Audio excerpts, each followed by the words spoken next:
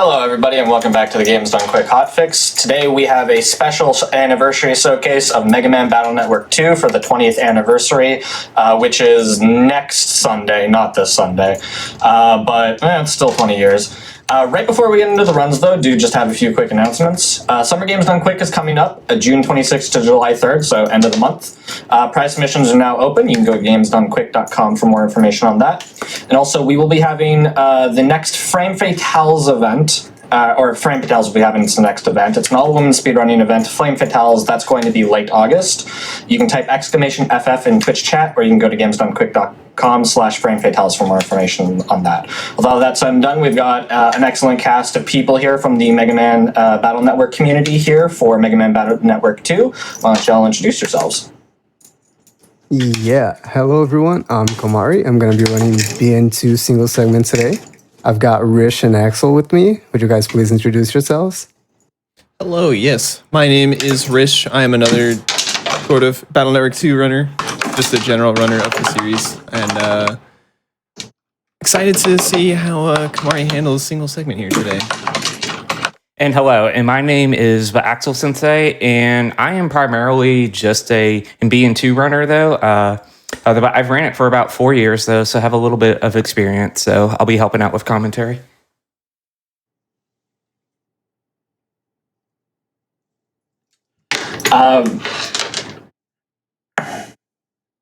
Whenever y'all are ready, you can. We should be ready with the countdown here, so. Alright, so for this run, we need to do RNG manip on the title screen. So Axel, can you do a quick countdown, and then I'm gonna restart and go for the manip? Sure thing. Alright. 3, 2, 1, go.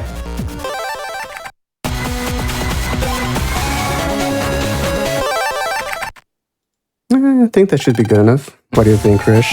That sounded pretty good to me, as the resident expert on audio cues. But yes, basically what that was right there was setting up a RNG manipulation for later on that set a seed when you start a new save for your game, where it sets the element of your style change. That is the only part that is random. The other part we manipulate through fights. So that is what we'll be trying to, that was the purpose of that initial RNG manipulation. Yeah, and right away we get to the tutorial, which we have in every game of the series. Yeah, Yes. Can you guys help me out with this? Yeah. Basically, this is just a quick tutorial to re-acclimate people to the combat of Battle Network. It's fought on a 3x6 grid where you have access to a 3x3, the enemies have access to a 3x3, though you can change that through certain chips such as area grab, which we just used. You can only, there are these, it's basically a combination of real-time and turn-based combat.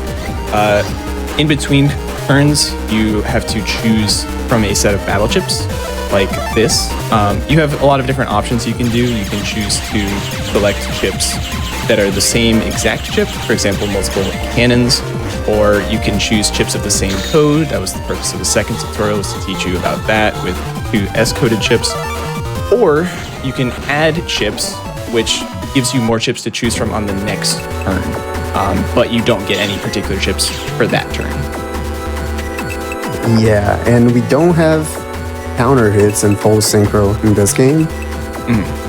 So it's a bit different than later games.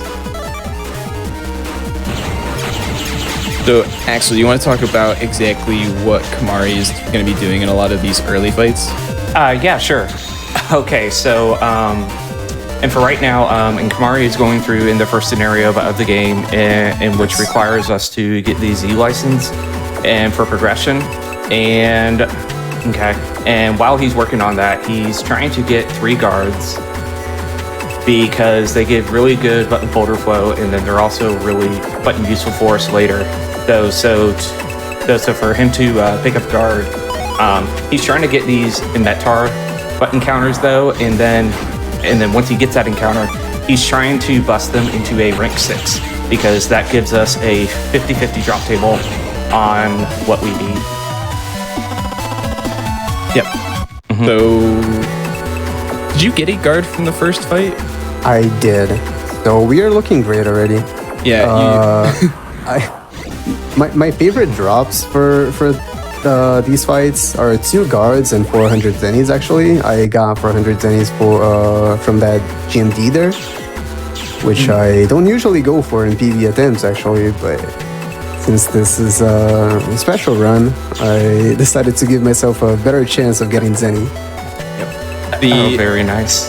The green mystery data are random rewards from a table.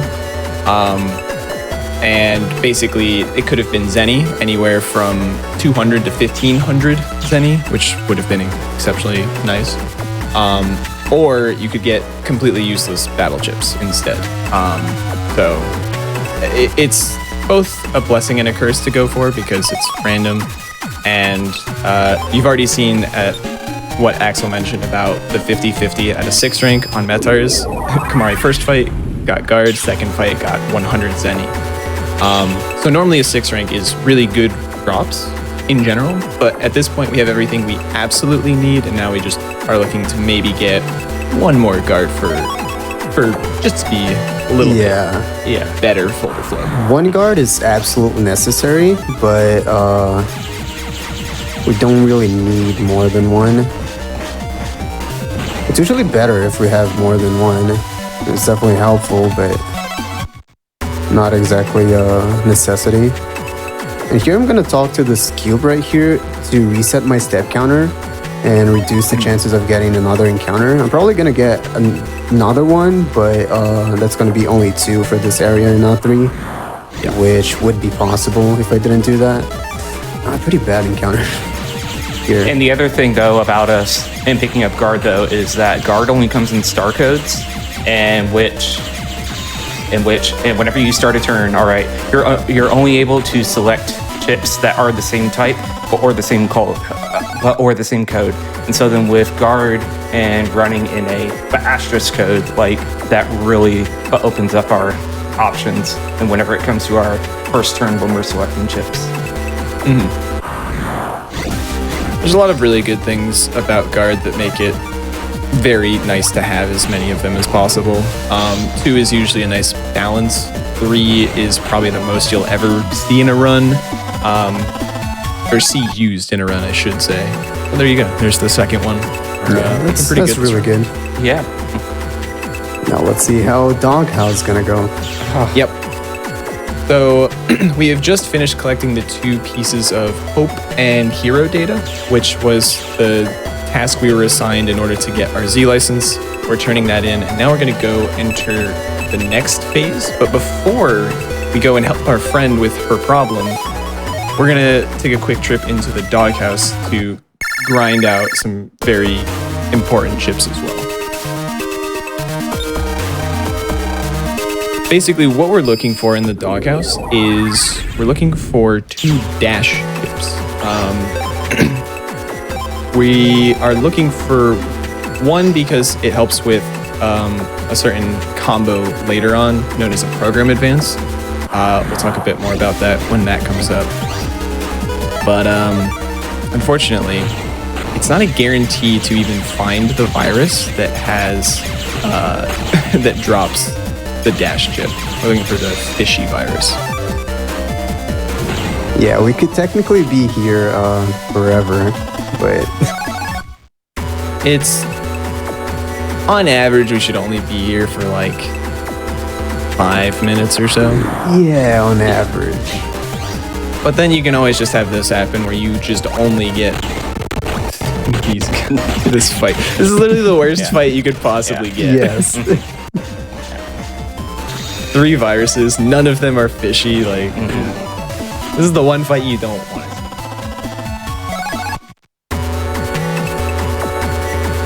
see. This is probably the worst part of the run is these first 10 minutes or so, because obviously you can do this grind and we could have been done already. We could have gotten our 2 dash chips from 2 fights Yep. and been out of here.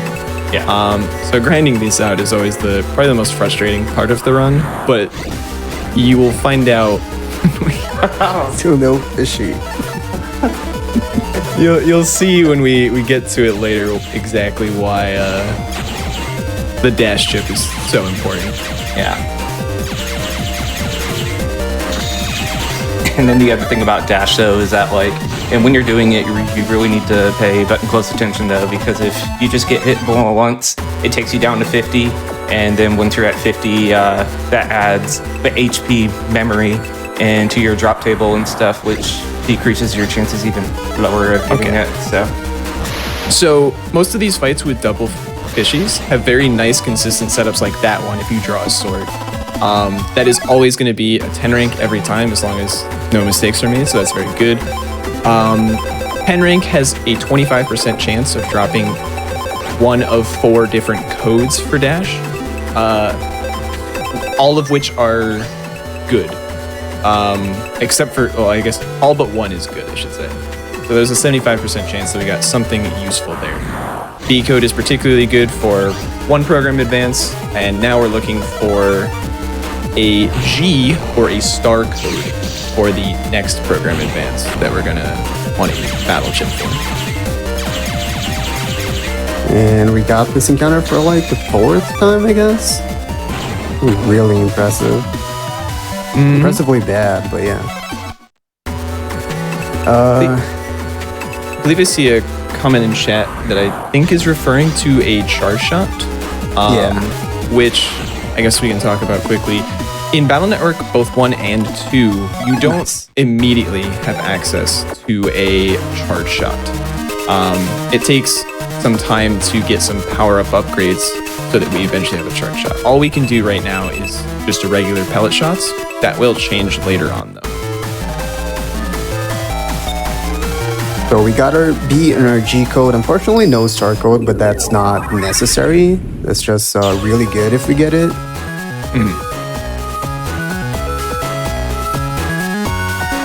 So what is happening now? So before we went to the doghouse, we got a phone call from one of our friends. They're basically getting gassed, but in their house and stuff though. And so then we are rushing to the rescue to save them. Yep. This is the first dungeon comp of the game, known as gas comps, rather appropriately. Basically, there's these clouds of gas that shoot out of these little vents, and they push you across different paths or down certain paths. And so you either have to avoid certain gas clouds or you have to make use of them. In this case, this is actually a really nice consistent setup where you will pretty much always end up here. Opening the menu like that resets the gas cloud position, so we can use that to reset and do specific movement to avoid the gas clouds very easily. We also made use of a sneak run that we purchased earlier. Based on our current HP threshold, we will not be getting any random encounters now because we have used that sneak run. Very important thing coming up right here.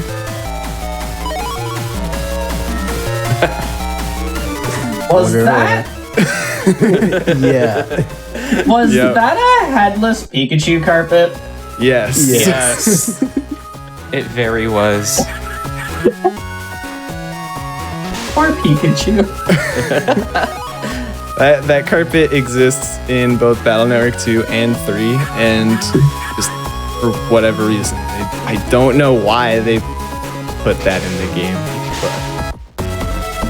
But anyway, here we go into the first boss. We're looking for a lot of same code chips for flow or swords to do the most possible damage. Dash is okay, but kind of difficult because he oftentimes will attack in very unfortunate ways that is easy or difficult to dash.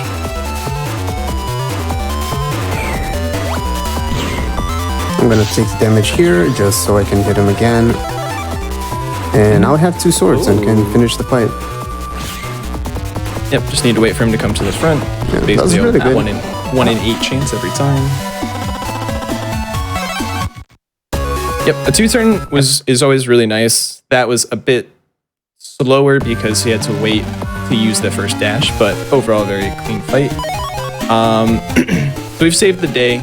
Our friend Yai is now resting. We made sure to grab her code though. She gave it to us by putting it on her bed as like a gift for saving her. And we're also going to go in here, steal 1,000 zenny real quick. Very important. She's with filthy Airman? rich. She doesn't need it anyways. With Theremin, he's always gonna move like 5 times and then a 6th time in attack. And you can usually just pause buffer and guarantee a hit with dash. Or even mini bomb. Mini bomb is very slow in this game specifically. But you can always just hit him if you count his movements. I do think I have an extra, yeah.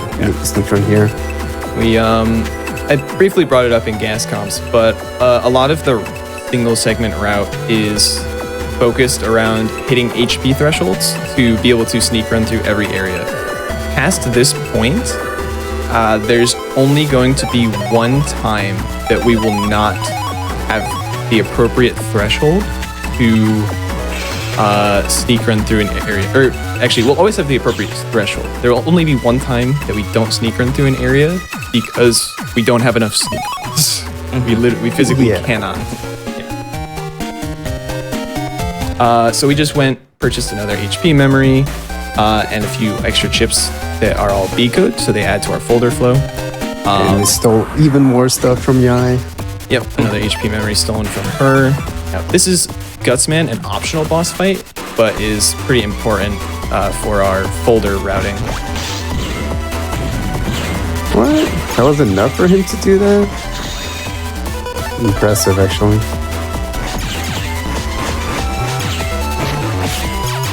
This fight, we're also looking mostly for swords and just lots of chips with the same code. And this is one of the reasons why guard is so nice, is because we can take it with any code. However, there is one problem with always taking guard. We mentioned earlier style changes. And so we are trying to manipulate a very particular style known as custom style.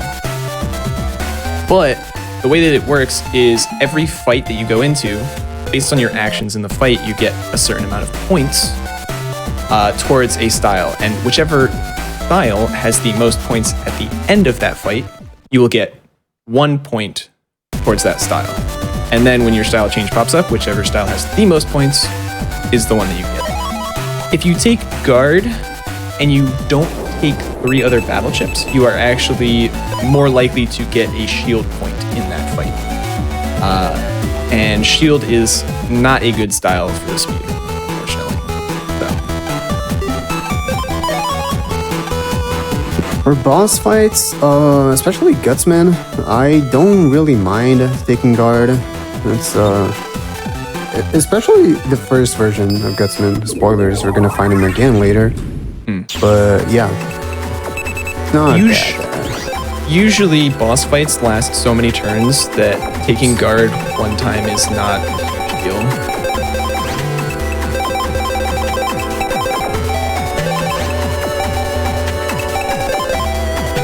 So here we are. Okay, so here we are, and we're trimming down the folder though, and we're getting rid of some bad codes, and we're adding in some B codes in Gutsman and a star coded though, and just improves our folder flow though, so we can pick what we need to get through this gauntlet quickly. We also did something known as regging a chip, based on a certain value that you can get more of, known as regmem. You can make it so that certain chips, or one chip in particular in your folder, will always show up first. So right now we have guard regged because it's just very versatile in a lot of these gauntlet fights. Which, by the way, none of these fights count towards your style change because there is no reward screen. If there is no reward screen, you aren't getting any points towards a style, so you are free to use whatever you want. Yeah, so here we're trying to get the B license. We got the Z license at the beginning of the game, And now we're gonna try to get the B license. And for the B license, we're gonna do this gauntlet, which we just finished. We are gonna do like a task and then another gauntlet with 5 fights. This is sort of a repeating feature of this game where they make you get these licenses. There's only 3 of them required through the main game, but there's a lot of post-game licenses that have a very similar aspect with like gauntlet fights, and tasks that you're forced to do, and then more gauntlet fights.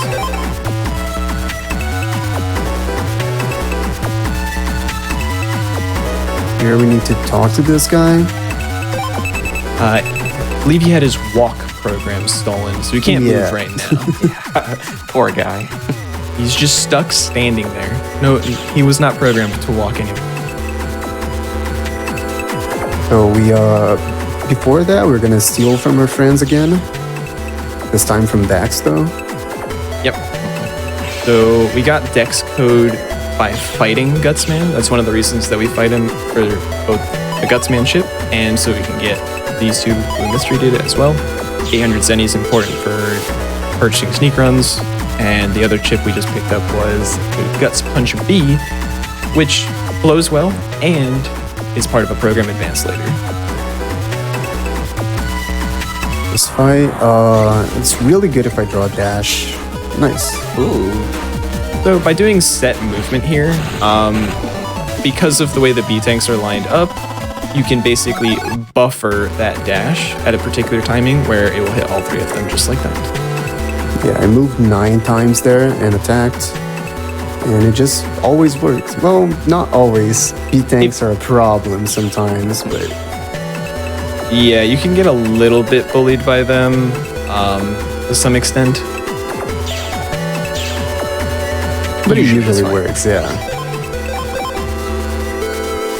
So now we have to use a sneak run again. Our first one expired. And we deliver the walk program to this guy. And we are good to go for the second gauntlet.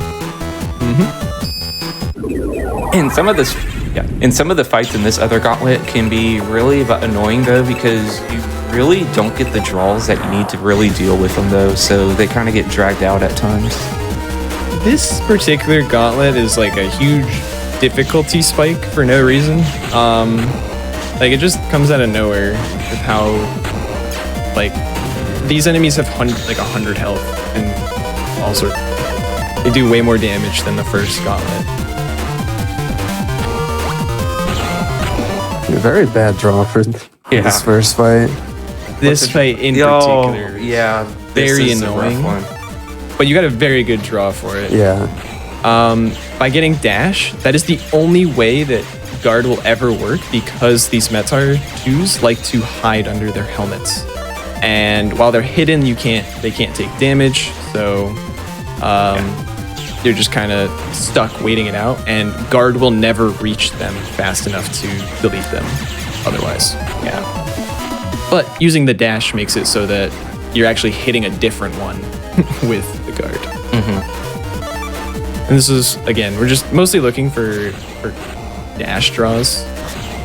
Dash is just the best chip in our folder right now, by far. Here we're looking Wide for sword wide sword. attack plus 10 is amazing for this fight, but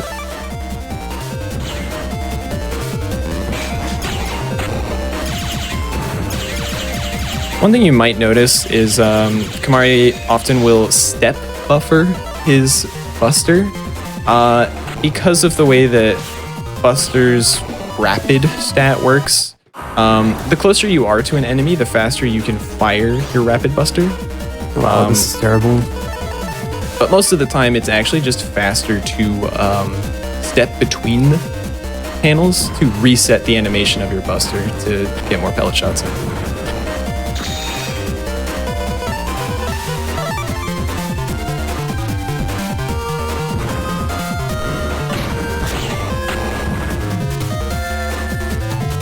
That was a really bad draw in the first turn for this fight. Like, Yeah. really, really bad. Really unfortunate. The hard head enemies that we currently can't damage, they deal breaking damage, which will break a guard chip. So there's actually nothing you can. It's really difficult to use guard on that fight. But we have acquired the B license, which, by the way, we were only doing because our friends wouldn't hang out with us today. We were doing it out of sheer boredom. But now we've gotten an email that our friends are down to hang out tomorrow, so we're gonna go to sleep, and we're gonna go camping on the next day. Surely nothing would go wrong on a camping trip, right? Yep. Nope. Nothing can ever go wrong when our protagonist Lan Hikari is on the scene.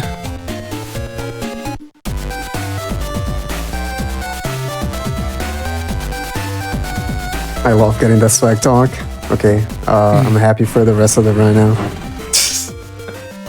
But yeah, what is swag talk actually, Rish?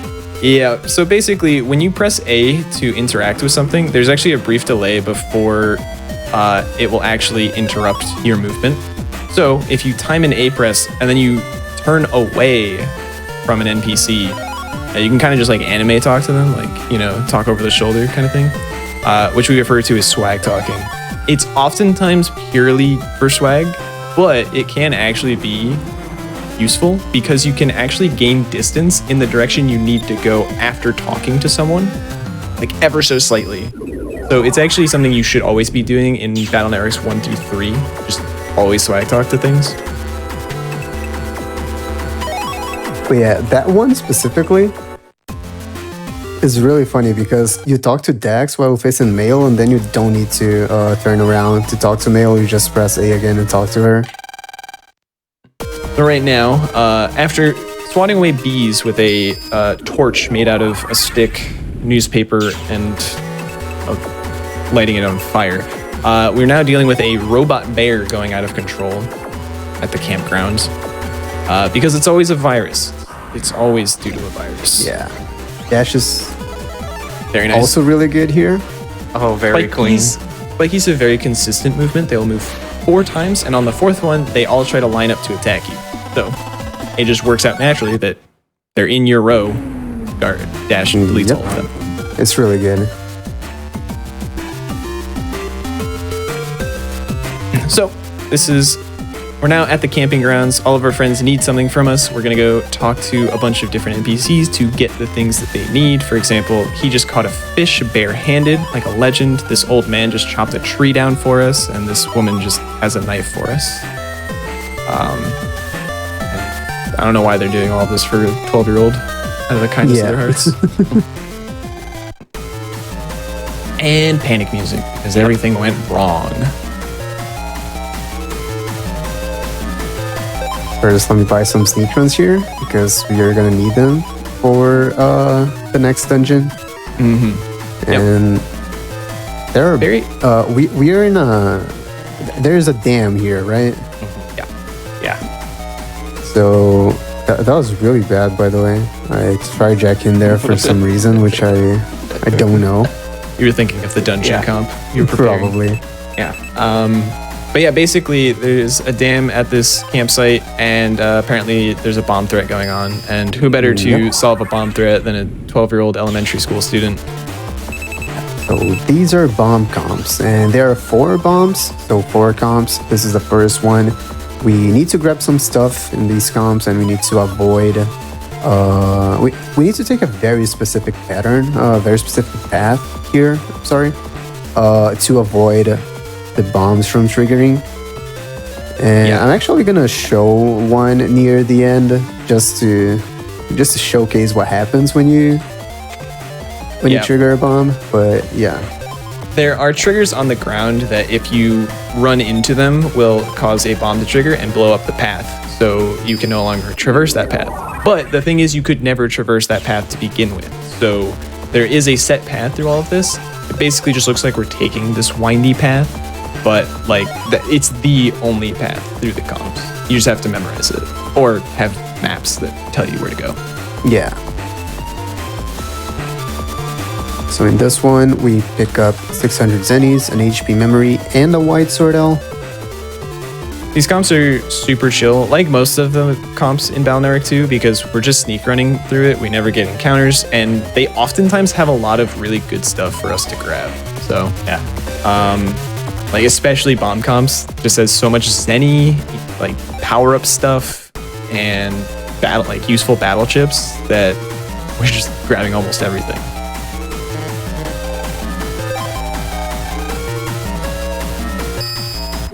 Bet you didn't think to look behind the waterfall for a second time for that PT.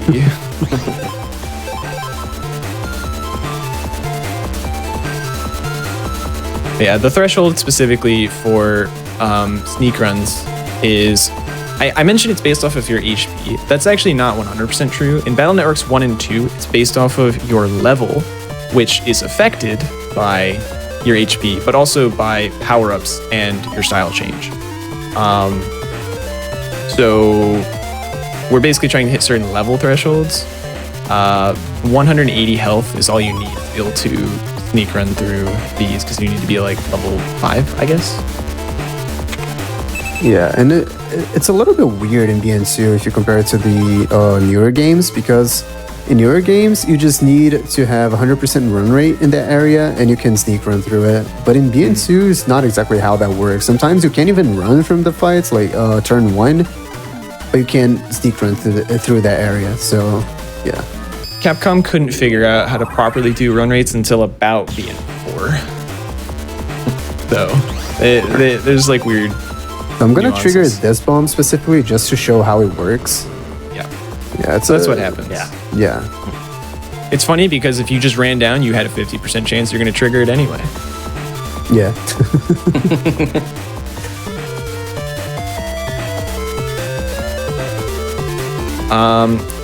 This that we're grabbing right here is known as a bug frag, which are, there's a set number of them throughout the game. They're in Blue Mystery Data, usually hidden. And there's a specific NPC in an area later on that sells things for bug frags. So we want to grab a couple of them to fill out our folder with a couple nice battle chips, but they're not as important in the run nowadays. So, Yikes, that was a scary first draw. we are looking for our first instance of a program advance here. Quickman has a barrier that when you hit him, other than when he's attacking, he will not take damage. So you have a very tight window to be able to hit Quickman. So to make the most of that, we are looking specifically for a combination that will deal 400 damage, which is going to be program advance known as Guts Shoot. Program advances are basically just 3 or more battle chip combinations that form another battle chip, more powerful one.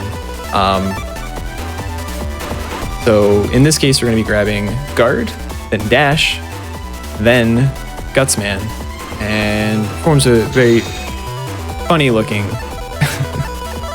Not program advance. The dash we needed. We need the G code Wrong specifically. code. Yep. Yeah. This is a typical Quickman fight, though. Yep. It's usually bottom of the deck somewhere. But yeah, you need them to be the specific code because otherwise you can't take the chips in succession. That is the one problem. Here I we was go. not counting his movement, so I'm just gonna take the hit. Yep. You can take the hit, and he's still slightly vulnerable for a little bit after that. 400 damage. Very easy fight. Just slow, depending on your draw.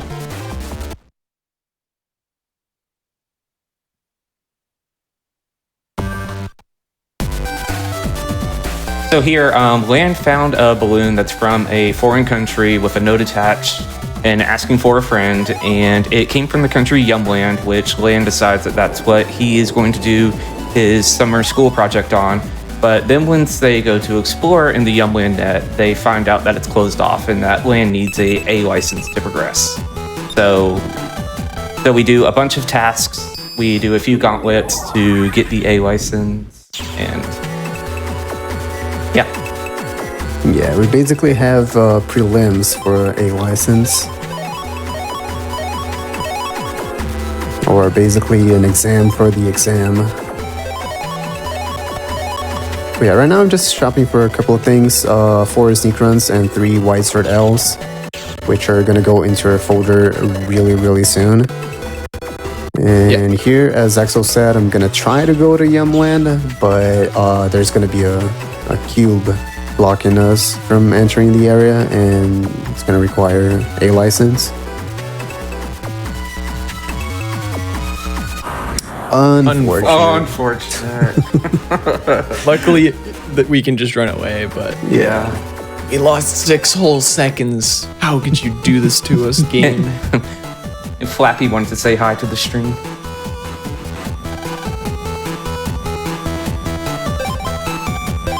So we need to do these 3 missions right here. I'm gonna take mission 3 first. And it's basically just backtracking, really. We need to go back here to Okuden, to the campaign site, and talk to a guy, and then going to the net, talk to an NPC, and talk to this guy again. So, The Battle Network games are known for having backtracking issues like this. We have to go through like 3 maps just to get to this one guy that we've already been through. That, like, it's just really boring, like 30-second walk that we now have to go back through as well, just so that we can go and find some program on the internet, and then we have to go back to him again, and then back yeah. to get the next job. It's a great scenario for grabbing snacks. Definitely. Oops. Like, it'd be fine if you just like throw a couple fights in here on this one, but like, Yeah.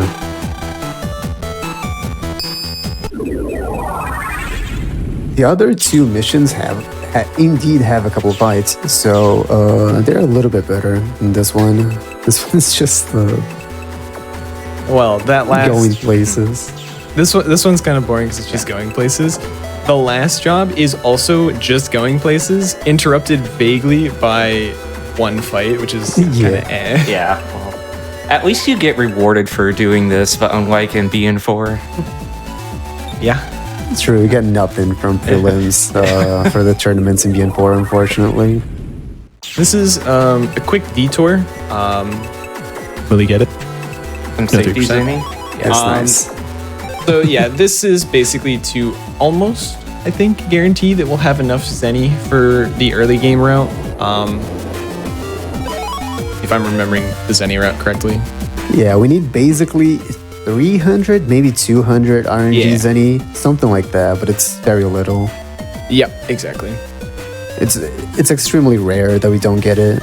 We've probably gotten enough at this like already. Yeah. Like we just don't know it yet.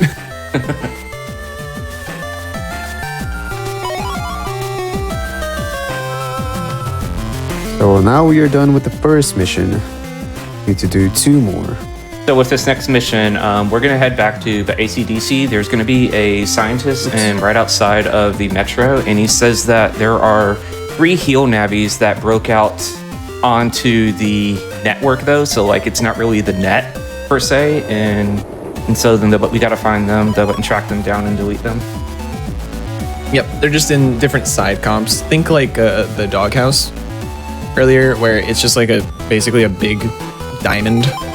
Most side internet areas are like that, where just one area, big diamond, and usually has like some nice BMDs in them here and there. In fact, we're going to be grabbing a few of those BMDs in the comps that we need to enter. But first, we fight Gutsman again, because now he's V2. It's a pretty nice draw. And now we can get the V2 battle chip from him, which does more damage than V1, but also still counts towards the Guts Shoot program advance. I'm gonna go for the program advance, even though I'm sure I'm not gonna get it. But Going for the program advance on this fight always feels like a bait, but like, yep.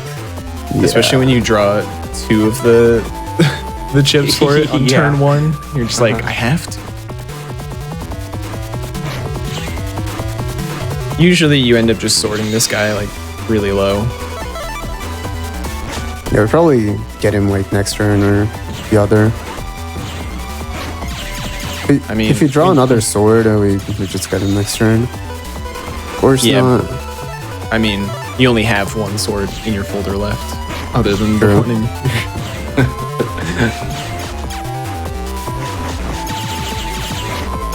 We still got him. Yeah. Your rank for this fight doesn't matter. You could get a 1 rank, I believe, and you'll still get the V2 battle chip. So Yeah. And this next folder edit is going to be a really button helpful one though, because we're dropping a lot of codes and we're adding in a lot of MB codes as well as wide swords and stuff though. So this is one of the better edits. yep, this edit clears out the A code, the S code, and gets us more L and B codes.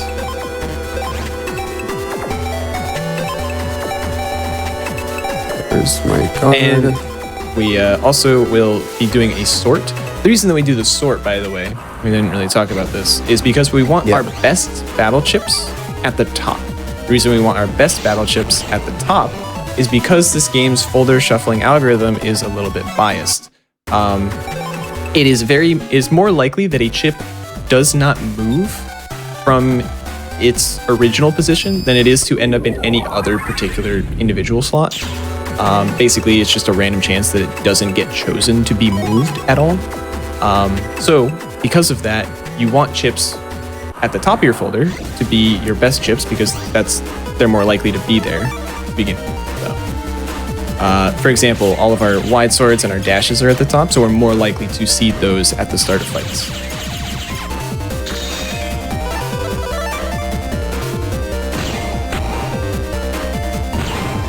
Man, that was an okay fight. Double wide sword is definitely the best draw for that fight because they all come to the front in their first movement, so you can just move to the front and double wide sword them. It's a very clean fight. Usually, the movement can be weird sometimes, and only 2 come to the front. I don't really know how that works. Rich can probably do a better work of explaining that, but it's because they overlap each other. They tried to both move to the same panel, and therefore it went into the next part of its AI, which is basically that it ended up. really? That was Yeah, so close. Okay. It's unfortunate because that guy will do that if you try to react to him coming to the front. It's like it's really hard to react to him coming to the front and still get both swords in like that. Seems like I'm very rusty at BN2 right now. But it's okay. It was not the best possible fight, but it was still pretty good. Yeah, The fight can usually be very, very obnoxious, so I don't mind. Oh, I didn't. Quite particularly impressive. For the record, we usually get the pass of where we're gonna go next when we can, like when it actually matters, because it usually saves like a frame or 2 to do it early rather than late. That's all. It's like slightly more optimized movement. And the reason why, though, and that we didn't grab a pass then is because we don't need any more passes for the rest of this scenario. Yep. And when a scenario ends, usually after like a boss fight or after going to sleep at certain times, it will just get rid of whatever Metro Pass is in your inventory for no known reason.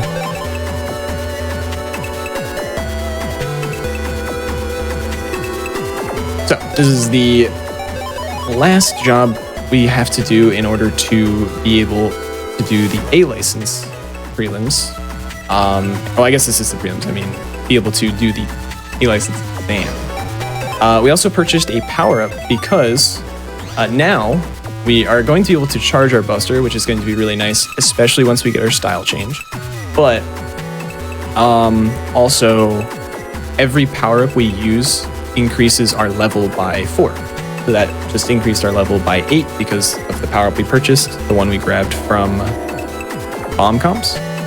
And now we're actually able to sneak run through Koto area? Yeah. Koto Yes. area. Yeah, that's right. The sneak run threshold to get through in Koto area is 14, though, and with those power-ups we use, we were able to raise our level to 15, so we can sneak run through here. Yep. Also, Axel, what are we doing for this mission? I think this guy got his nice data stolen. That's why he Yeah. looks like an evil Navi. And so we need to go and find his nice data from this guy.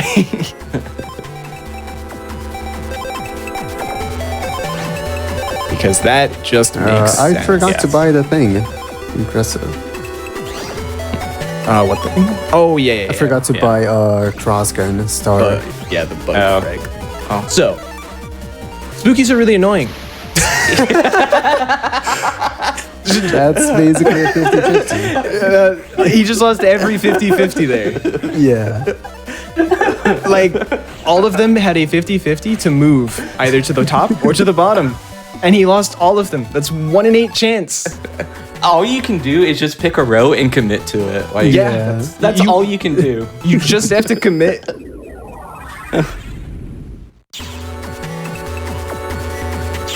Now we got 100%. the guy's nice data. I 100% saw that coming, by the way. Yeah, absolutely. It's like I saw spookies on the screen. I'm like, he's gonna miss all of them for no fault of his own. Yeah. You love to see it.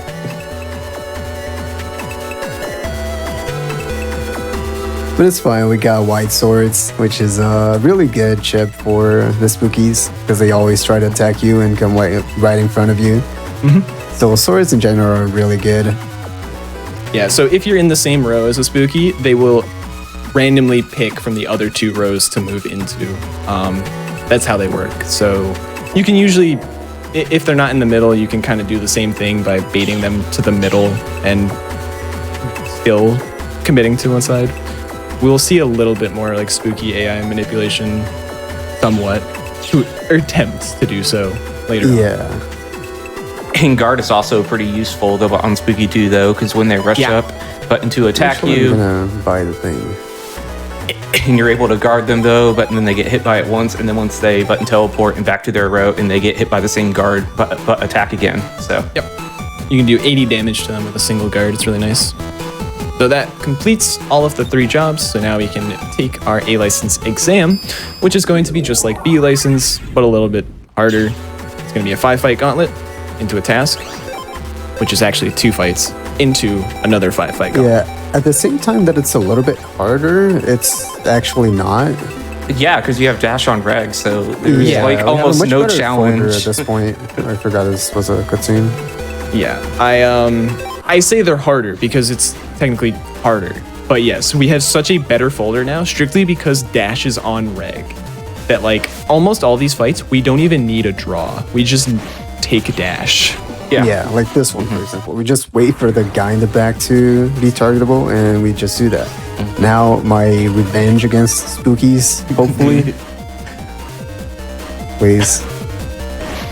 That's Okay. is good enough. See, that's what we usually hope for, is to get like 2 of them. And then the other thing with Spooky though is that, well, button specifically though with the red one, Spooky 2, and once you decrease his HP to below 30, he will heal himself though, so you don't want to bring him down too low. Yep.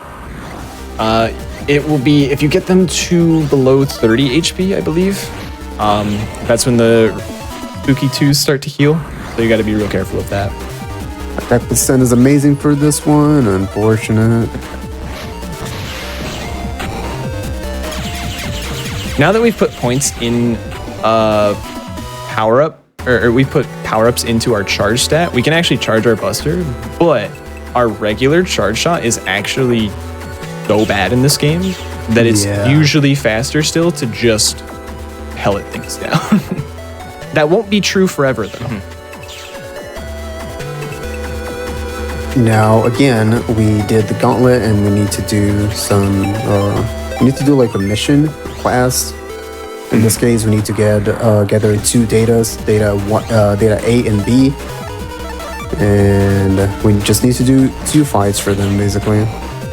This is a really interesting thing because Kamari waited until there's a very specific queue, pretty much. Nice white swords. There's a really nice queue for. Hello? Okay. That was weird. There's a really I wanted nice the queue. blue one to attack there, so I wouldn't get countered when Yeah. I went for the white sword. Because they're really quick when they do the wide sword attack. Yeah, Much I just faster thought than their, the long sword. I thought their pattern was a little weird. I was surprised the blue swordie didn't attack. Yeah. But yeah, basically what Kamari did there is he waited for the red swordie to reach the front. That is your visual cue to use dash, such that the red swordie will move faster than the blue one and end up in front of it. So you could technically hit it with like a shotgun like he did, or hit it with another dash if you had one. That's usually your objective there. Or you just have dash star and you pick wide swords. Yeah. Which would also work for this fight. Yes. Wide sword is really good if you have dash star. Still like not bad. I'm gonna take it. But Yeah, you really like wide sword on that fight just to get rid of the Metars early, and now we just have to deal with this Met Fire, or I forget what he's called in this particular game.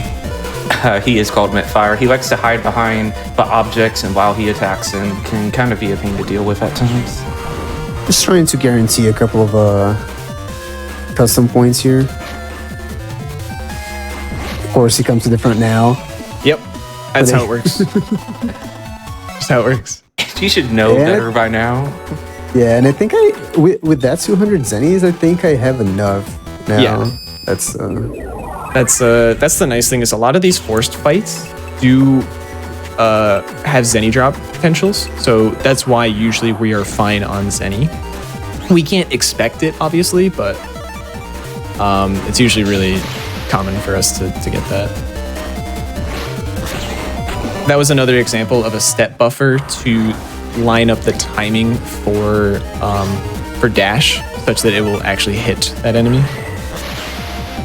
Get some damage into the spiky 2 so that the second dash will delete all of them at once. Very clean. Yep. Attack percent is amazing for this one. And never. It's also not bad. Pretty good draw, but Yep, just like a second slower. we can get a triple delete here, but it's awkward. He just got really unlucky Yeah. with the bunny's choice of movement. Basically, they would not let all of the bunnies line up very quickly. That's why it's usually really good to have a star-coded dash. Plus the Because- 50-50. Yeah. With the star-coded one, we can just grab wide swords and get rid of one of the bunnies really early in that fight, and make sure that we hit the other two later when they attack. But overall, we have gotten through the A license gauntlet, and now we can go to Yumland, where absolutely nothing could have possibly gone wrong. Yeah. And the one thing though about that bunny fight though is that like if you're not paying attention, if the first one hits you, then all three of them hit you, and then your run is just completely dead because it's enough to delete Mega Man. The nice thing about it is that the gauntlets won't actually kill you. It won't game over you. I guess we didn't talk about exactly what single segment means. Single segment means that we can't go back to the title screen for any reason. That includes death. So saving is usually moot. Obviously, we're doing this for marathon safety, and even if it's not truly single segment, that's fine. We're just following the general route. Basically, this is to prevent RNG manipulation of any kind, because when you go back to the title screen via save resets or even save and dying, you reset RNG to a known state and you can manipulate off of that. That's why it's nice that technically the gauntlets won't delete you. It will just force you to retry from the beginning, which loses you a lot of time. Also, did I forget to buy something? I don't think I did, right? Because I have so much Zenny right now. I usually have less than 1,000. I have 1,400 Zennies right now. And the only thing I can forgot think of anything, is the right? bug frag trader though, but I don't know if you actually went there or not. How much no, did you? How much I have did you have? 1,400. 1,400. That's like a lot. I think you've just gotten Zenny from a lot of different fights Yeah, without really probably. knowing it. Also, best soundtrack in the game right here. Absolutely. Yeah. Truly a banger right here.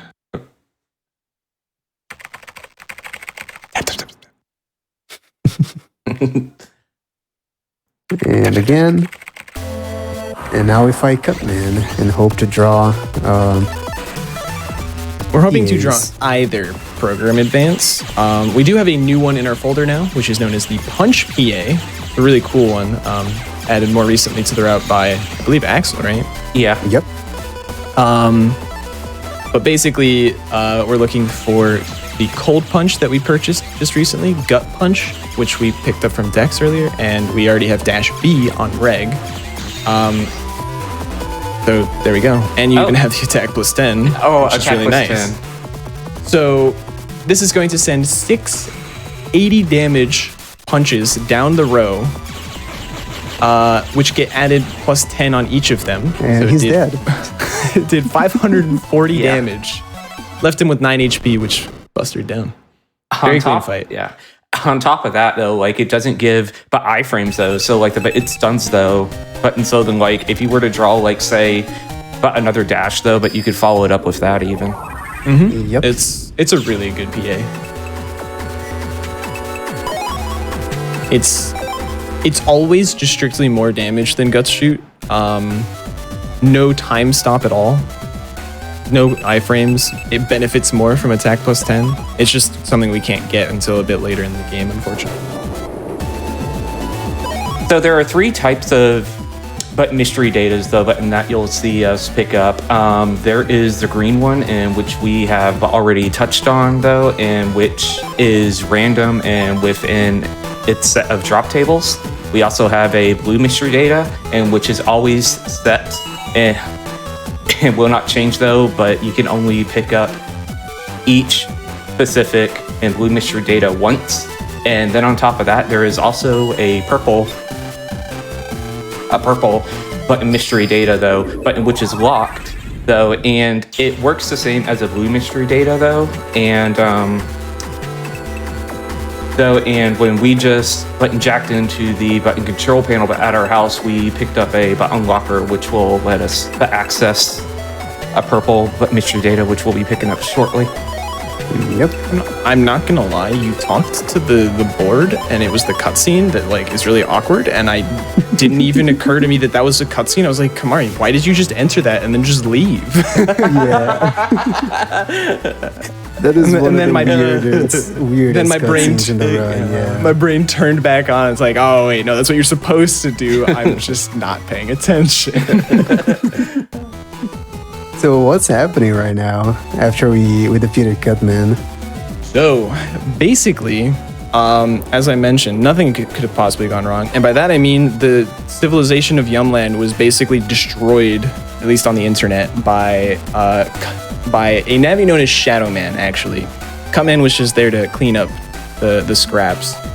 And now we learned, like specifically we learned that they're targeting where are we? Electopia. Yeah. That's the one. They're targeting Electopia next.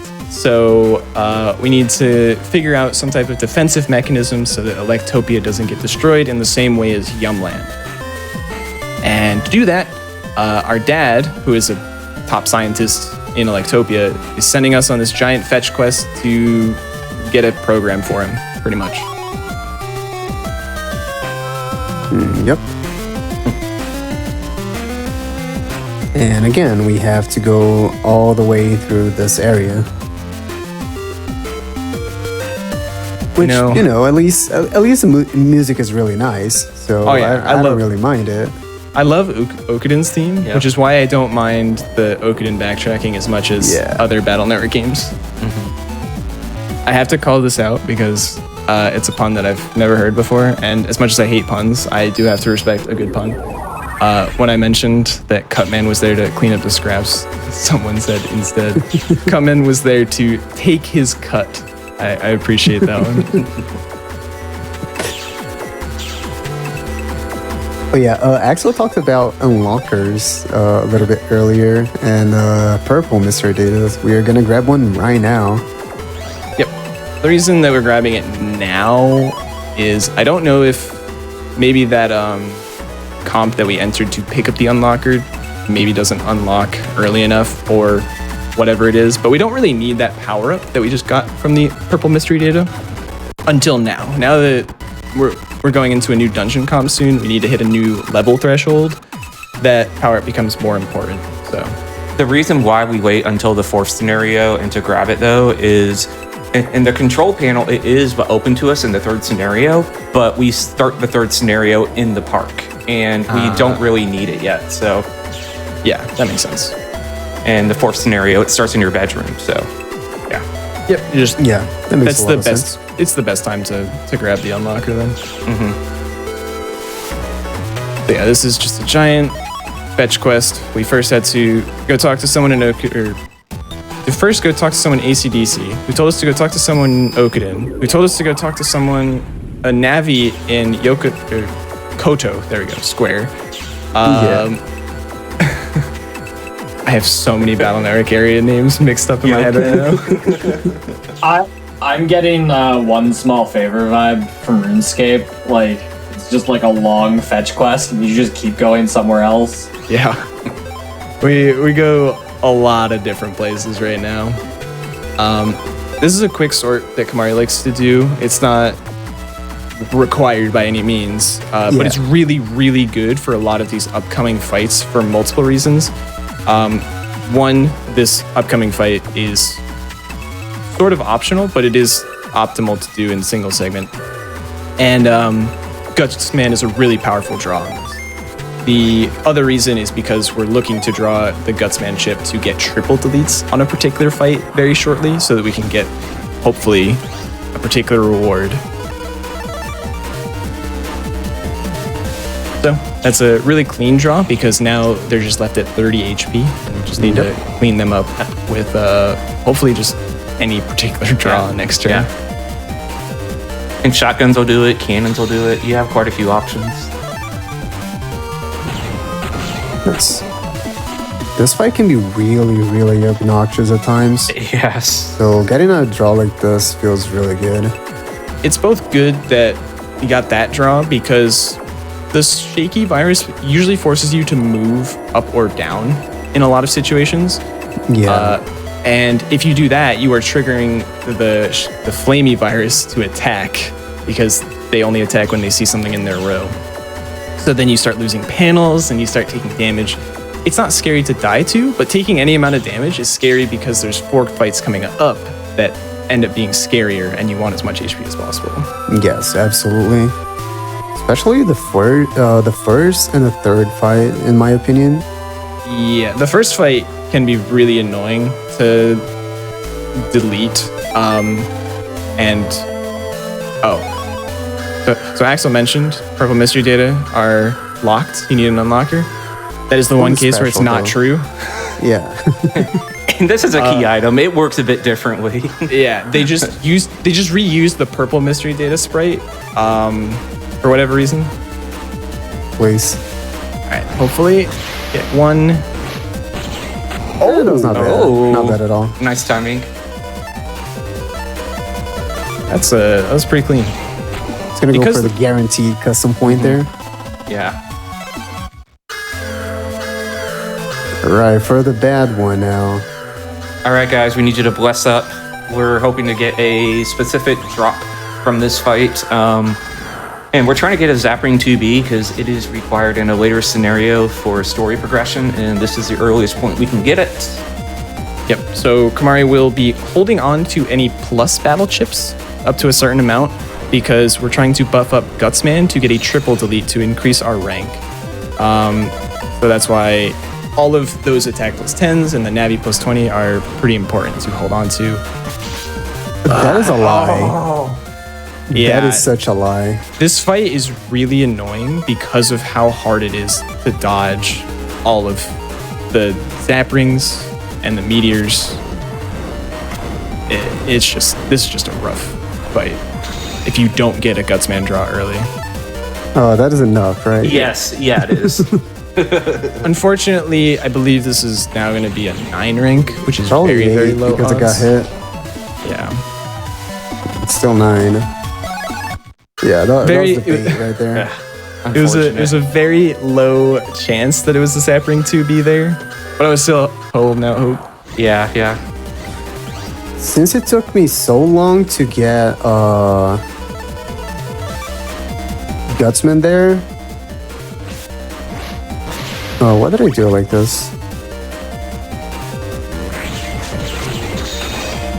Anyway, since it took me so long to get Gutsman there, I was not gonna get the 2 and 3 for Zapring anyway. It's gonna be a 1 and 3 at best, if I'm not wrong, at rank 10. Yep. Yeah. Rank 10 starts to split between Zapring 2S and Zapring 2B, which is unfortunate, Can I do this? potentially. No. Ah, pass. Figured there was no chance that would work, but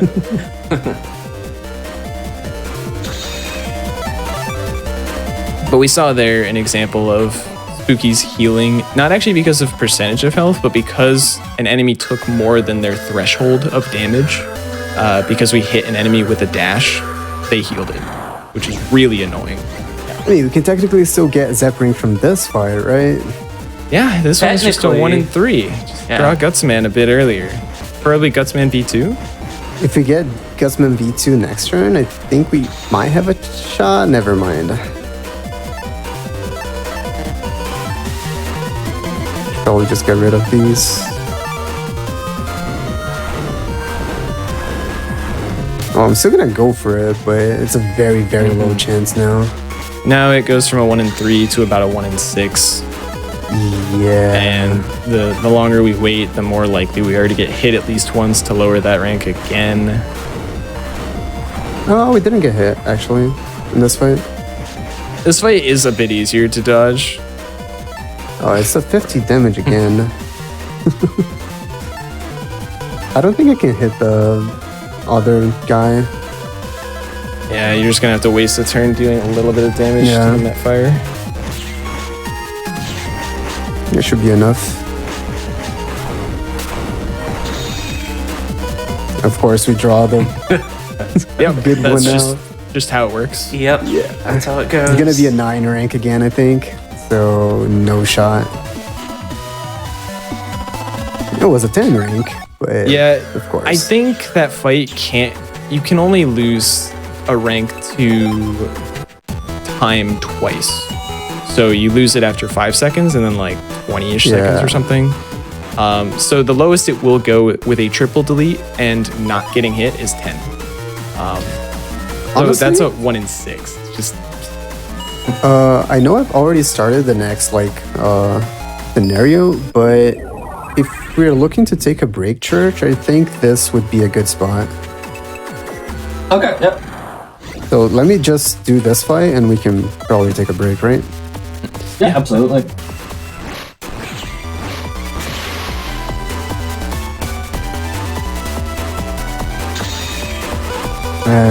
Not the best draw.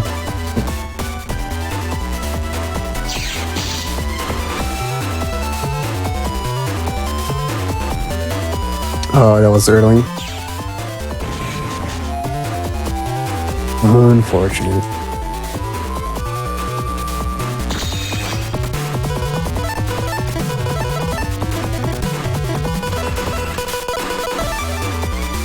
yeah, this guy is wood element, so heat shot is a really good draw. But Yeah. overall, we just don't really have really effective ways to deal with that virus. Our best bet is Oh. like We can Rocket probably shot. take a break now. Yeah. Yep, sounds good. So we are going to go take a quick break, just kind of a wellness break, so everybody can get up, get some water, stretch, anything they need to do. We do these on the Hotfix just to promote, being healthy while you're playing video games. So we're going to take a quick break. Just before that, I do just want to give a quick reminder. Your subs, gift subs, and Prime Gaming subs and bits all help support the weekly Hotfix content. So if you like any of the specials we have, any of our weekly shows, please consider supporting us. It does help get these shows going, making sure they keep running. We do have content every weekday at 7 p.m. Eastern, and it starts at 1 p.m. Eastern on weekends. We also do have a new highlights channel. It's called the Games Done Quick Highlights. It features highlights of any of our GDQ Hotfix shows. You can use the !highlights command to learn more about our highlights. That said, we'll take a quick break and we'll be back in just a few minutes here with more Mega Man.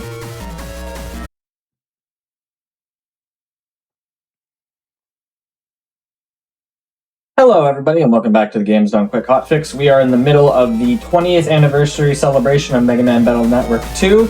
We're doing a single segment run, and I'll kick it over to y'all right away. You can start whenever you're ready. All right. Can you give us a quick countdown, Rish? Got you. On go. 3, 2, 1, go. Thank you. So, earlier we mentioned that Electopia, the play. Oh, got this already. Okay. Did you buy your the sneak play- runs? Yeah, I'm gonna go buy it right now. I forgot. Okay. But yes, what he's saying is Electopia is under attack by the Navi known as Shadow Man. So he's literally infiltrated the main computer of Scilab, which is the facility that we're currently in. So we need to go and put a stop to that. Yeah. The same guy who attacked and like wiped out all of Yumland is here in Scilab now in Electopia, so... Yep. And that huge fetch quest we did just before the break was pretty much to acquire a program that has now been installed in Mega Man and hasn't yet surfaced into exactly what it is. But we'll be seeing it very shortly. Use those quick power-ups to level up so that we hit the threshold to be able to sneak run all of the what is known as mother comps. The gimmick here is basically just that there are passwords on the floor, and you need to step on the right panels to form the password. And we obviously can read Japanese, right? Obviously. I still remember most of the English names of these things. Oh, perfect. Oh? All right, that was a pretty good style change skip. For those confused, there's actually a set like trigger on the floor that you will always get a fight at because they recognized maybe you sneak run through the first area, blah, blah, blah, whatever. They wanted you to get a fight because at the end of the next fight with a reward screen that we do, we will be getting our first style change. And they wanted to make sure that you got it early in Mother Comps. However, fights are slow, so we don't want to be seeing that just yet. So we can basically kind of pause buffer on top of the fight trigger so that it happens while we're in the folder menu, which means that it can't actually trigger the fight. And then we reopen the folder menu and back out so that we can actually see again. Yep. It's actually possible to do it without seeing anything. You just do it Rich with and that. Axel can both do it. I'm not the best at it, so I'm not gonna risk things. I always love doing it completely blind for the content. Yeah. It's by no means faster. You're doing suboptimal movement, mostly to make sure you're getting through it consistently. All to save like half of a second opening and closing a menu. But yeah, so I believe I saw someone in chat ask why we are playing on the Japanese version. And it's not just because of last or faster text. There's actually an exclusive Japanese glitch, an exclusive glitch in the Japanese version, which we are gonna basically abuse Yes, later abuse, in the game. Yeah. abuse is the right word. They're going to abuse it to its fullest extent. It's funny that you mentioned like, you can read Japanese, right? What I was going to say when you mentioned that is I always still remember the English words here, and that is That's how I know impressive. the path to two. The first one in this comp was like raccoon. I forget the one you just did there, but this is you can go or system close or system ahead, system close, and then virus. There. But I wouldn't necessarily say that I have the English passwords memorized. It's more of the muscle memory with the movement. I was gonna say you can also just Same. memorize the movement. You don't need to remember the words. The words make it actually doesn't help you to remember the words because you can't see the letters in English on the Japanese version. This is Shadow Man. He likes to summon clones of himself, and sometimes when you hit him, he will instead like basically go up in the sky and throw shuriken at you just like that. We're looking to draw program advances. Specifically, we have both already, actually. yes. We have punch, which is really good. Getting that one out of the way earlier rather than later, because he can kind of dodge punch a little bit, and then we can just properly time with the gut shoot PA.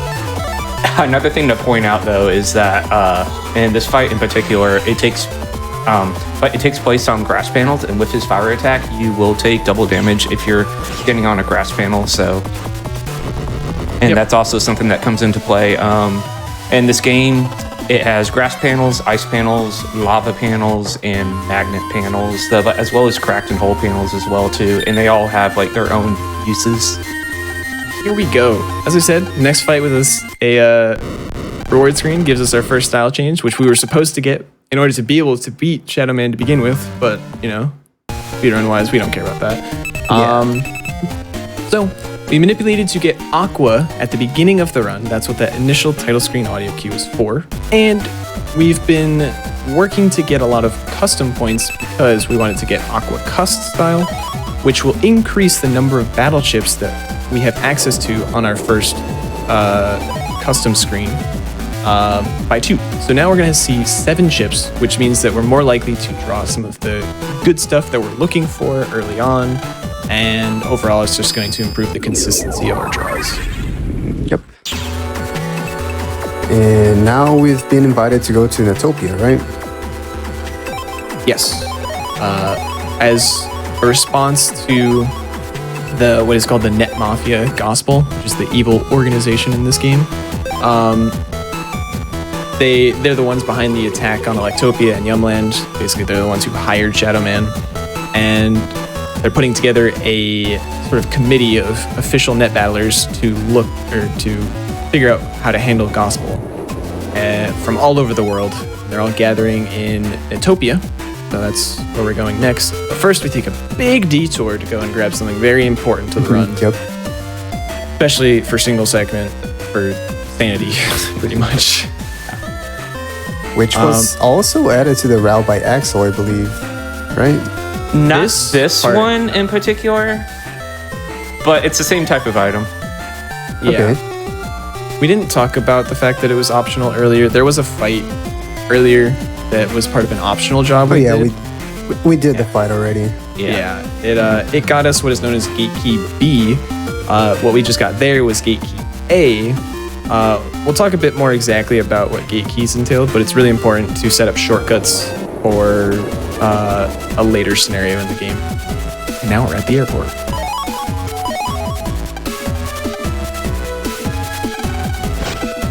Very important. Our friend Mail just gave us 2 things. One is a battle chip that's completely useless, so don't worry about it. And she gave us a wireless adapter because it's apparently our lucky item. Very important to note. We have a wireless adapter. And there was a cutscene there that we just skipped, but Lamb just got mugged and he lost all of his zenny. So he's off to a great start for international travel. He's forced to lose his NetNavi temporarily during the flight. Our friend Chad, friend in air quotes, gives it back to us. So we have Mega Man again. But during that time, we lose our money. And then we could technically get it back, but we have like no money at this point, so we don't care. We also lose our chips now. Yeah, and then we get our chips stolen by someone who drove us from the airport to our hotel. Yeah. And we have our passport stolen as well. Things are just not going. Yeah. I mean, it's like that, but technically though, but in the chips in our pack, they're not that great, so we really wouldn't care if they did get stolen or not, but the game requires it regardless. Yeah, it's a story requirement to go back and get our battle chips. Zenny, they probably are just like, oh, well, you can't, like, lose. You can just, like, go and get more Zenny if you really need to. It's not a huge deal if you miss out on this.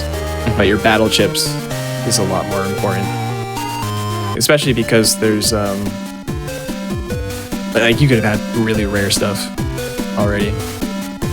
And our good friend Higsby just gave us one of the best ships in the game, actually, at least for this run.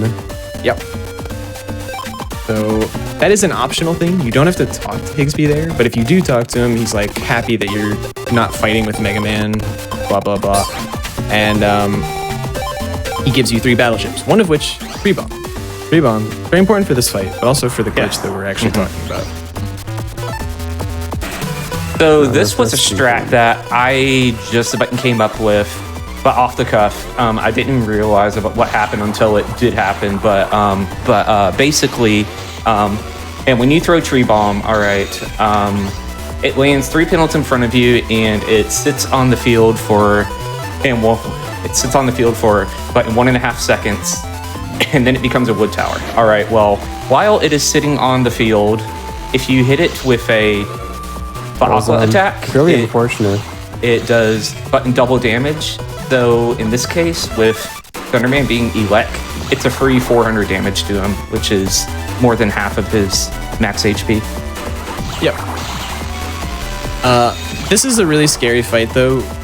These clouds are really annoying to dodge at times, and because he's a Lek element, dealing Elec damage, and we are Aqua element, we take double damage from all of his attacks. So we gotta be really careful to dodge shit. Yeah, that was no way for me to dodge that. Yeah. Is really, just a lot of unfortunate things overlapped, but it doesn't game over you, so not a huge deal. We usually hope to draw something to finish him off. Okay, I'm just gonna take the death here and do this again. We usually hit him with the tree bomb and hope to have something to finish him off on next turn, but it doesn't always happen. Yeah, usually our best draws are like, obviously a program advance can be really nice, but not reasonable most of the time. And then usually finish him off with like a rock cube like this. Rock shot does too much. Yeah.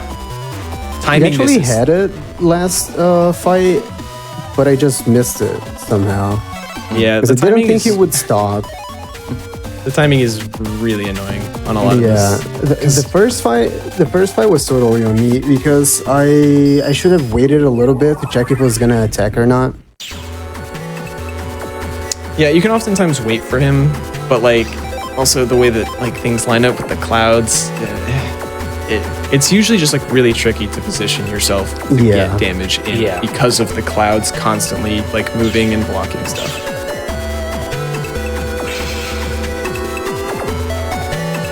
So we're going to go very much out of our way. We also spent money on an extra unlocker specifically for this battleship that we're going to go grab here. And this is part of the Japanese exclusive glitch that we're going to be seeing a lot of throughout this run. This is Prism. If you're familiar with Battle Network 2, you might already know what Prism glitch is. I will let it show one time before I explain what Prism glitch is. Oh, it's gonna take like half an hour probably for it to show up, knowing my luck. So. That's very fair. Yeah. But it is the cornerstone of our strategy for most enemies. So.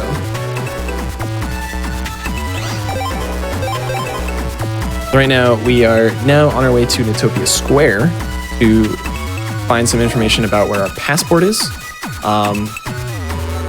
We had a kid in the dark alley in Natopia tell us where our passport is, and then once we get our passport back, if we give him we owe him a guard chip. This is why we are required to have a guard star. Yeah. Once we give him, once we give him the guard star, though, he will tell us where our battle chips are located, and then we can get back all of the stuff we have lost, except there's any that we don't care about. Yeah, we had enough Sunny for those 2 sneak runs right there, so that's good enough. Yeah, we get the perfect amount from Thunderman, because it's always a 500 Zenny drop. It's like a really fun thing to route the Zenny with losing all of your Zenny in mind. And here I'm gonna do a quick folder edit just to add Prism and remove guard as well because we need to give guard to that kid later. So Put Prism in the top so that we hopefully draw it. of course you're not, gonna though. get it.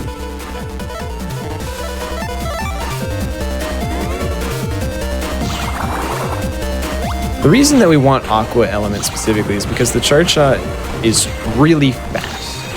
It charges really fast and it does 30 damage. You can oftentimes just Buster only most of these fights with only Aqua charge shot, and it's not that bad of a fight. Going out of our way quickly to grab another HP memory to start hitting some of the later thresholds. We give our friend Jim here the guard star. And now he tells us that this millionaire, Miss Millions, purchased our chips for like 1 million Zenny or something. And so now we just have to hope to draw something. We're looking to draw a Program Advance or Prism. And other than that, we're just gonna keep bustering him until eventually something happens. We had something. It's fine. I think usually if you don't get anything on turn 2, it's just faster to finish Buster only. Probably, yeah. Unfortunately, still no Prism. Yep, that's expected. My, what's the term? Can't remember what it is.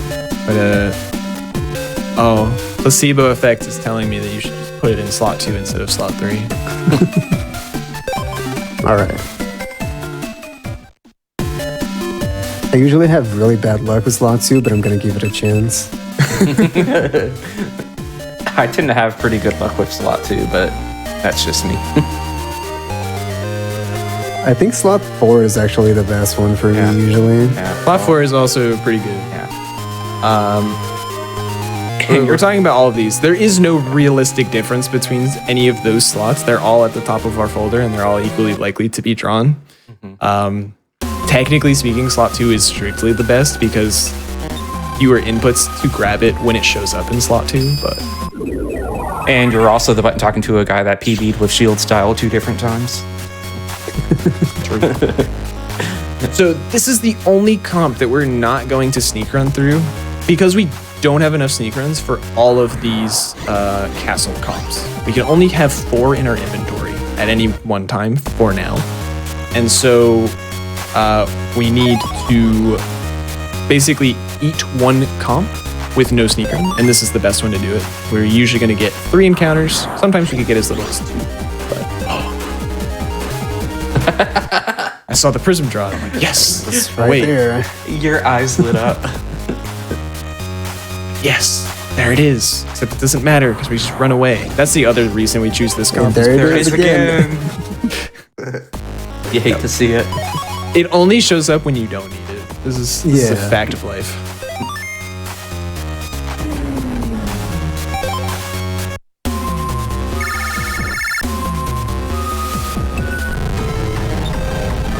Like you'll buster something down to like 10 HP and you'll check your custom screen and that's when Prism will show up.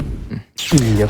The reason why we're trapped in this dungeon and it's filled with traps and everything is that we met up for a secret meeting but in Netopia, but the meeting got found out by Gospel, and so then they triggered a bunch of traps and they're out to kill everybody and stuff, and we're just trying to make it out as well as expose in who the Gospel spy is within the meeting.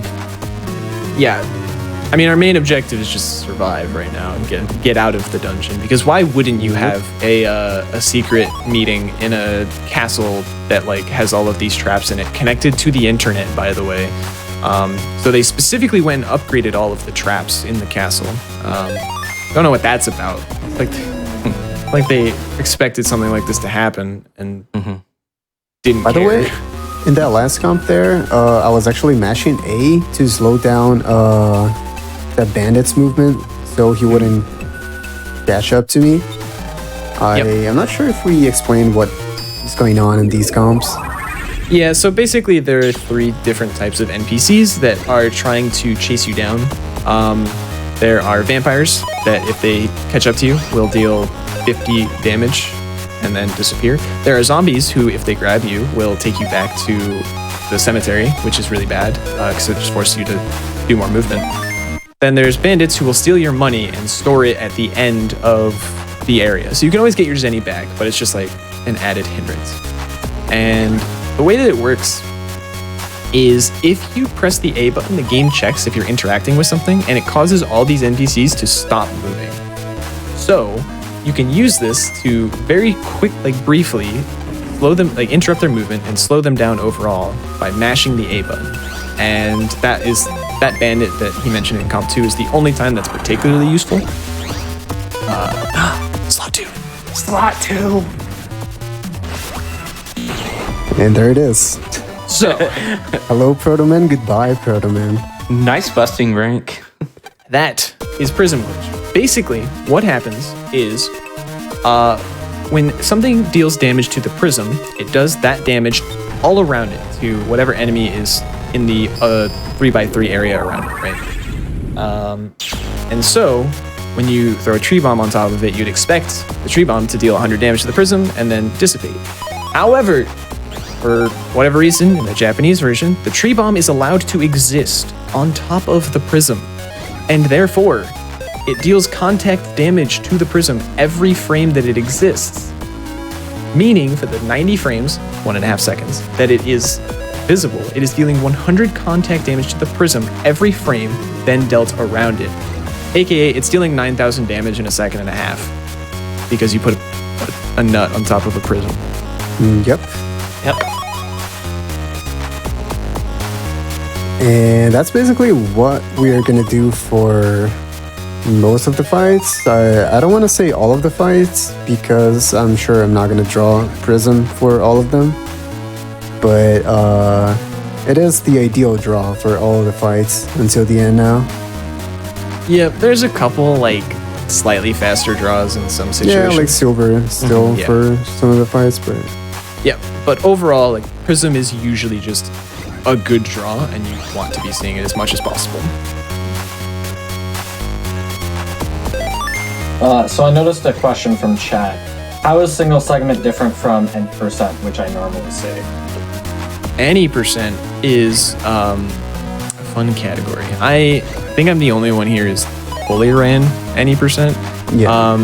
But the whole purpose of single segment existing is to prevent RNG manipulation, because when you save and reset and go back to the title screen, RNG resets to a known value. You can abuse that to manipulate all of these draws and, get specific encounters and all sorts of other nonsense to always get perfect RNG every time. And so that's what any percent is. Any percent is you can abuse RNG manipulation to the fullest. But single segment, you will not be seeing that. Instead, you have to rely on RNG, so we make our folder as strong as possible, usually, or at least give ourselves better tools to account for bad RNG. And that's usually the main difference. Any percent, it's all down to execution. Single segment has a lot more RNG. Can't believe we're punching Nightman. And he even tried to jump. He tried to get dodge away. it by jumping. Yeah. Trying to escape. But yeah, that's my usual luck. We just never see Prism. Anyway, that was Nightman, I guess. Yeah, Nightman does stuff. Yeah. Most bosses aren't worth talking about anymore because every boss fight is pretty much just going to be add until you get Prism or until you have eventually deleted it via Buster. Yeah. And our Buster is also really strong, so most enemy attacks are kind of useless, all sorts of stuff like that.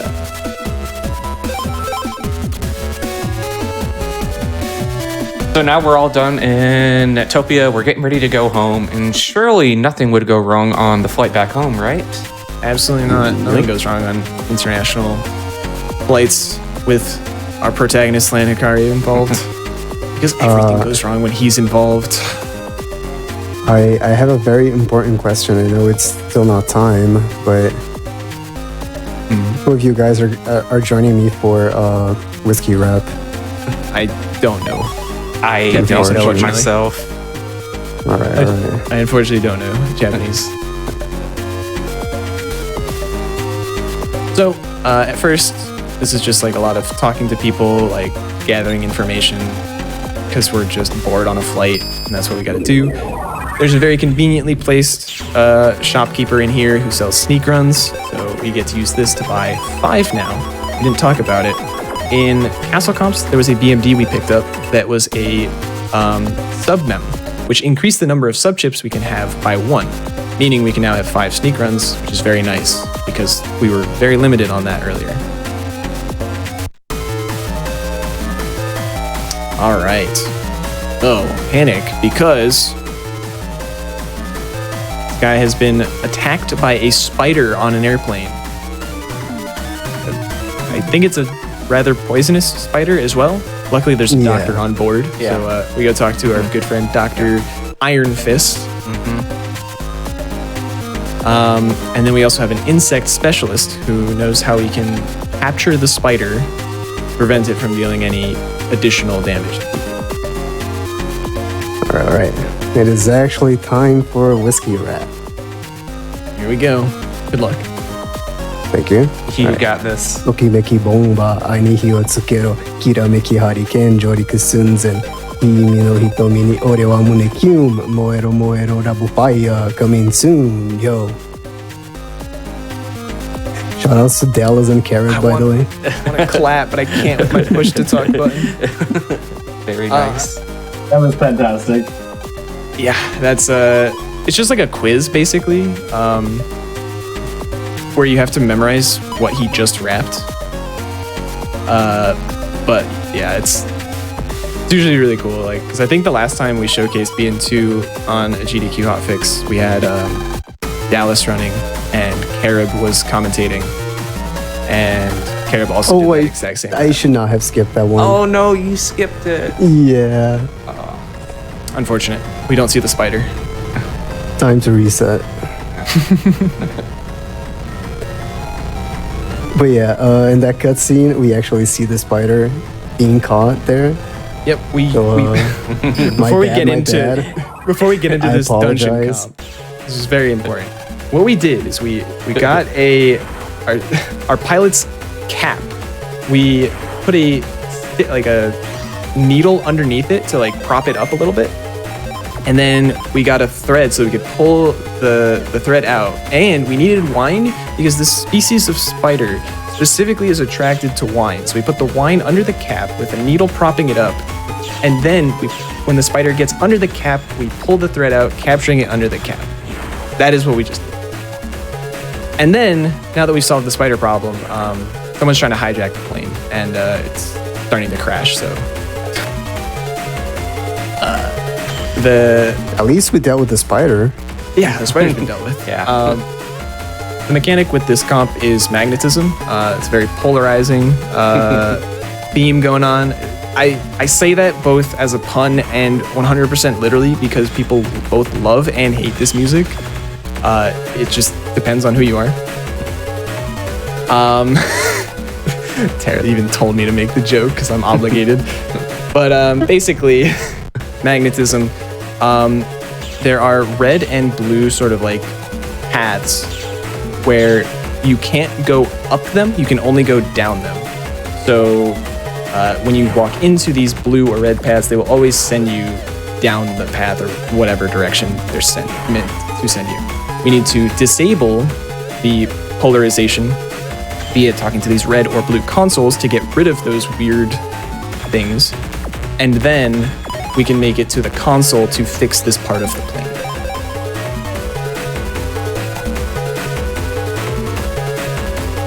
Also, because it's funny to me, it just so happens that the first guy who was attacked by the spider is the official net battler that's supposed to be on the plane, because that's what they do, is they put an official net battler on every plane ride. It's kind of like air marshals, I think is the term. where they like put someone on the plane just in case something goes wrong. But he was the one who got attacked by the spider and is completely out of commission, and so a 12-year-old has to take his place. Yep. Yeah, that's basically how Battle Network always works, though. Yeah, they put on the radio. It's like or on the intercom. They're just like, are there any like net battlers who are confident in their abilities who can come help us with this issue we're having right Are there now? any gamers in this plane? just some 12-year-old shows up like, I got you guys. Yeah.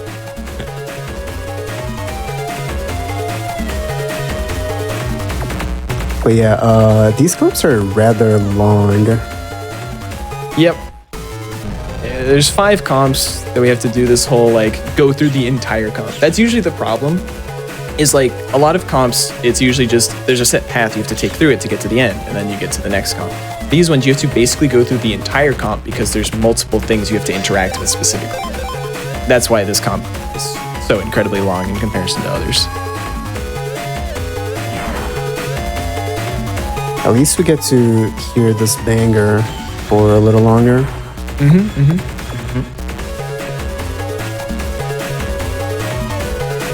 All right, so you're done with this one. Next one is the last one. And then we are gonna face Magnet Man. What a surprise. Yep. Who would have thought that magnetism boss ends up being Magnet Man? And he's right there, just waiting for us. Yeah. He's trying to like steal some program from the plane, which unfortunately would make the plane crash if it did get stolen. Or I guess not necessarily. I don't remember the details. He is trying to steal a program from the plane, and him interfering is causing the plane to potentially crash. Which is kind of funny because, spoiler alert, they don't recognize that the leader of Gospel is currently on the plane with them. It'd be very bad if the plane just crashed. There are some fan theories that like that's part of the plan because he's not really the leader. He's like a figurehead, and so the real leader is trying to get rid of him now that he's not needed. But I digress. Magnet Man time. Come on, Prism. On force. So Magnet Man stays in the back row at all times. He every so often will spawn magnets from the top and then the bottom row. After 2 moves of top to bottom, to top to bottom to top, Not he bad. then tries to do this attack. Because he's a Lek element, he can be a tiny bit scary because we're Aqua, but it's usually not that big of a deal to dodge. And one thing I didn't quite get to mention, because he drew Prism in a timely fashion, is that middle row was a magnet panel that pulls him back into the center. It doesn't affect Magnet Man, it only affects us and other enemies when that panel exists as well. But Magnet Man specifically is unaffected by those magnet panels. So we're constantly being pulled back to the center, which can be a little annoying, except we want Prism in the middle anyway. So you wanna we talk take about- one last job here. I was gonna say, Axel, this is your new route. You wanna talk about this new route consideration? Oh, yeah. Okay, though, so with buy this the thing, next what? fight that's coming up, and specifically, it gives us access to a huge shortcut, as well as also grants us to 30,000 Zenny, which would be all the Zenny that we need for the rest of the run, though. But this fight is especially difficult, especially in a single segment setting. There is a setup for it with Prism, but I've yet to see anyone in one turn draw it.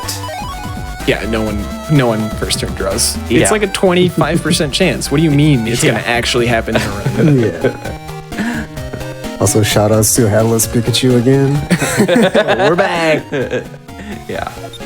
I'm surprised because I think you're doing the slight route optimization that I made, which Yeah, involves Nail's buying- piano, right? Yeah. Skipping that.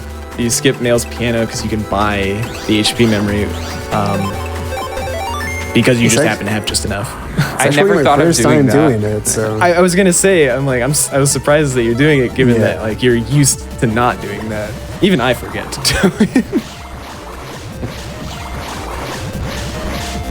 But yeah, as Axel mentioned, there's like, a lot of money that you get for free as a result of doing this fight. Plus, it opens up a really big shortcut.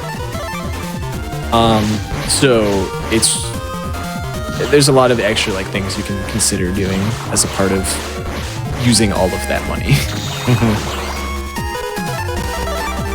Okay. I mean, we got Prism, but It's probably not going to delete both.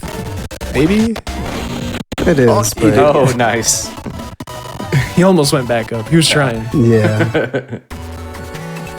Don't forget to talk to her again. Yep. So that gave us what is known as gospel code. So the gospel code on its own doesn't really give us a whole lot. Gate key B on its own also doesn't give us a lot. You need both in combination to save a lot of time. Yeah. And so that was Axel's. Do not go to sleep, my friend. If you went to sleep, you would have added like 15 I bet you minutes to guys the were run. scared. Anyone who's ever run PN2 watched you walk up to the bed and got terrified. I cringed. So- So hard. If you don't set up that shortcut now, you can't set it up because the next scenario freezes the internet. And along with that, here's the 30,000 centi, by the way, courtesy of Gospel Code. Because the internet is frozen over, you can't get access to that middle area with the gate key to set up the shortcut, which can only be set up in that area. You can't set it up at the other side of the shortcut. So, despite the fact that we can access the other side of the shortcut, we wouldn't be able to enable it to begin with if we went to sleep before enabling. Yeah, but it's all right. He did. He got Yeah. I just wanted to mess around a little bit with both of my commentators. I was sure I was gonna get a reaction. I was terrified. He like went up there and I'm like, why does that feel so wrong? So we're gonna do a quick folder edit to add Silver Fist, one of the other really good chips in this game, or this run, because it just helps with a lot of the virus fights. There's a command input you can do that sends punches down all 3 rows, each dealing about, I think it's 150. Nice, remembered. This is Almost the forgot. HP memory we can Yeah. purchase as a result of having so much extra Zenny. And because of that, we skip the HP memory we would get otherwise in Mail's piano. Yep. How much time does it save? Like a couple of seconds? It's like probably 5-10 seconds or so, because you save the whole like jack-in animation and everything, which is pretty much all of the time save. Yeah. So it's probably close to like 5 seconds. Coming up is a really annoying fight. Basically, each of these ice cubes has a fight in it. Some of them we can't access yet though.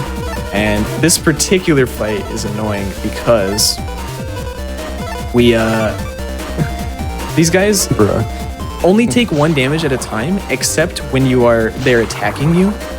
So they're really hard to multi-delete, except with Prism that does 90 damage to them because it's 90 times. Or with Silver Fist that does breaking damage. And punching the rock cube, but also does about breaking damage though, so you can use that as well. So, just a slow fight. Where is my prism? Non-existent. Very important to not forget to talk to this NPC here. Yep. I have never made that mistake in my life, ever. Absolutely not. I thought that was down there. So yeah, basically each of the ice blocks, there are 4 different types. There is white ice, red ice, yellow ice, and blue ice. We can only currently break white ice until we get the red cure, talk to our dad. He gives us the ability to break red ice. Or actually, we got the red frag. He turns it into a red cure. So now we can break red ice. We still can't break yellow or blue ice. That is why we are currently stuck here, because yellow and blue ice is blocking the path. But because we have access to the other side of the shortcut, we can now access this middle area and make use of all of these gate keys that set up shortcuts to the different squares of the internet. So, gate key B specifically is a faster method to reach what is known as the undernet, and also obviously Yumland area, which is where we needed to go next. Yeah. Oh, nice. We had both draws. Oh, actually, yeah. Yeah. Actually, I feel like Silverfist is much faster better. there. Yeah. It's just faster. But it's also, if you miss the input, you're screwed. So, yeah. I was just not expecting to get both there. I'm gonna save it for this fight because rats. No one has ever Ratty, died please. to rats. Yeah. Certainly not me. Certainly not me. These guys can be really annoying. When you get them below certain HP thresholds, they start panic moding and going really fast. And then they send these projectiles down every row and really, really hard to do. Does this work? Oh, not fully, because they'll never be in your row.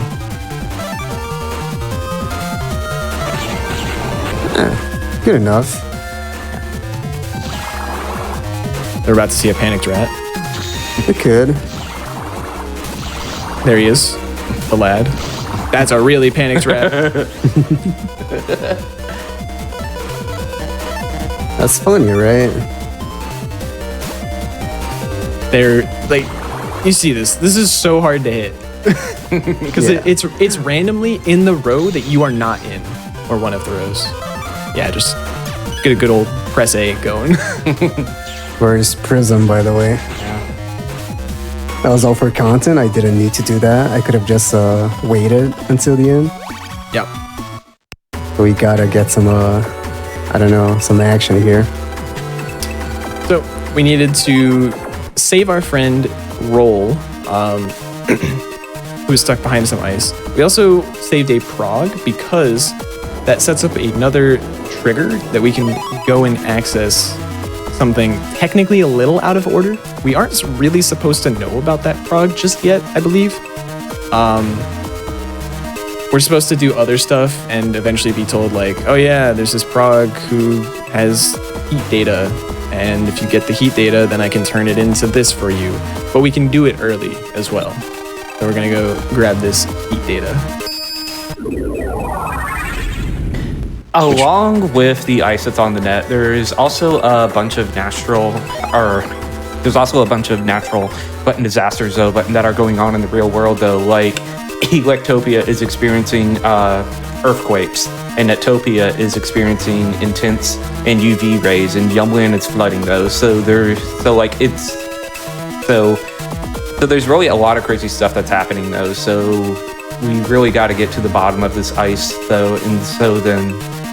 But we can put a stop to this though, and but also our dad is gone for the rest of the scenario though, because apparently in natural disasters are ran through a computer, and our dad left a button. Take a look at that.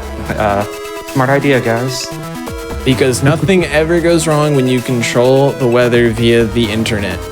Yep. That has never, ever, ever gone wrong in a Battle Network or Star Force game. Except, every single time. Fun fact, this game just is a constant warner about the dangers of Internet of Things. So, we are doing this quiz partially for two reasons, though only one of them is super important. The other is just an added benefit. We get an HP memory from this, which is the added benefit. But we also get gate key C, which will give us a shortcut to Netopia. That's the reason we needed to do that quiz, which I believe only opens up during the freeze-man scenario. So that's why we couldn't do it yet, when we were last in Netopia. So now we have all of the gate keys, except D. We'll be getting that later in this scenario. That's the whole point of what we're doing, is to eventually get gate key D. Why did I talk to that guy? Just to say hi, Yeah. So we can now use Marine Harbor, which has a shortcut in the net square to get to Netopia Square or to get to Yumland Square. And basically we'll be choosing these based on which one is more convenient for us at the time. Yumland is convenient for getting to the Undernet. Unfortunately. And Netopia is convenient for getting to Netopia Area 2. Both of which are areas we're going to constantly need to go back to because this is the worst scenario in the game, aka Freeze Man scenario, and there's just tons and tons of internet backtracking. Yep.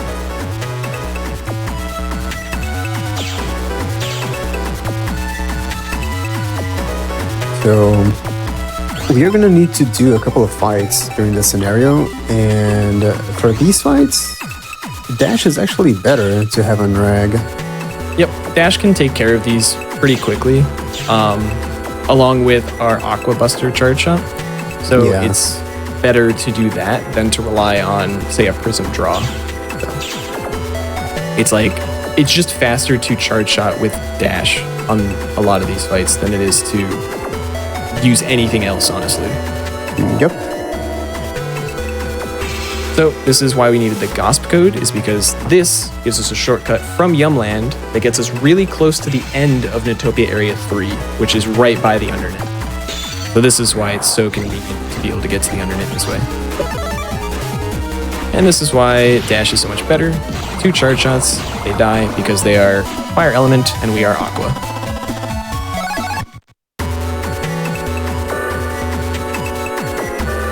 And now we get to the Undernet. I am gonna use a sneak run here, and I'm gonna take a detour and buy some things. Specifically, something really, really broken in DN2. Yeah. Yeah. We just got 3 focused. I'm gonna add them right away.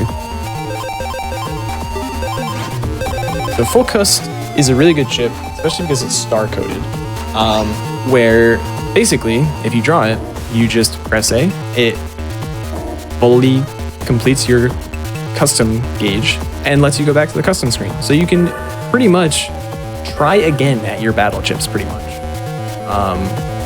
Which gives us a lot more opportunities to draw things fast or at the start of a fight, basically. Yeah. Also, I guess I shouldn't have removed Gutsman there, because I just remembered that I still need Zappering. I didn't get Zappering, so I'm gonna need to do the backup. I guess it's fair to get full custs before that, though. That heavily increases your odds of getting a good draw. Yeah. I might even rag Focus for that fight. I'm not sure, or not rag anything at all. I mean, either one is probably fair. And the other thing, though, that makes Full Cusp even better, though, is, and specifically in this game, Full Cusp is only in 10 megabytes to reg, and we're at, I believe, 14 right now, so... Yeah, we get enough because we're trying to reg Dash. Full Cust, for whatever reason, they didn't think was that strong. So, like, they let you reg it really easily for whatever reason. Yeah. Makes no sense, but you know, it is what it is. So we mentioned earlier we were trying to get a battle chip called Zapping 2B. It's required for story purposes, literally coming up. Like, it's the next thing we need to do. So we're gonna go quickly out of our way to go and get Zapping 2B, which conveniently, there's a very nice fight, unfortunately, after this, where there's an ice right here that will give us... Does Super Fist work for this fight? I don't think, like, it's not No. consistent, right? It's not It's not consistent. consistent. Don't do it. Don't do it. I'm pretty sure I've seen you do it before. I did it one time and I got so lucky. I got bailed out. Where's Gutsman? Probably should have Gutsman here. Yeah. I mean, there's not much we can do. Let's hope for a good draw. We're actually gonna reg this. Yep, that is fair. All right, so this fight has triple bunnies, so as long as we get a good enough draw, which we're really close, we need an attack plus 10. Oh, we're almost there. We There it did is. it. There it is. Full cusp Got for the us a win. Gutsman. So this is a guaranteed S rank because we got the triple delete, never got hit. Like, our rank is through the roof, and an S rank guarantees a Zapping 2B drop, which is we need specifically Zapping 2B code. So very important that we get that code. So very good that we got that, and now we can continue with the story. Yep. The very first time that I played this game, I got walled with the button zapping 2B, and so then out of frustration, I started a brand new file, and then on that second file, right after I beat Shadow Man, I went to the Marine Harbor and chip trader, and the very first chip it gave me was zapping 2B. Amazing. Don't try that at home. That is Yeah. very, very unlikely to happen. So part of the reason the 30,000 Zenny is really nice is it lets us basically ignore all of the other like tiny Zenny drops we used to grab, and as well as a job that is kind of just like slow to do because it's just a bunch of talking. And it still lets us have the correct amount of Zenny, and even more, honestly, to be able to purchase some of these late game power-ups that we need for levels.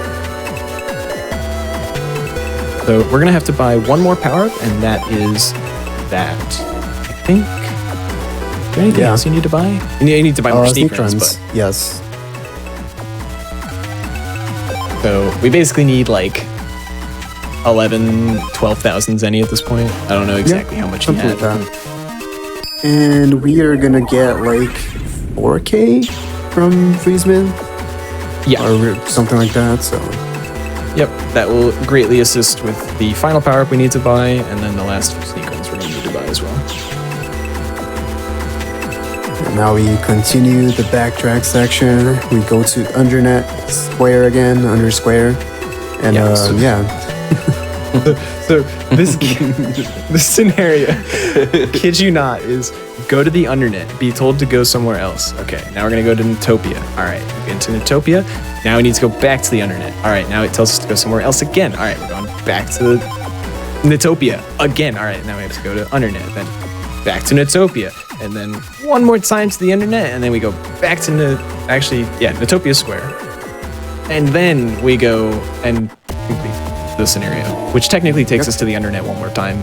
It's not the same undernet, but like, I kid you not, it is the same trip, like 3 times back to back to back to back. This is what we mean when we say this is the worst scenario in the game. This is usually a really chill time where like when you're doing like reset runs or just like runs in general, you just kind of hang out, talk about like whatever, just to keep your mind off the mind-numbing reality of the situation you're in. that was our last HP memory, by the way. Yes, we have a very nice HP amount that just happens to work out perfectly with our power-up and style change to give us the perfect level for the final cop of the game.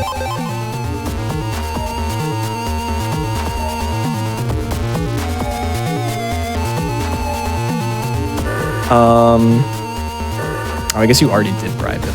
I was like, oh, you need 10,000 Zenny as well to bribe the guy. But you do that first. That's the We first do that trick. before. Now we talk to Doc. First trip, we bribed someone into telling us information about how to find Doc. Who gives us a guy. He tells us that a different guy knows, basically. Weird cutscene, by the way. I don't even know what to say about the cutscene. It's just I like just hate it. the weirdest little cut out of nowhere. Yeah. Basically, that guy who made us bribe him with Zabbering 2B tells us the password to talk to Doc is World 3. Put that on the Undernet BBS, and Doc shows up in Undersquare, and he takes all of our chips and our power-ups, and then it's just like, I was just kidding. Like, gives it back to us. And then he uses the heat data as well as the yellow frag that we've picked up and makes yellow cure. So now we can break yellow ice. And with that, we are going to Notopia 2, and then to Under 3, and then to Notopia 2, and then to Under 3. Yep. Because he tells us there's this guy who's stuck behind yellow ice, needs our help. So we're going to go to Notopia 2. We go help this guy who's stuck behind yellow ice that we can now break. Yeah. I am gonna save before this fight, only because I've died to this warp pace. I don't blame you in the Before. least bit. If you mess up like ever so slightly because you're like, there are ways to mess this up. Like just not being super careful. Yeah. You get, for the record, there are 3 of them, right? And all of those fire fishies, they put down a ring of fire after they dash. On every panel they dash through. However, they all overlap. Each of them does like 100 damage, I think. So, if you're wood element, you just die to that because it just does 600 damage to you. But even like aqua, if you walk back into those fire rings, because they're overlapped, you just take 300 damage. What happened to me when I died to that fight is that I was a little bit slow when mashing for dash. Yeah. Yeah, and then I missed the one in the middle because I don't know, when they're like between panels, they Yep. are untargetable or something. So the one in the middle just didn't take the hit. I had double dash. That's what happened, and I was a little bit slow in double dash. And the one in the middle survived. So I took the initial hit, I took the hit from the fire rings, and I took the hit like right away from the last one. I think this was how Kamari specifically learned that they overlap. Yeah. It's like you either learn because someone tells you the nightmare stories, or you experience the nightmare yourself. You're just like, what? How did I die?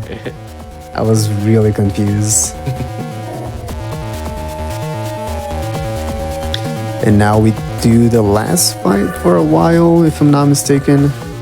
Yes, and this is the last fight where I think dash is super nice. Yeah. Because a lot of these are also really nice because the enemies are just lined up for you. That's the key thing. They lined up. They usually have like 120 or 150 health and a fire element. So, like all 3 of these last few fights are going to have been dash, 2 charge shots to delete the rest of it. This one you can get a little unlucky and need a 3rd charge shot based on the tank. But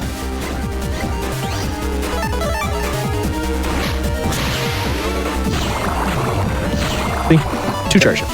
Perfect. Yep. Every time. Except for when it doesn't happen.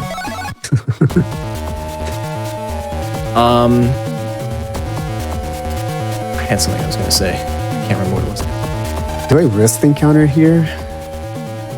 I wouldn't, but I mean, We did it. You know. It's fine. it's like, Just got lucky, right? yeah, true. Yeah. I always did that until I got punished one time and then decided Same. never again. Literally That's just how same. that's just how it goes. Like with these just get lucky moments is you always think it's not going to be that bad until it happens and then you're like, that was bad. I don't want that to ever happen again. I will take the 2-second Yeah. time loss.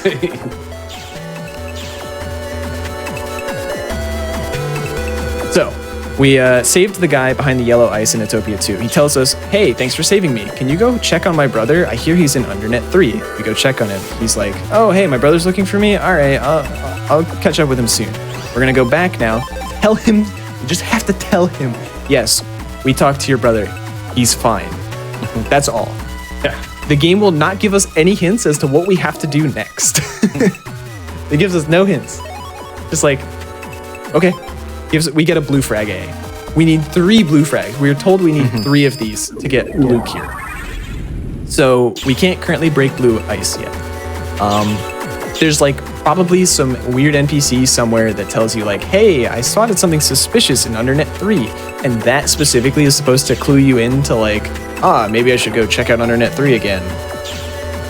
Because why not?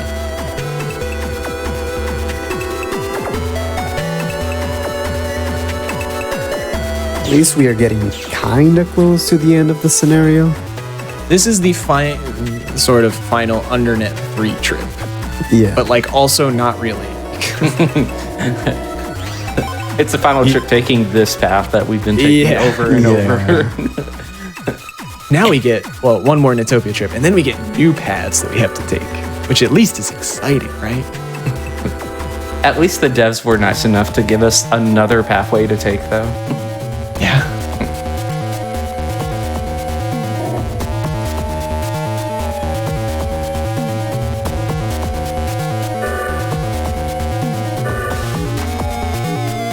chat mentioned that there's email though, instead of just telling the guy. But I feel like we are the email in this case.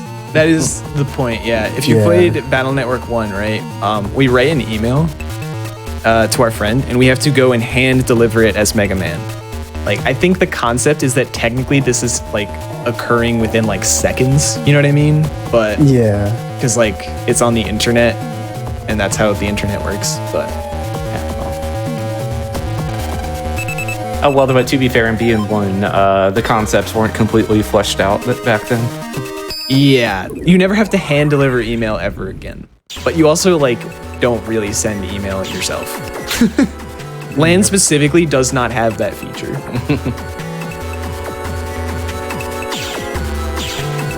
Alright, so, went to Undernet 3, saw something suspicious where there was, like, this guy who was on a lower path in Undernet 3 that we can't currently access. Like, how did he get there? What? Huh? We receive an email that we don't read, but it tells us that this guy can make us a gate key. Makes us gate key D. This lets us access Kodo Square shortcut. But there's something neat about this one is that there's a like a moving panel that you can't get past when you normally go to under Kodo or Kodo Square. So right there, right? We can't normally get here until we get gate key D, which lets us access under Kodo, which has a shortcut to Undernet 3, the lower path.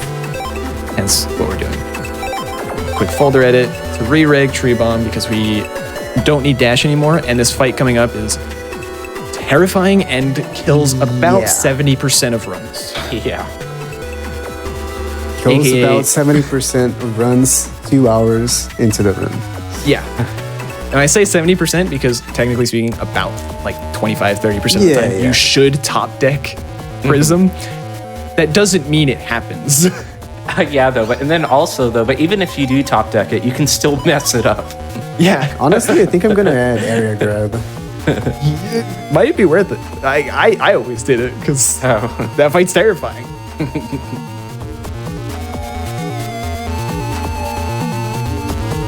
But yeah, we got a sub memory there, so we can carry 6 sneak runs now. Yep, and that's the perfect amount we're gonna need for the final comps. Where is this? Area grab was initially in our folder. It's a bad code, but we don't really care about that too much now. Area grab will just give us a spot that we can put the prism in a worst case scenario. Unfortunate. Well, you got the we area can probably grab. do this, right? Yeah. I don't like using it super early, but it's not that bad because you might get punished and not ever see prism before area grab expires. Oh no. So these guys have regenerating health. This is why they are so scary. Not because they have too much health or anything. Their health regens, and very quickly. Okay, we're safe. So we step forward to make sure that the enemies like don't go in a position where they can't get hit by the Prism Tree Bomb combo. But yeah, that if you didn't draw Prism there, I think Area Grab was like getting close-ish to expiring, and then the enemies can move into your Prism, thus causing it to break, and therefore you have nothing for that fight. Yeah. Underground. Yep. Or, yeah. So now we got Blue Frag B, and we're also told about this like secret thing at the back of Kodo Square. Which, by the way, if you've ever looked at the full map of Kodo Square, it's a skull. Totally not ominous or anything. But yeah, it just has this like hidden path back here where this is like some secret base for people. And these upcoming fights can be really, really scary if you don't get Prism right away, though. So just having to deal with them can be rough. Here we go. Imagine getting Prism right away in any fight, dude. These guys move really fast. They attack a lot. They crack your panels. And because of the ice panels, it's like really difficult to get back into the middle for Prism. So now we need to break one more panel and then get to the middle. Take the hit. Perfect. Okay. I thought it was not gonna hit the last one, but yeah. Taking 100 damage is a little spooky, but Did you ever practice this new strat? No. The strat. Okay. Does it work with Silverfist? Move down and then to the top after Wait, the what? middle one. Move down, like to the bottom, and then back to the top once that other guy passes through. That sounds complicated. And then I just use Silverfist. Is that it? Yeah. Move down and to the top. Yeah. Oh, a little bit I off on the missed. timing. Oh, Wait, no. what? How did I miss? Yeah. Yeah, they That overlapped. happened. 200 damage. That one's really tricky because you actually, I don't think you needed to move. Really? I had a tech plus 10, so probably not, right?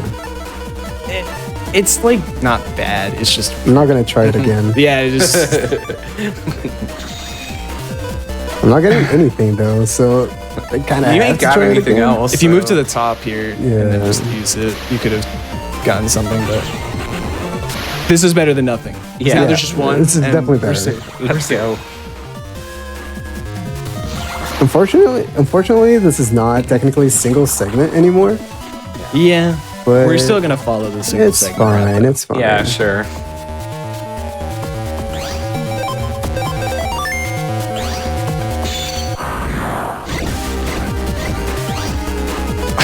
So this Does one this works. work? Yeah, just do it. Let's say little slow. Yeah, Really? you're a little slow on the initial press. Oh, and initial press. Okay.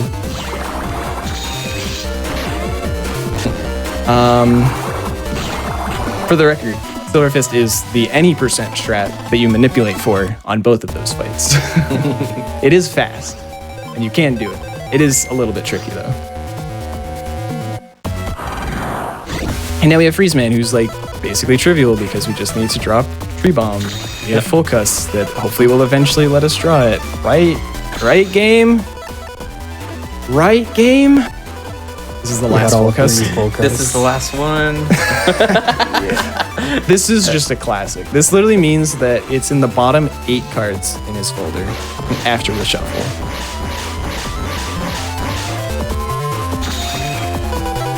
It's just my average luck, honestly, so I'm not surprised at all. There it is. Excellent. So, there we go.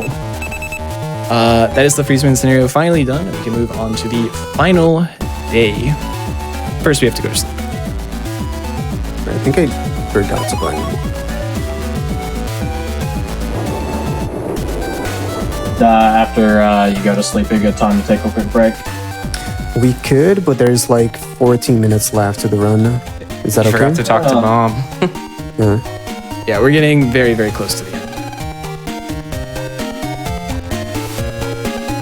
Okay. Are we taking a break now, or are we going to the end? No, you go ahead. No break. No break? All right. No break. No Let's break. go Go then. for it. Let's get it. Thank you, Church. Go. So the final day, we find out that despite the fact that we infiltrated that weird gospel base, there still seems to be gospel people around, and they're still causing problems. We're gonna quickly go check on that base again to see what's going on. In the meantime, we're also going to purchase some stuff at I thought I was gonna purchase there, but we need the power up anyway, so. yeah. We need to purchase one more power from Kodo Square, and then we need to purchase the final 6 sneak runs that we need, which we can now fit 6 because of that sub mem that we grabbed in under 3.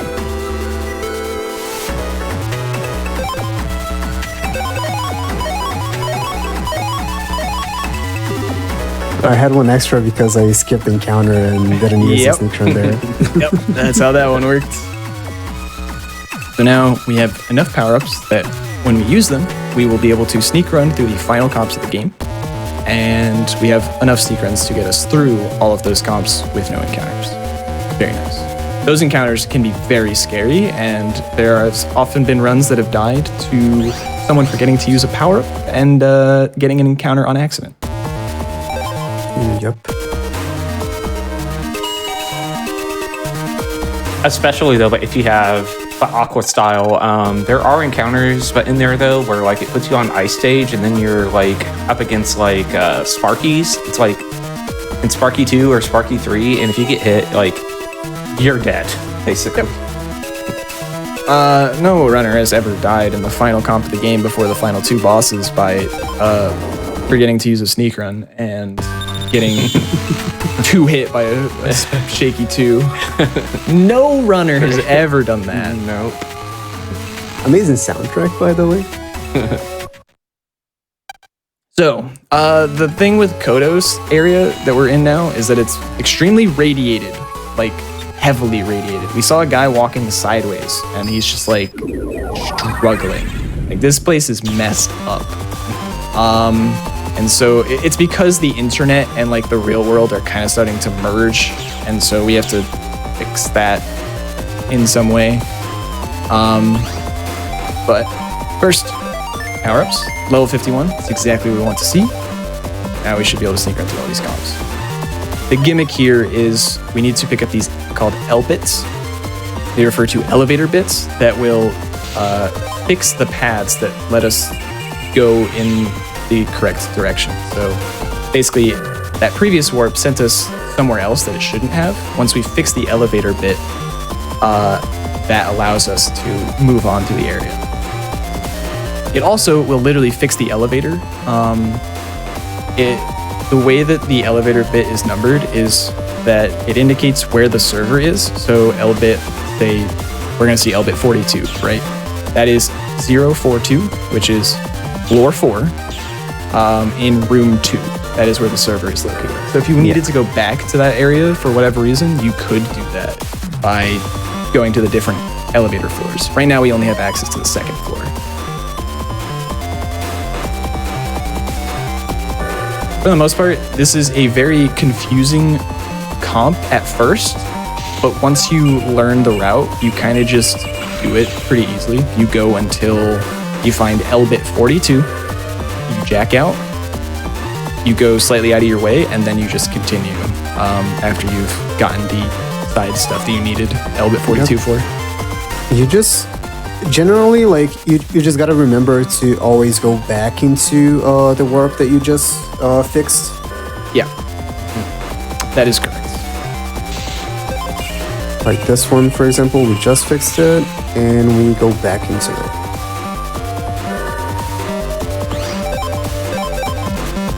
Were you able to skip the sneak run, Rish? I know you were considering Yes. it.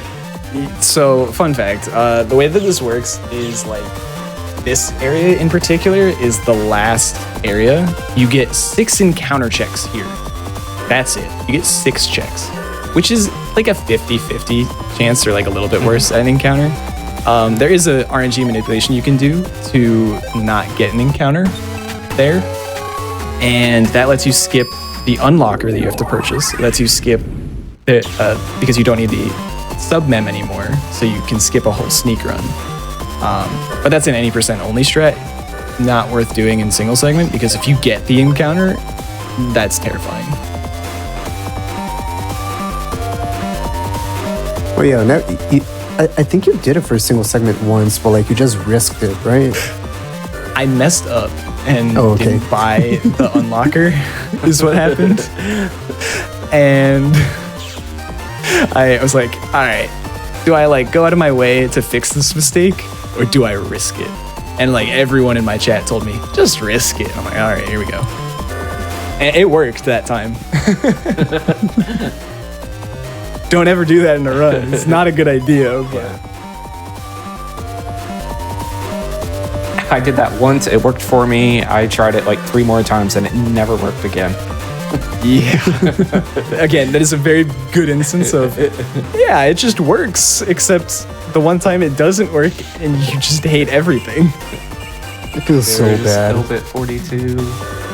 Yeah. So that's why we need L-bit 42, so that we can get to this place, so we can get... It takes like 3 turns to run away from encounters here, right? Yes. Yeah. You cannot run in this area, and fights are really difficult. Some of them are literally shadows, but you can only damage with swords, which we've removed 90% of them from our folder.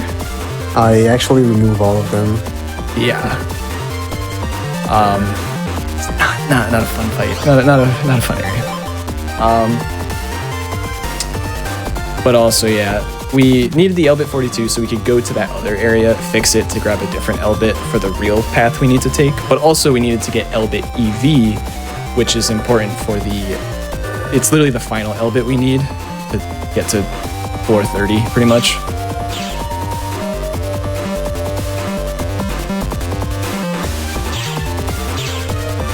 So we already have the L-bit because that's what we went to go grab. Yep. Now, the rest of this is into it. pretty much like, it's like a super straightforward path now. Yeah.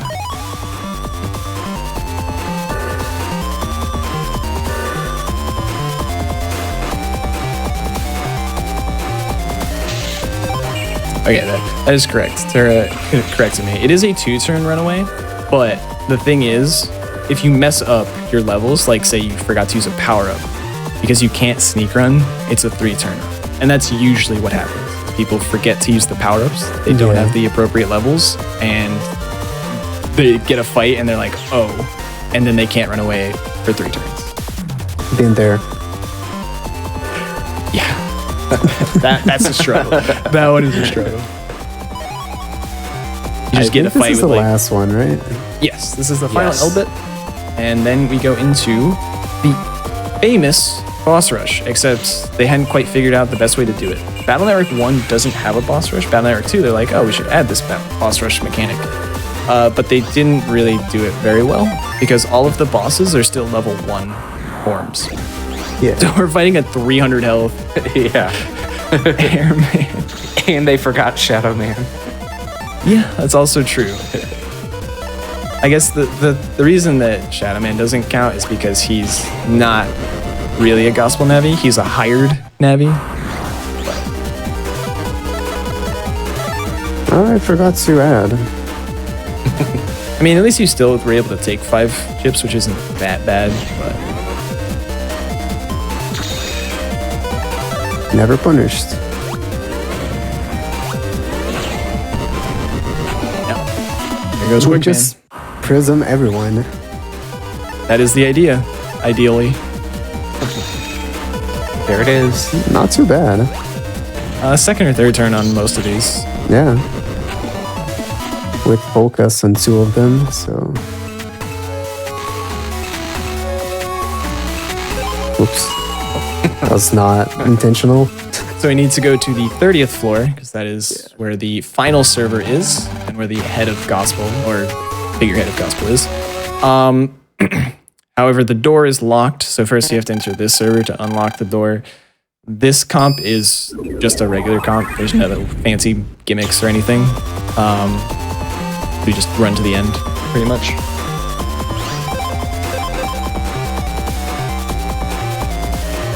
Very important to use a sneak run again. I almost forgot. Yeah, these are where that. these are where the encounters Yeah. get even scarier. And here's boss rush part 2. Now, because this is the last 3 bosses, so it's Nightman, Magnet Man, Freeze Man, these bosses are a bit scarier still. Like, we haven't really... We've put full cuts in our folder. That's the biggest improvement we've made. It's Game said no. unfortunate. So these guys still have more health, but technically, in the face of Prism, health is no concern.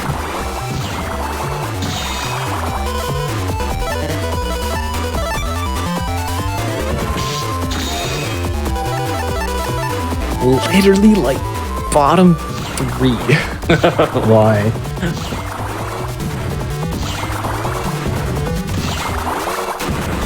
He's about to jump. It was literally slot 28. He jumped.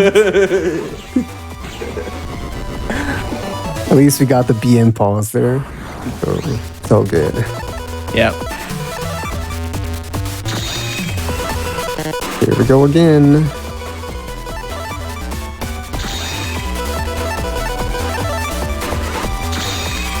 Okay. After all 3 full cuts, we got there.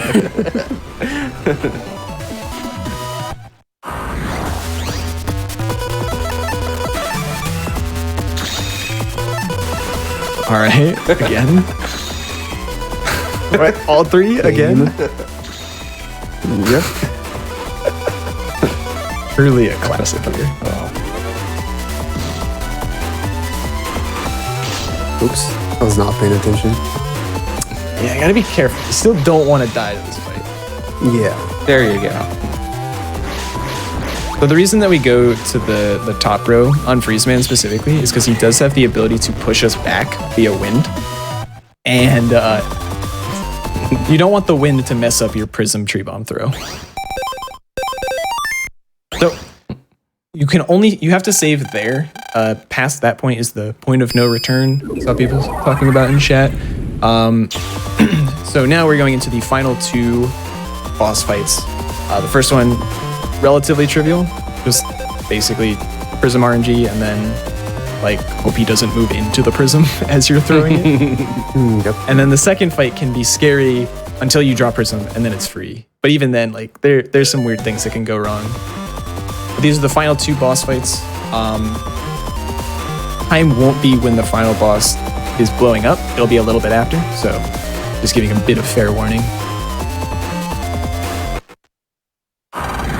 It is coming up soon. Oh, Nice. Yes, I was sure this was gonna happen. expected. That's just. He's a god right now. Oh my god, base just I'm not said even not today. surprised because this is just the kind of luck that I usually get in my PB attempts. So like, Wait, you got it. Punch. We get to punch base. Yes. This is what he deserves for bullying us. Taking damage on this fight isn't that important, like because yeah, you get a full HP basically doesn't refill at the matter. end. What?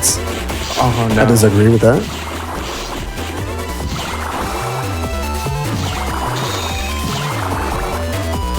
And this is why we really want Aqua, is for like these weird situations as a backup. And there it is. All right, going into the final boss.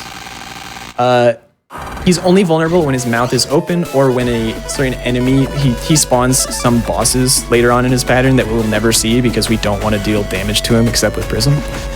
We'll never see Code Geass. Yeah. We'll never Not even a see. full cast of the first two turns. Holy.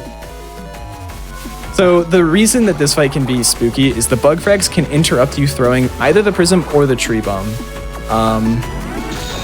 They can also technically spawn on top of the spot that you're throwing the Prism if you don't remember to throw it to the back row. But you can just throw it in the back row. And here we go. The boss is He's dead. So the time is coming up very shortly when there's going to be a cutscene. Light is going to raise his PET. When it's raised, that'll be time. And it's when you hear the ding, Yep. it is time. So Right. Time. GG's, Kamari. thank you, thank Very you, solid. Yep. GG. thank you. To be But yeah. about a 2 hour and 30-minute time, which is pretty solid. Yeah, that's a pretty solid like marathon run. Got pretty unlucky with some stuff. Like luck was never really great throughout this run. I don't think we had to go for the backup for Zap Ring. We didn't top deck Prism as much, and then when we did, we didn't even get a good fight. Wait. Yep. Poor base. Yeah, like with base. I think my current PB or my last one, I'm not sure. This happened to me. Base just blocking Prism. It can happen in any percent Yeah. because you can't manipulate their AI very well. So, Oh, it can happen in any percent? That's yep, it's like a awesome. 1 in 3 chance. Really? Wow. Yeah. Despite RNG manipulation, you can't get rid of that fully. It's just unfortunate. Just hit one of the better frames, that's all. Yeah. But yeah, that was a fun run. Yeah, thank you so much for coming on and showing that off. Do any of you have any closing thoughts? Shout outs to Team BN, of course. If you guys are interested in Battle Network speedrunning content, definitely check us out at Team BN. And I'm curious if Railcoon still has the link or something, because I swear every time Railcoon's around, he's able to post the Discord link for us. Even if he doesn't show it though, or even if they don't show it. I got it. So yeah. Oh, perfect. Thank you. Yeah, I got it, so they don't have to. Great. Thank you, Church. Yep. So that is no problem. the link to Team BN Discord. As Kamari said, great community. Lots of wonderful people there. It's not just for Battle Network or Star Force speedrunners. It's just fans of the Battle Network and Star Force series as a whole. So even if you're just interested in watching speedruns or even just talking about your casual plays, feel free to join. I will do it for them because I know all of us here are bad at shouting ourselves out. So I recommend checking out Kamari. He does a lot of Battle Network speedruns. Battle Network, mostly Battle Network 4 at the current moment, but he will be soon moving on to Battle Network 5. He's run all of them except 1 and 3 so far. Really great guy. Also does Forbidden Memories, if you enjoy that. Twitch.tv/Kamari_. Axel also does a lot of streams of different things, Battle Network 2 speedrunner mainly, but also has been branching out into Paper Mario and other more variety content. And you don't need to worry about me, but Twitch.tv/Axel_Sensei, AXL_Sensei. For myself, you don't need to worry about it, but Twitch.tv/Risch, RISCH. all right. Axel, you want to? Sure. Yeah. And thank you for having us and GDQ staff and everything. And congrats on the run. And Kamari, and hope to see some of you guys in the Team BN Discord. Thank you. Yeah, absolutely. I'd like to thank everyone at GDQ for having us. It was an amazing time. So yeah. Yeah, thank you all so much for showing up today, for showing off the run, for commentating. It's been a blast. I've had a lot of fun. I do love the Battle Network series, so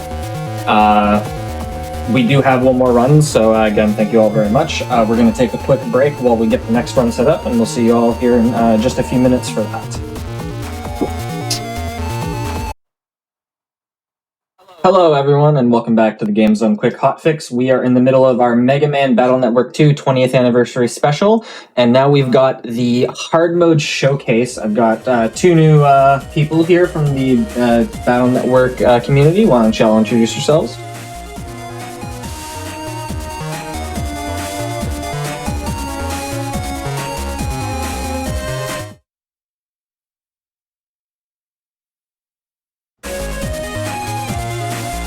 Streamed in the first game that I ever speedrun, so happy to be here. Oh wow, that's great. Whew, I'm also happy to be here. And I'm happy to have y'all here. I do like Battle Network is an amazing series, so I'm happy to have y'all on to showcase it and celebrate it. Yeah, although I did play Battle Network 1, Battle Network 2 was the game that I bought for myself. So this game is honestly what literally got me into Battle Network. Okay. Yes. I am Yurjam. I have been playing Battle Network since it came out, and I've been net battling since net battling has been a thing. So I'm here to run Battle Network 2 hard mode. It's gonna be a blast. Is there anything we should know about hard mode before we get into it? I think you should explain the very colorful title screen that you have here, because unlocking hard mode is itself a difficult secret that I have never done, despite this being my favorite game. All right, hard mode. I don't think anybody outside of cheats actually probably unlocked it, because the requirements are insanely high. Okay, so on continue, Eurasia's got 5 stars. Komari, you watched him clip the first. That's the yellow star for beating the game and getting the credits. Green stars for the secret boss, and then the red and the pink stars are for collecting every chip and doing all the program advances. You can do those on one cart. To get that cyan star, you have to collect 10 secret chips that you only get occasionally when you do a real PvP match against another cart. So you need 2, and there's 10 of them. And so until you get all 5, you can't even enter the code, which made New Game turn orange. Can you still demonstrate that, or? Oh yes, I should be able to.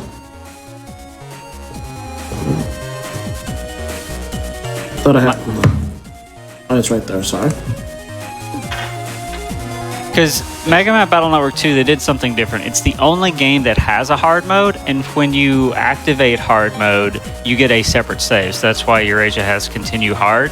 New games normally the same color as continue there, but when you enter the code, it switches from that color to orange, plays a sound effect, and that means your next new game will be in hard mode. So it's like that's kind of the preface, and then we'll explain more of the effects of hard mode as we get to them.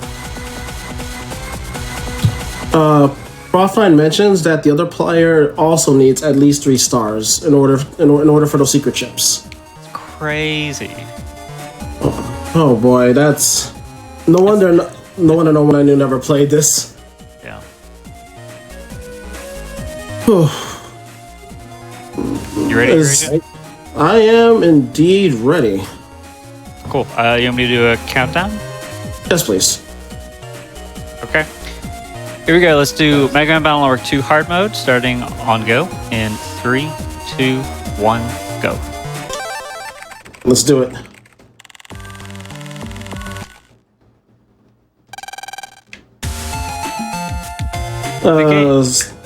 Just time?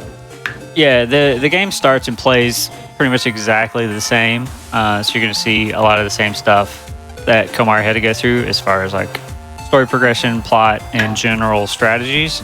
We're going to collect a few extra chips throughout the run to make us a little stronger because we'll have some more difficult fixed fights and enemies coming up.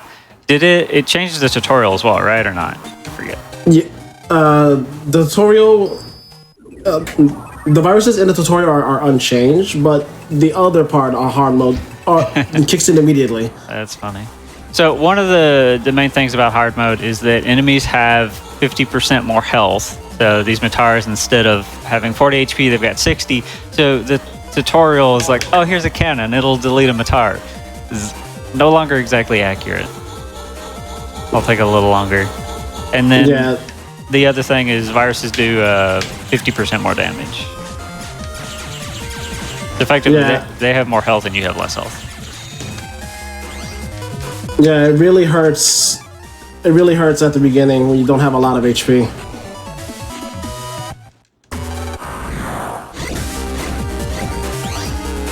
At least sword still works.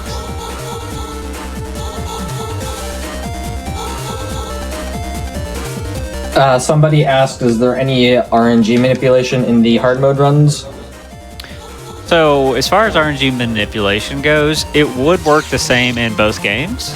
Because the only thing that has changed is sort of like the values of the viruses and the specific encounters that the fixed encounters. They changed the fixed encounters. That's the other thing that once we get to like the license gauntlet, you'll see that. So RNG manipulation in principle would work the same. You would just have to continue from the other option, which would be no, it should work exactly the same because I think it remembers your cursor position. RNG advances on the title screen. We did have something set up to showcase some of what RNG manipulation looks like in BN2 because it's one of the more difficult ones because RNG advances on the title screen. But you'll just have to look up a run on the leaderboard to see what that looks like in practice. And if you have questions about like how it works on a more detailed level, you can join the Discord and have a discussion there.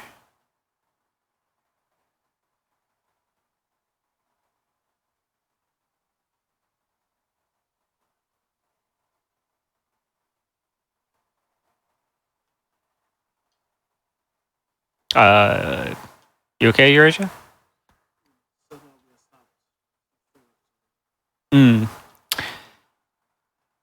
I did buffer in Discord, so I was curious. Maybe your internet's just maxed out. It's probably a virus. Should have Mega Man take a look at that. Yeah, the NetNav is broken.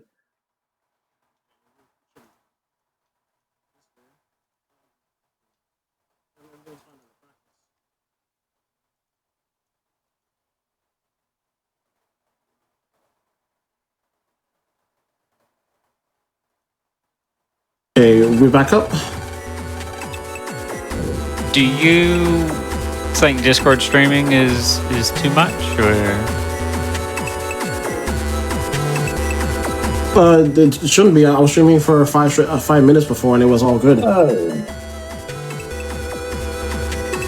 If it's Yeah, this says I actually am buffering. you can try dropping the Discord and see if that works.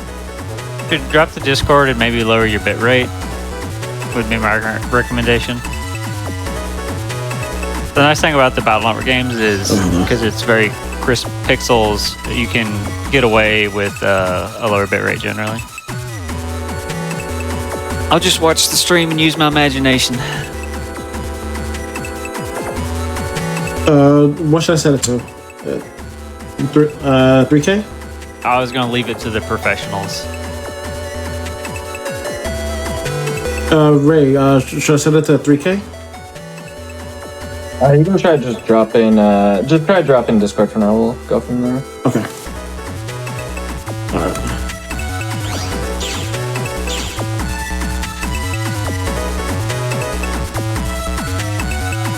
No, this says I'm still dropping it.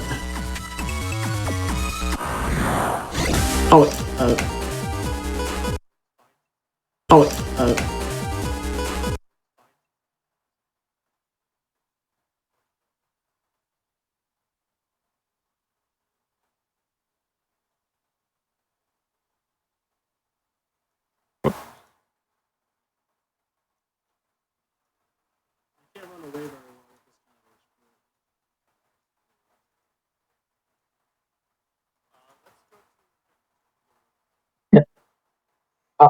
All right, everyone. Looks like we're having a little. Hello, everyone, and welcome back to the Games Done Quick Hotfix. We are back from our technical difficulties. Hopefully, we have everything sorted out, and we can get right back into the run. So, whenever y'all are ready. yes, virus is busted. We can continue. Yep, just go ahead and restart the timer. We'll do a short recap because Eurasia has basically just completed the tutorial. We're playing on hard mode, which is a BN2 exclusive, and the main difference you're going to see right now is that viruses have 50% more HP, so the Matars have 60 HP instead of 40, and they do 50% more damage, so 15 instead of 10. The hit there, I guess, was to lower your rank for Guard Star. Yeah. Guard stars are pretty good at the beginning. Most of the rest of the mechanics, like your chips, haven't changed. The code, the damage, and megabytes. 2 VGAM, that works.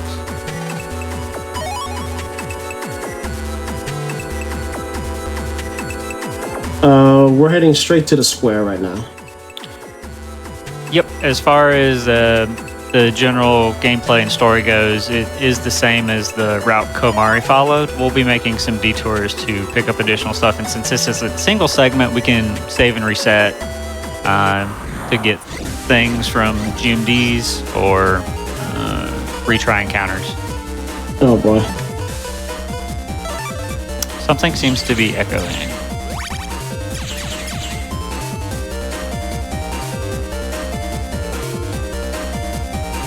There's an echo? Oh, it's chat. The only thing I hear, Eurasia, is you. Oh, it's me? No, it's me. Keep going. I'm just not talking. Oh, okay.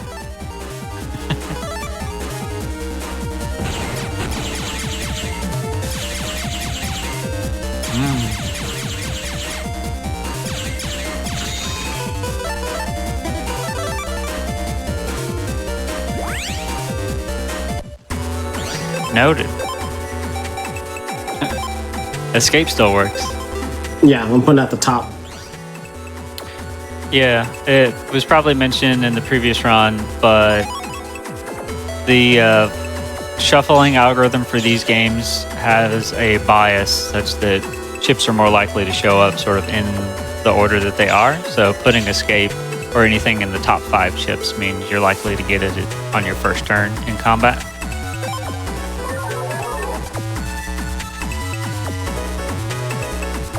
And right now, we are taking the Z license test, even though if you can call it much of a test. Being able to get around the internet is a test for some people. All right, that's true, especially on hard mode with viruses this strong.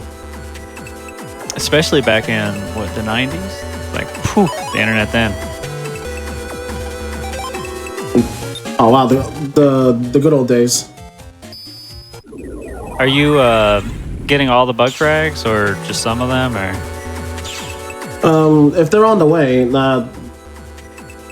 I guess. Okay. There was one next to that data.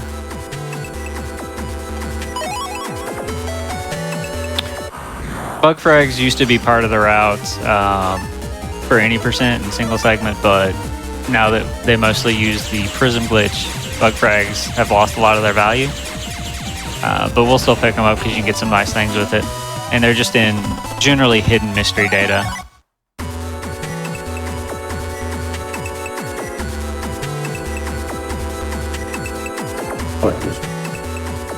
Oh wait.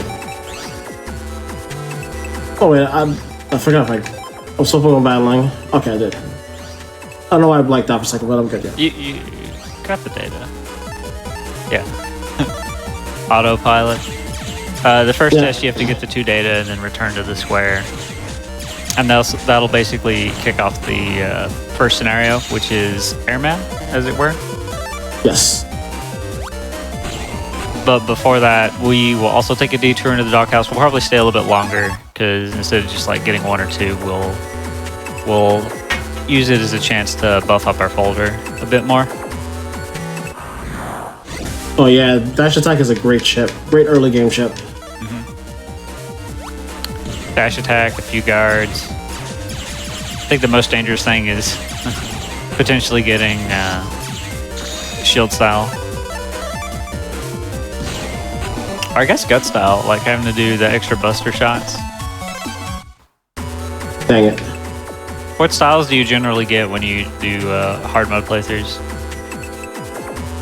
We're supposed to go for custom for those extra chips for Gator. I mean, ideally, but like, do you usually get custom, or? I usually get guts, since even with the extra HP, I'm still, still bustering away. Yeah, it makes sense. Because being 1 to 3 lets you move around for that buster, extra buster speed. What controller are you using with your setup? I am using a Wavebird on my GameCube. Nice. Yeah, your Rage is all about real hardware. I know some people, when they play with the Game Boy player, will use SP as a controller. And I really like the buttons in the D-pad on an SP. Some people play with GameCube controllers. One of the early runners of Battle Network 1 played with a GameCube controller and used the analog stick for movement in this game, which is impressive.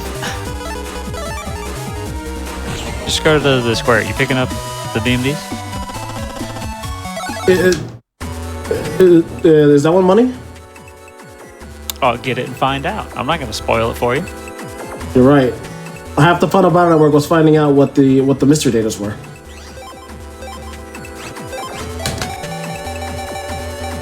Cross-gun ass!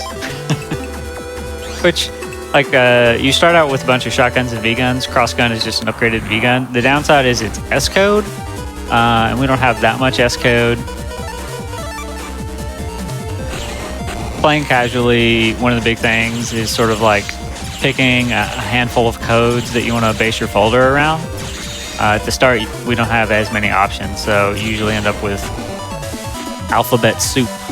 And then it limits your options when selecting chips And so if you can only take one at a time, that makes it more likely that you don't get custom style. So improving folder flow and taking more chips will be useful. How much Zenny do you have? Is there anything useful in the store that you could pick up while we're here? I can't afford HP memory yet. Maybe White Sword? Would be good. Because there's also like the cross guns and stuff in the first shop, but I don't know how useful this would be early on. When am I getting some White Sword? White Sword's a great chip at the beginning. Okay. Oh, darn it, I'm a little short.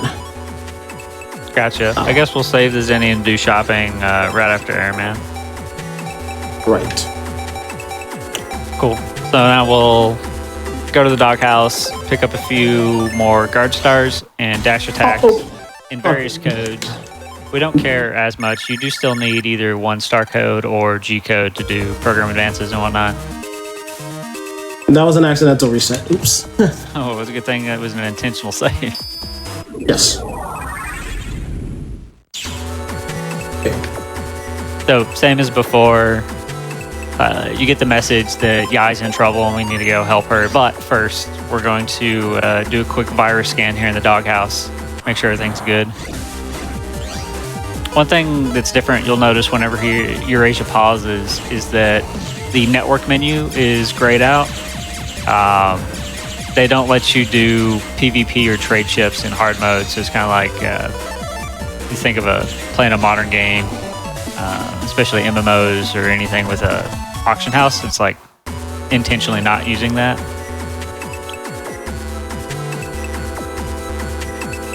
Makes it a little bit harder. You gotta be self-sufficient, which is, since the viruses have 50% more health and damage, a bit harder.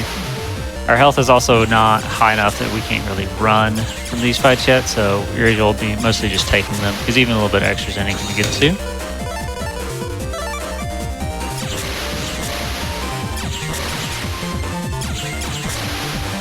The escape is taunting us. Yeah. 120 HP. It's really scary at the beginning. And with the extra damage, it's like, I think the fishy doesn't one-shot you, but it'll two-shot you for sure. Alright.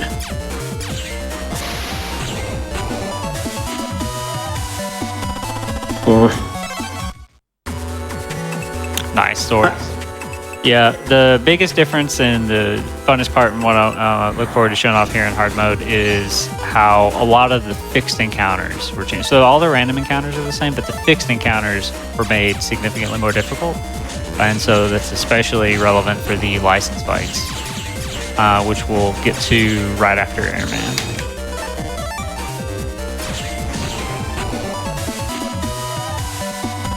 That is, if the fishies will come out to play. You should try to take more chips whenever you open the menu, especially if you see star codes. Because I'm gonna bet you get gut style at this rate.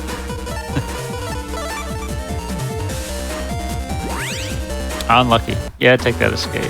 How many guards do you have now? I have 2.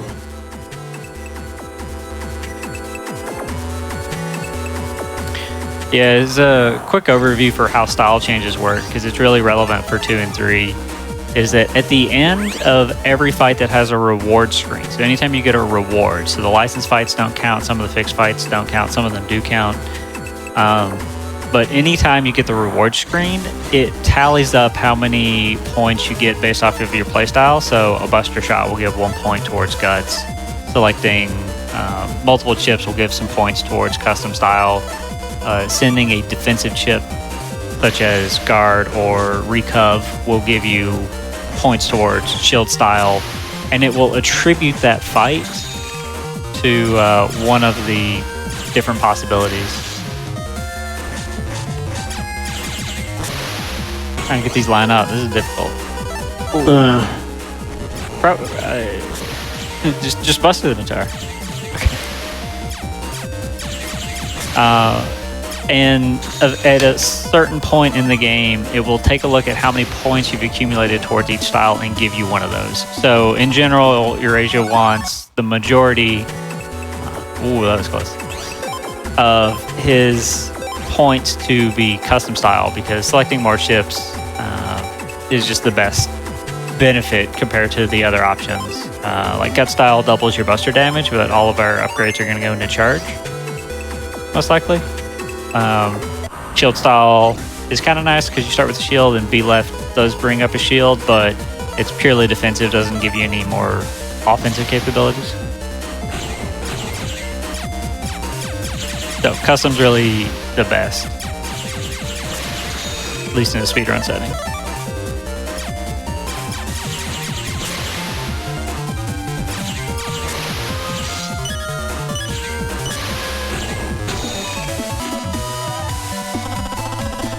Oh, you took a hit. Oof. I was wondering. So you did have, I think, 85. Oh, an HP max. That's funny. So one interesting thing about Battle Network 2, and I forget which other games this applies to, is that the drop tables that you get, like every virus has a set of possible drops at all the different ranks. And for the fishies in general, in Battle Network 2, I think there's like a 50% threshold. I don't know if there's two different thresholds, like 75% and 25%. Some games do that.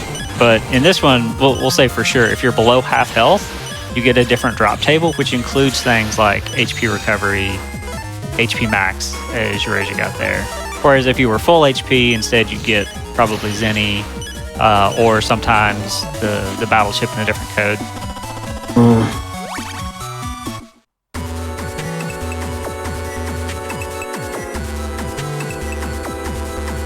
75. So for the fishy drop tables, more of the slots have dash attack when you're above those HP thresholds.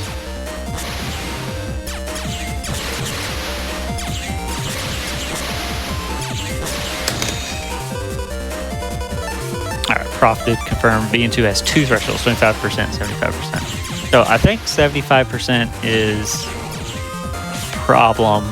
So you want to be above 75%, maybe at 75%. It is. I am fascinated how complicated these children's video games are. The intricate details of all these mechanics and how to get all of the secrets is just like, thank goodness we had game FAQs, right? Some of the intricacies are absurd in some of these. That's one down. Let's see. Escape at the top would probably still be good for the bad fights. Dash to the top. Yeah, I have escape top and dash attack second. Yeah, so that'll be good. Slot 2 is the best slot, by the way. Oh, it is? Ooh. I'll change that in a second. I don't know how true that is in a general sense, but for RNG manipulation, slot 2. Okay. We'll switch that up.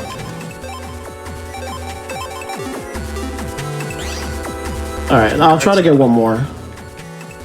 So you say you got one dash and how many? I think that's guard number 4. Gotcha.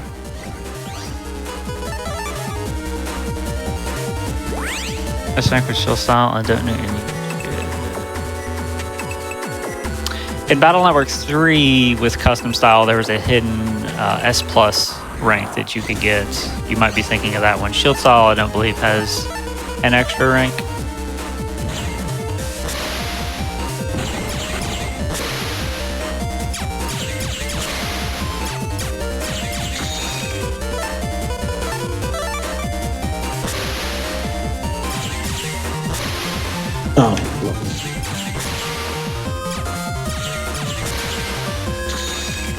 Oh, can we get a Mista sword in chat? Classic. Oh, now we get the face off.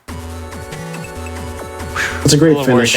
I'm pretty sure they do like 75 damage in hard mode, so I think that would have killed you. You want to save?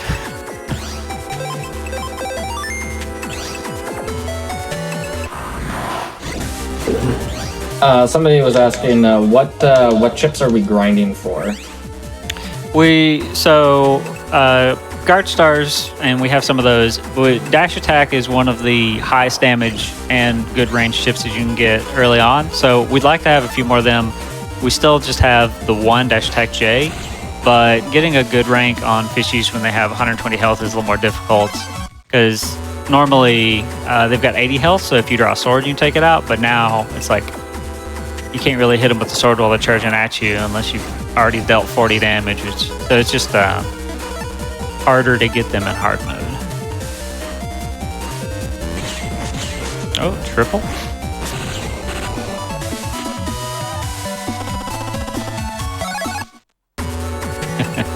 I kind of forgot guard doesn't have a damage number in this game, so you can't buff it. Yeah. The reflect on the shield always does 40 damage, but it's like a separate thing that spawns after it's not attached to the chip in any way. And so in later games, guard does have like a number, and so you can buff it to do more damage. But in this one, the attack plus 10 chip can't attach to it, so it just sort of like oops. Oh boy. Oh, that was the wrong button. Yeah, that was a miss.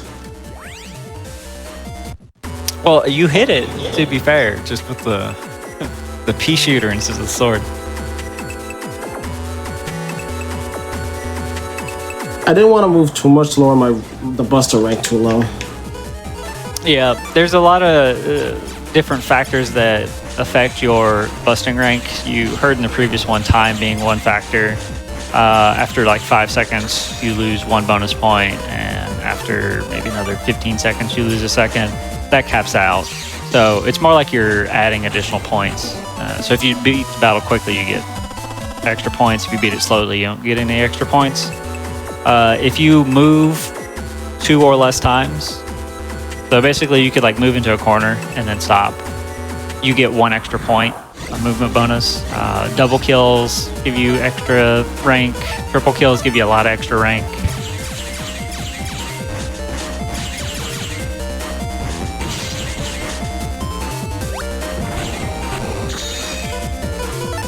Unlucky. How about you give this like another couple encounters, and we can come back here like after Airman, because then you'll have an extra 2 HPMs. I think you can first turn run, probably.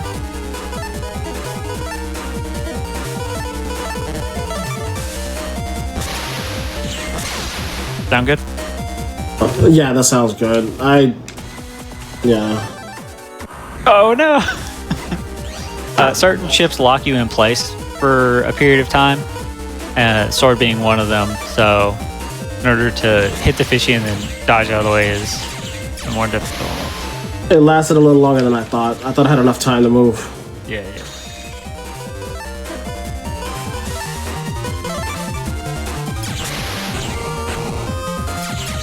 Nice swords.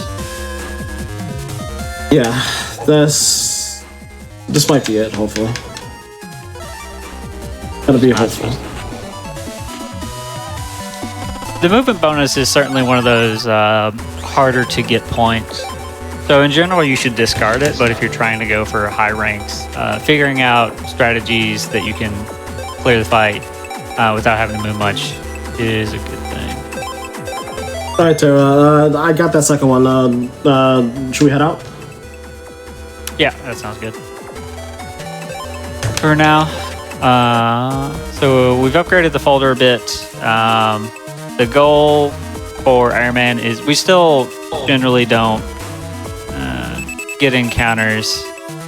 We'll get the 1, but then we'll pick up an HPM and then we can still run away. I think. I know sneak run's not affected. Run might take an extra turn. And then the only fight we're going to do in here intentionally is Airman, and he is buffed much like everything else, so that fight will be a little harder.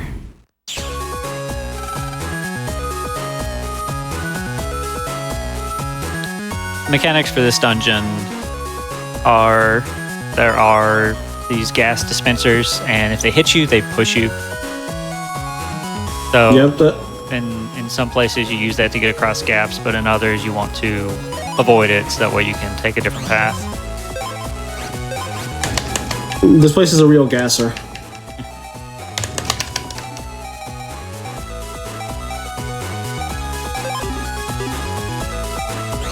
So you could start by code and try and start eliminating. I'm not sure, L or J, maybe. Probably J. This is the best hand I could ask for.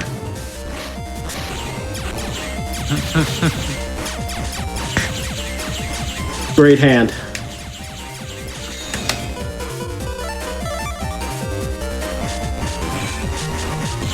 All right. At least the guard works. Oh, Do try to take additional chips. There's our 5th guard. So, whenever you come out of a battle, there's a period of time where the world is active, but Mega Man isn't. And so that first gas cloud actually passed through him without pushing him. Kind of amusing, but because it does sort of take your control away, you're basically forced to get hit by the next one. yeah, it's not fun to get stopped on the path of the gas.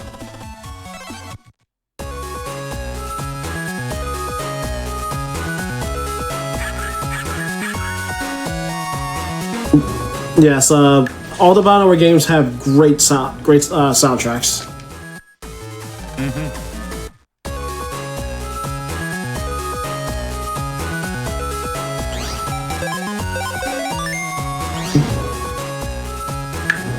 The second area has an HP memory. That'll be the first one that we get. What is it, 120? Normally that means you can... Ow.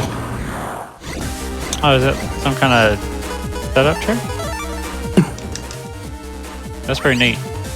You're gonna go get the HP though, right? It's the one down here, right? Yeah. There it is. That was a nice setup. I hadn't seen that one before. How reliable is it? It's pretty reliable if you line up properly. Gotcha.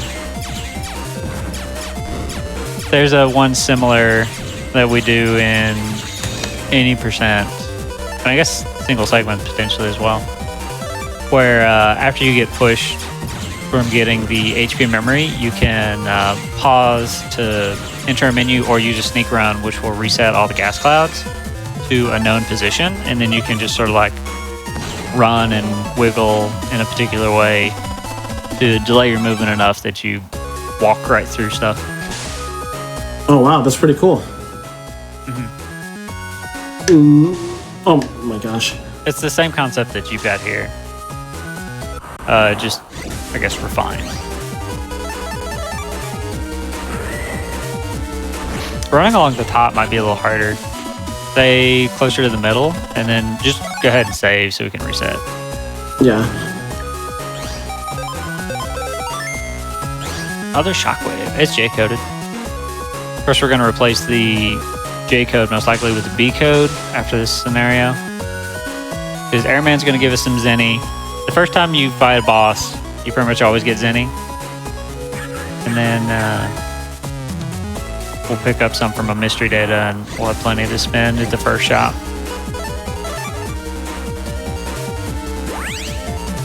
Well, of course, we'll be getting some of that delicious HP memory. Slot 2 escape. Shout out to slot 2, by the way. The next time you're playing an easy game casually, put your favorite chip in slot 2, 3, 4, and you'll be surprised how often it shows up. Pro tip. Yeah. Escape is MVP.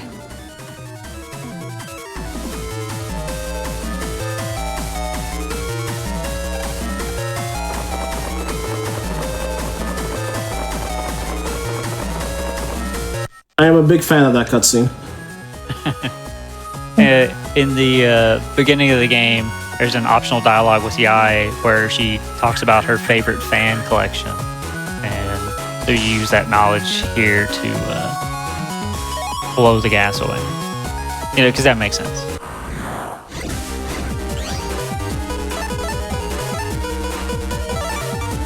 And so we're coming up on the first boss. Do you want to make any changes to your folder? Probably good enough, but...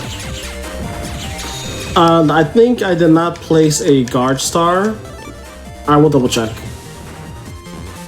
Yep. We'll do a quick folder edit after this fight, and then we can fight Airman, who's the first boss. And much like everything else in hard mode, he will have 50% more health and do 50% more damage.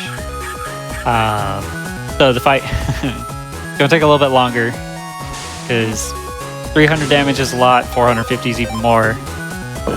Save. Alright, let me double check my folder real fast. Okay, I have 2 card stars I didn't put in. Cool. Let's fix that. So for building a folder, you can have 5 of any kind of chip in your folder. So you could have 5 guard stars, 5 wide swords, 5 full cuss, stuff like that. And in general, we'll try and simplify our folders as much as we can between chip types and chip codes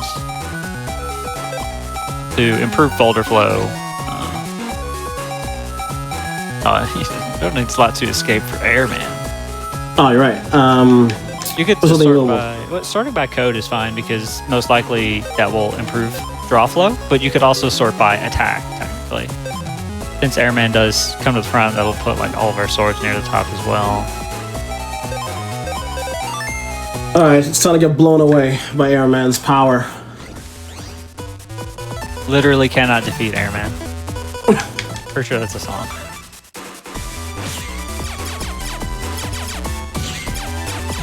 It's a pretty good song.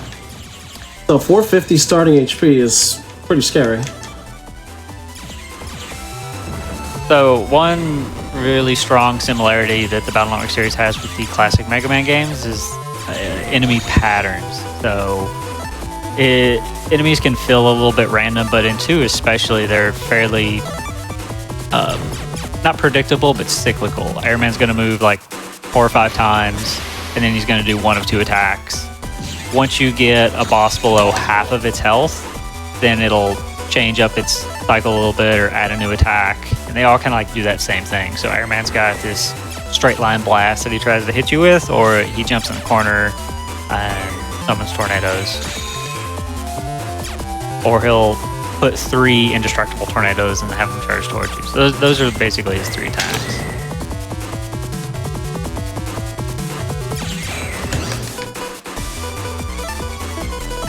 $97 health. What a weird number.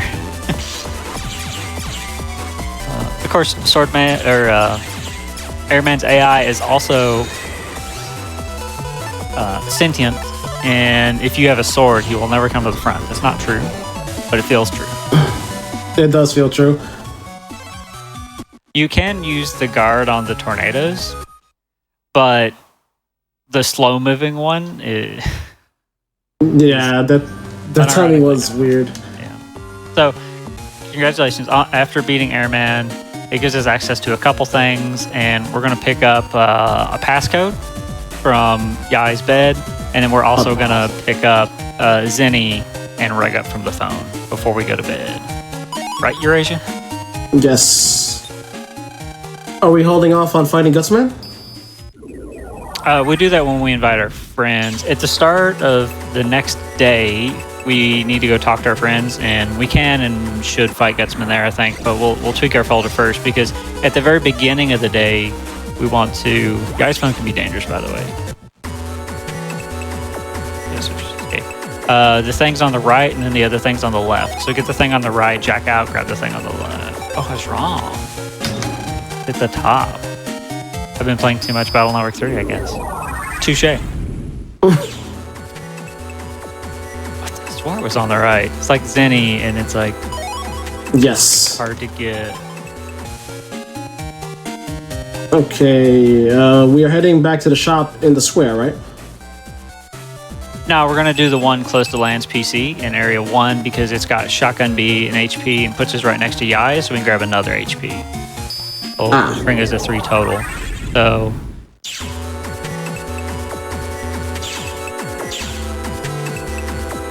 I am very happy hearing all the praises to the soundtrack of BN2, because BN2 does have an amazing soundtrack. Yep, all the games got some really good songs in particular.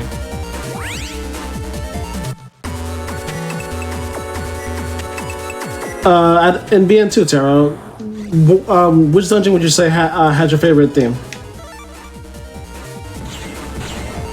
I feel like Apartment Comp's just cheating because it's kind of like the quintessential song, like that in Gospel Comp, obviously. Oh, heck yeah. I kind of like Bomb Comp and Castle Comp. Both of them are pretty good. Oh, Bob Comp is good. Time limit. So this first shop here sells a few things. We're going to grab an HP memory, and then I would recommend the B-coated shotguns. The spreader queue in here is interesting. It's kind of one of the earlier program advances that you could get that's not necessarily obvious. You're going to get all 3 shotgun Bs.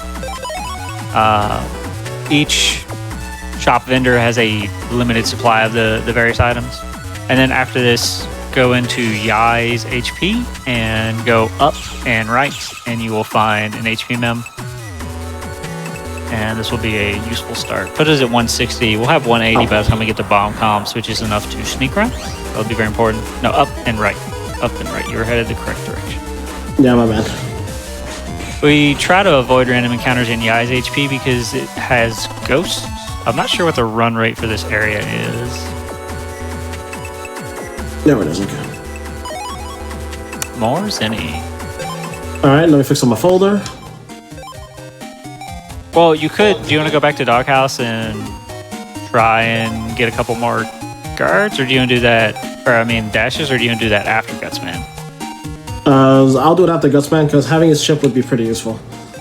Okay, so now we're going to talk to our friends. We're going to have a friendly net battle with Dex to get Gutsman, a key component in a powerful combo that we will demonstrate at Quickman. We're going to sleep, right? Yeah, you need to go to bed.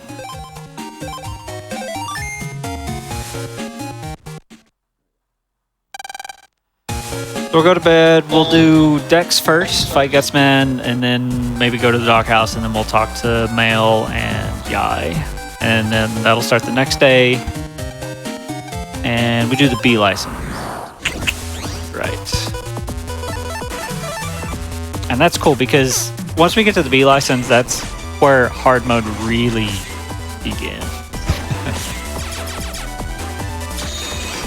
Gutsman is fortunately much easier than Airman, given our folder, because he will much more frequently come to the front. And since our best damage is swords, you can do the fight more consistently. And he does many more attacks which are reflectable with guard in an easier way. So Gutsman's a good fight at this point in the game.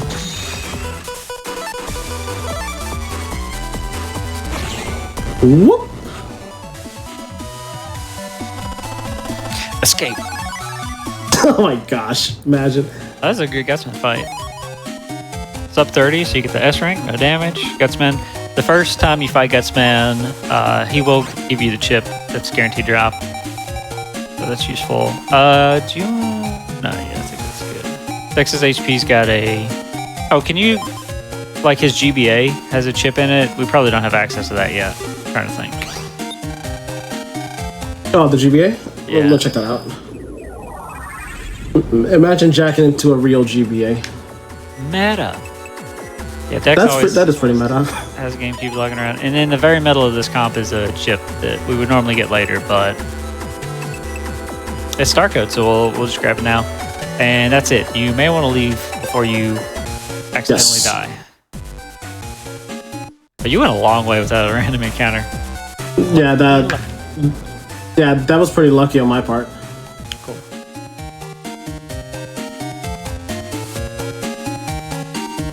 Wait, where's Mail?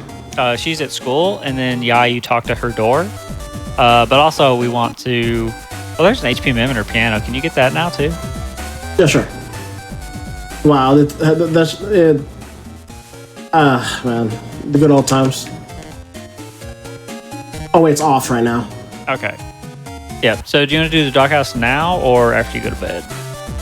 Yeah, well, we'll get two more real fast. It should be much easier now. Okay.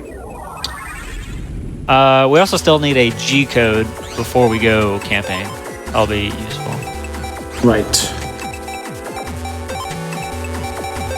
Go ahead and safety save. Remember, in hard mode, never go without saving. Yeah. Once we get the dash attacks, it may be worth trying to thin the codes of your folder for better flow. Oh no, double back. That's a much better draw.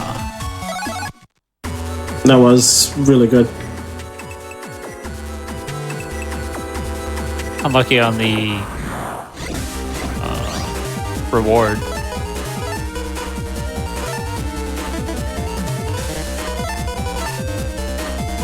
All these are not useful at all.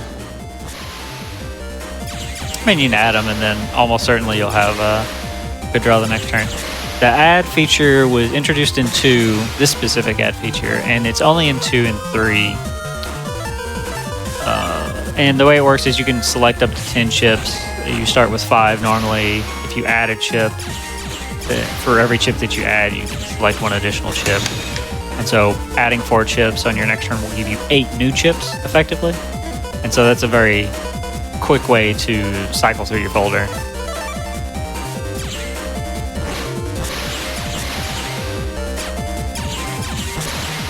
As you can see from our current folder, Eurasia's dilemma of, do I take 1 chip or do I take 2 chips? So sending out some codes will be particularly useful soon. Yes, sooner than we think.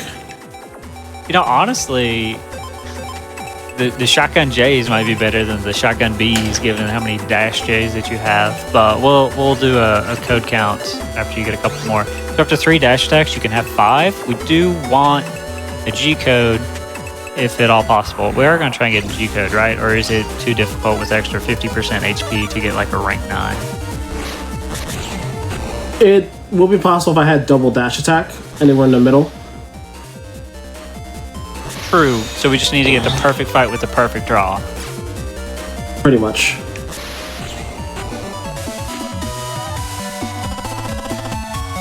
Just always get lucky, right? Oh, yeah. I always forget that strat. Dash B. The strat I go with, it never works for me, but it's the strat I go with. I mean, it is optimal, so very respectable. That's funny. At least we got one more dash attack, but it's B code. Honestly, B code would be better given the rest of the folders that we'd have, but it's kind of RNG, which of those you're going to get. Double white sword? Double the guard. It's unfortunate the guard doesn't really work here. You can shield fishies in 3, so they make that change later. It's really funny. Yeah, you can't do it in 2. They go right through you. Sometimes they go right through dash attacks. Fishies just don't care. They'll fly through anything.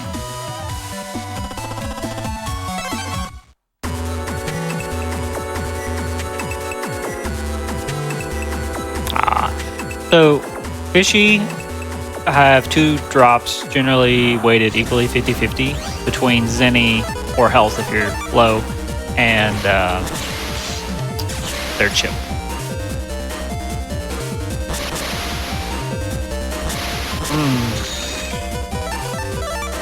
Unfortunate how that fight played out.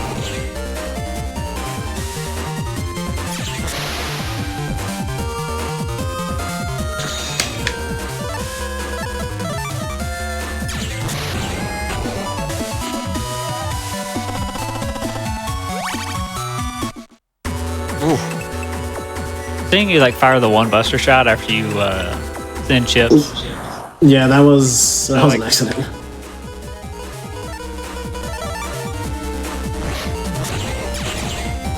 Remember, you can run. You should be able to. I think. Oh, that's right. Run from these Let me accounts. try. And since we Let me don't try. need Batara anymore, it could be that hard mode has changed the thresholds, but I think 160. Hopefully, that's enough. It's not. This one Metor keeping me here. Yeah. Yeah, because the only other HP memory, we'd have to buy it, so we can't really get that yet. All right, let's just do the B license then after your next fight. Yeah. So you need to talk to Yai's door, and Mel's in the classroom. She's studying like a good student, Lan. I know it's summer vacation, but you have homework. Oh, you could do the frame perfect double hit with the sword, which in hard mode just means that you're going to take damage. Yeah.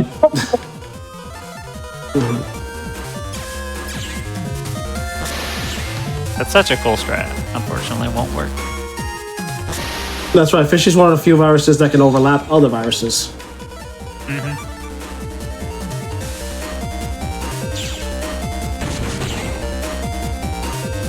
So this is Gutsman. I think it's the first time we've used it.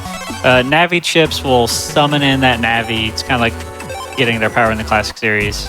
And they will do their signature attack to help you. In Gutsman's case, he'll send shockwaves down each row, cracking the tile and doing the damage as it goes. So that's pretty useful for broad AoE damage early on because you don't have much of that.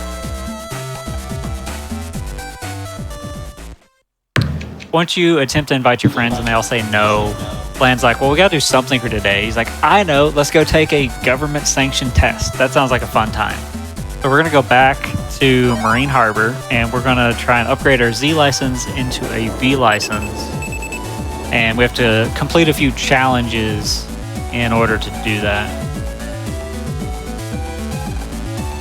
Oh, wow.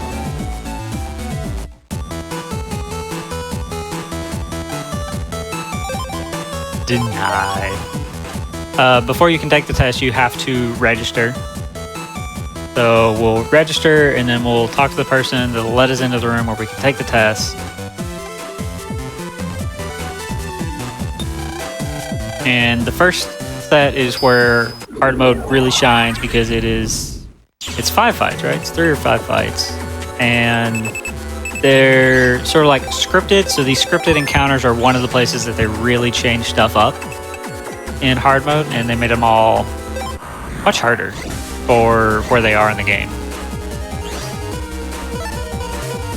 You don't heal between fights, and viruses do 50% more damage. So, Matar 2 is similar to Matar 1, except when they're not attacking, they hide under their helmet and are thus invulnerable.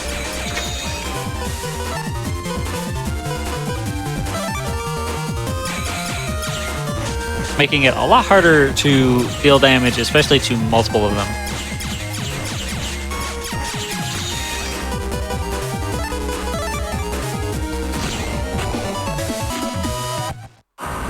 Oof.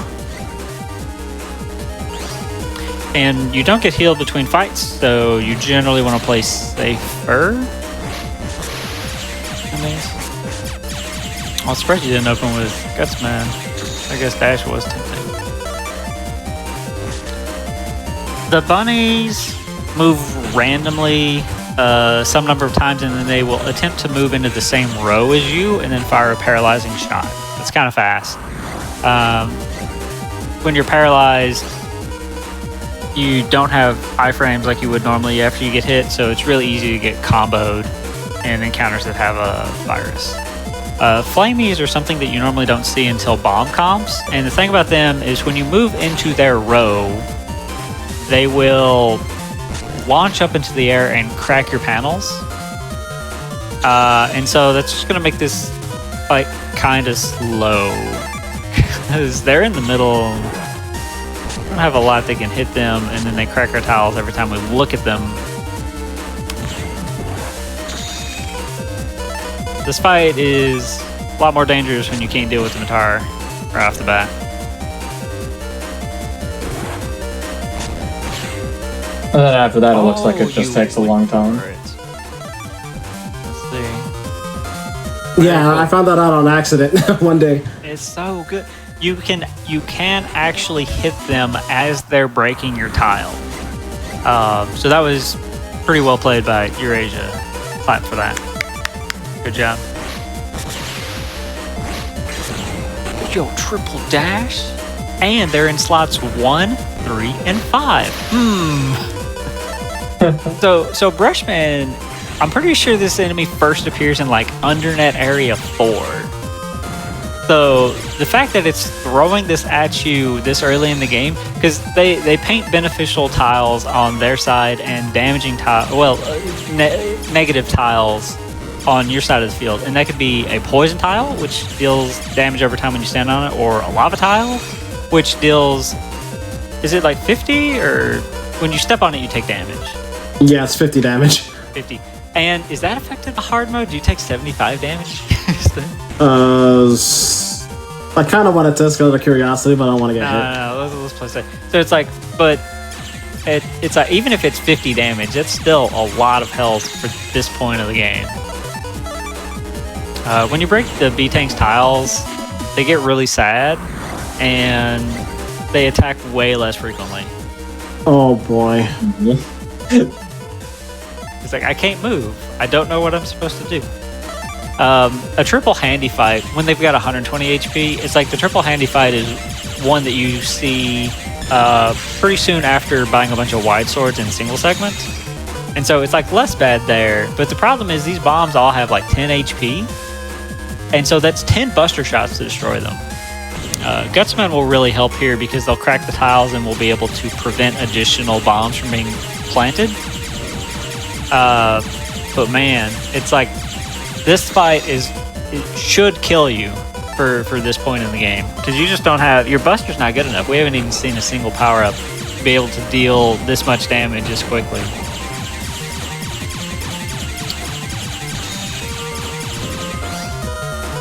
Okay, getting it down to 1 is management.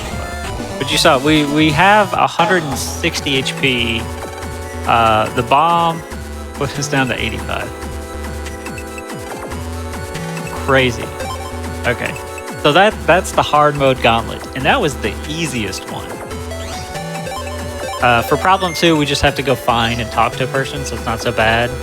How much Zenny do you have? 2,330. There's the square shop that has wide swords, but there's also, you can buy attack plus 10. So I think on your way to go talk to this guy, pick up some attack plus 10s and anything else that you find valuable. I'm going through the bottom warp, right? Yeah. So squares in this game, squares only, well, no, they're in 3 as well, but like this literal square with 4 warps is kind of a unique thing with being 2. And so you can use it as a shortcut to get to a bunch of different places. And the bottom one puts us on a path that goes towards Koto area. It's currently blocked off, so we can't actually go all of the way there. Can you run from anything? I wonder. Because I know we can sneak run here, but... Let me see. The flappy enemy, the first one's not too bad. He'll jump a time or 2 and then land on your side for a bunch of damage and crack the tiles. Yeah, it's crazy. So it's like the run threshold seems to have also been increased by like 50%. But the sneak run was not affected.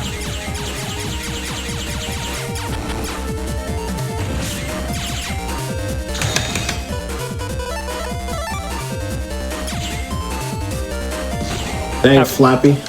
It's like Quake is a good ship, so would be nice to get one. But probably not going to be a good code for flow. So for this first shop, what does he have? I know attack plus 10. That's probably the only thing we're going to buy, but... Buy him out? Red or O as well. Yeah, get 3 attack plus 10. And that's probably it. Do you want to go for H burst? Probably not, right? H burst is the one with 3, right? Or is it all 5 of them? It's 3, any 3. But it's like, do you want to? Because you'd need spreader like OPQ. I don't know where you'd get all the pieces. Actually. Yeah. For now, let's forego it. Yeah, you've got 1,600. So when you go back to the square for the next gauntlet, go ahead and buy 2 more wide swords, and then I think we'll have a pretty good folder. Good enough, anyway. Yeah, it'll deal with a lot of those nonsense. Yeah, we basically need to improve our folder flow some, because especially in those license fights, being able to only use one offensive chip at a time would be pretty limiting. But if you could take two, well, if you could take like 3 or 4, can be good. All right, walk prog. Yeah. So, the fastest thing is you jack out, and then on the way through the square, go ahead and pick up those 2 wide swords, and then we've got 1 fixed fight to go do. And then another, and then we got to deliver the walk prog, and then we can do another gauntlet. Yep. So after you get the wide swords, edit your folder and sort your folder and pack by code and see if there's any improvements that you can make. I think like J code, B code, L code are probably what you want to go for. You could leave the escape in for, well actually go ahead and, well no, leave the escape in for now. We'll take it out once you get to bomb comps because you can sneak run there. The recap chip probably isn't helping you. Yeah. Oh, well, recap 10 star. Never mind, that's fine. But like, because we got 3 attack plus 10s, 2 wide sword Ls. The B coded dash is the one. All right. I'll give it the sword. Symes is cheering you on, by the way. Oh, thanks, Symes. Thank you very much. We try my best here. I'll put mini bomb star. Yeah, this is really good.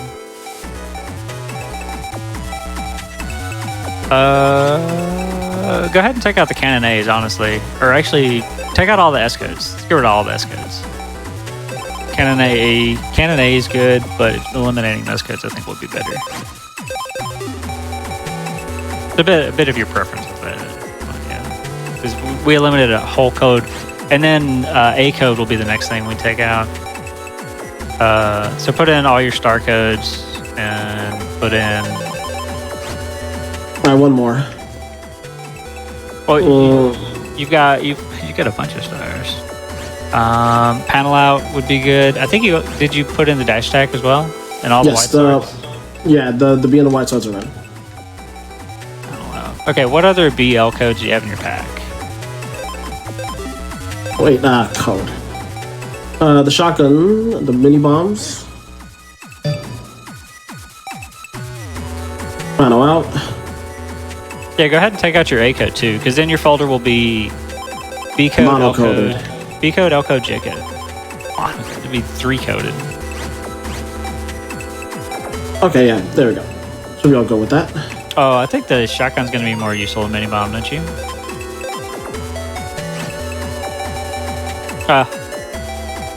There's folder building is a very personal thing, so it's kind of like whatever you're like most comfortable with using chipwise.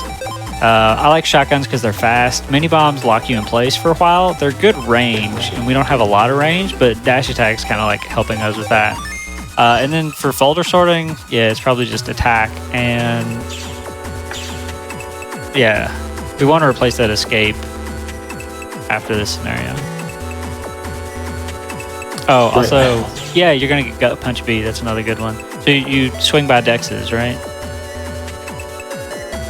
Yes, I'm over here.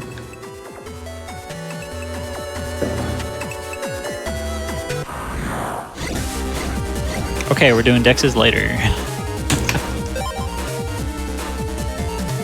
Okay, there we go.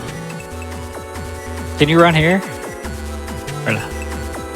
Yes, okay. An area we can run from. In area 1 and 2. So there's a fixed fight coming up. In any percent, it's 3 B tanks. Wow, he's going in saveless. Well, this one's not changed that much. It's got a hard head in it. This guy's got a hard head, man. Yep. There's not too much in 2 that does breaking. Super rare in 1. Not bad though. You can pick up the GMD after the fight as well. Maybe score some more free Zenny. And then go to dexes. Yes. I got a shockwave.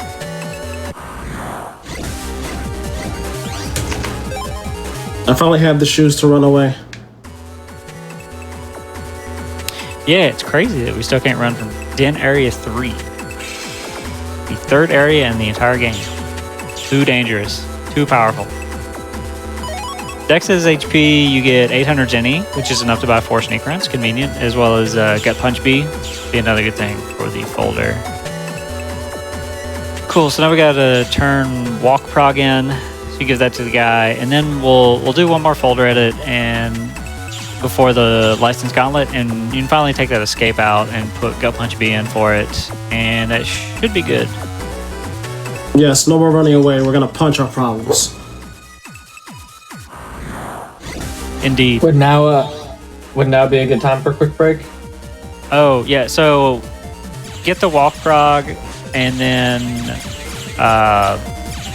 we'll turn in the Walk Prog, we'll take a break there, and then when we come back, we can do the license fight. Works for me. You still can't run from these. So, terrifying Bunny and Matar. Yeah, that. Oh, you did get comboed. It was a nice guard. I love guard. Wait, Guard? do you have Cold Punch? No, it's not this guy. I forgot. Yeah, who sells Cold Punch? That's like a new thing for me. It's gotta be Yumland, right? Oh yeah, it is that far in. So, we're not gonna see that for a while.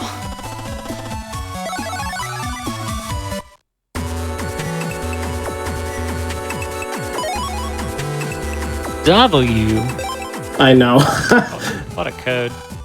Like, I want to say it is a big W, but Not with that flow.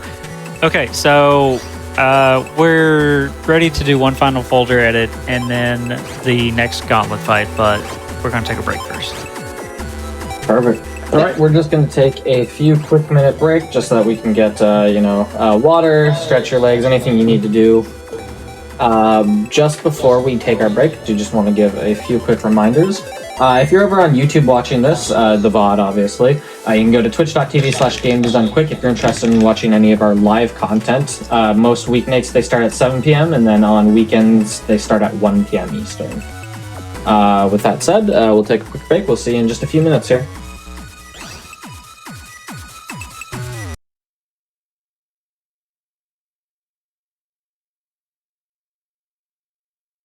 Battle Network 2 20th anniversary celebration.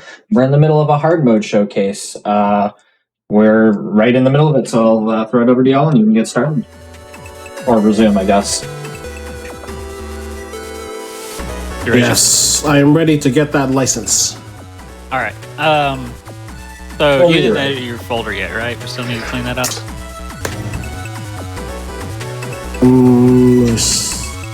Do you have escape in the folder? Okay, so that's a I problem. should be good to go. I did save. Did you clean up the folder, like the escape chip? Pretty sure I did before we. Yes, I did. Okay, cool.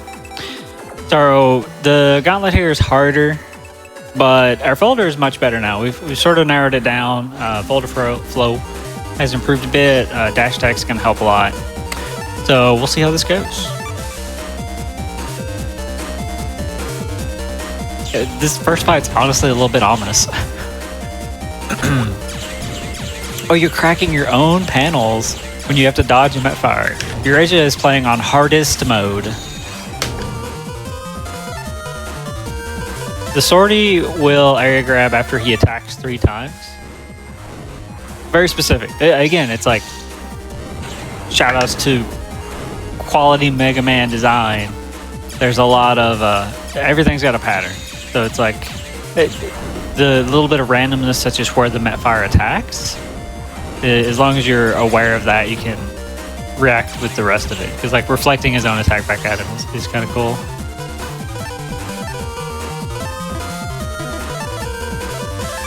It's just a shame that our Buster does 1 damage. It's okay. It's okay. It's fine. Oh. So Metfires will never move into your row. I think even if that's their only choice. So it's like they'll move between the same row or between the 2 rows that you're not in. Go for it. Rats? on ice. So ratties move, they teleport rather than move, so they're not going to slide around. And then after a while, they're going to attack. The projectiles move forward, and then they'll turn one time to try and hit you. The thing with Battle Network 2, look at that folder full, taking 5 chips. I'm so happy. The thing with rats in 2, and so we probably want to just like pop them with Gutsman here, is that normally when you get a rat low health, like half or less, I don't know, they get angry, they move faster, they attack faster. Rats in 2 have what's called panic mode. And so they will just go berserk. And it is terrifying. Well, it started with weird.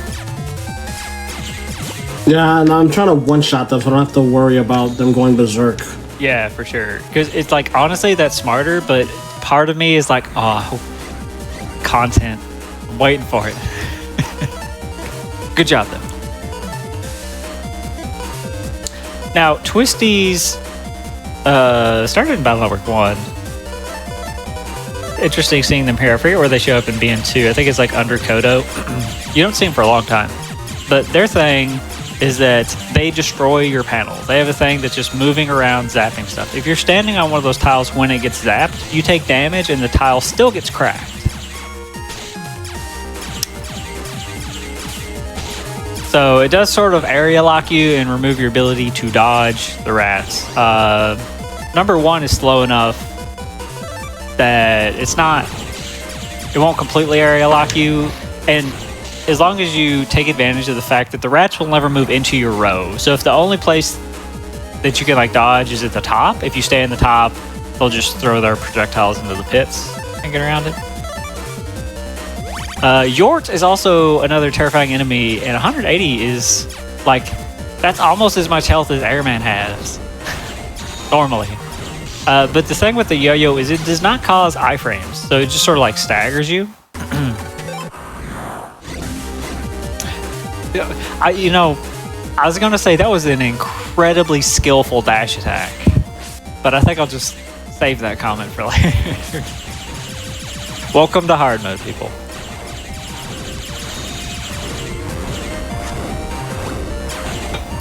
Oh boy. The yo-yo does not give you iframes, so it's like you can walk out of that attack into lava and die.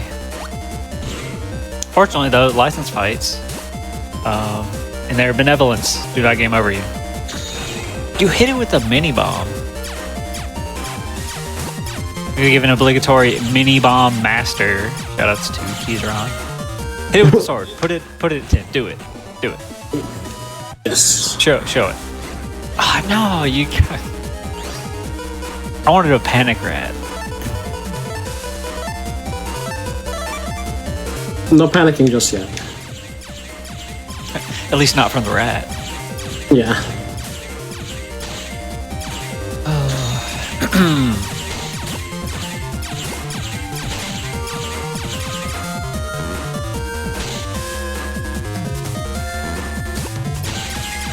Does guard protect you from the lightning?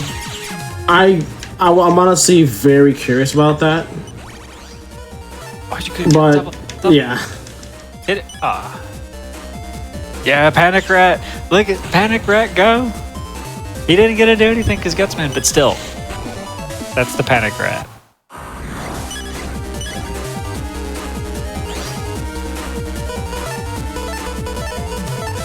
$20 HP. This is fine, right? This is the 4th battle as well. There is a fight after this.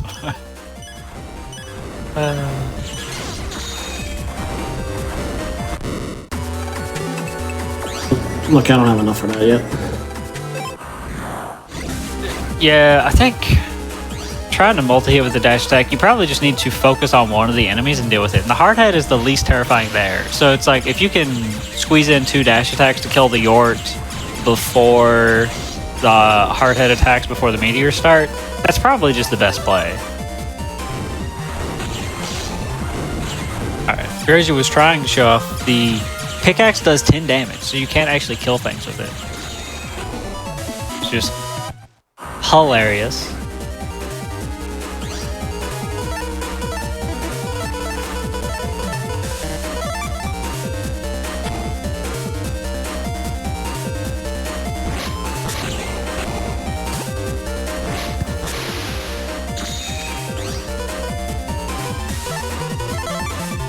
Dash attack on ice. This sounds like a Broadway musical. Rats on Ice sounds like a musical that I do not want to see.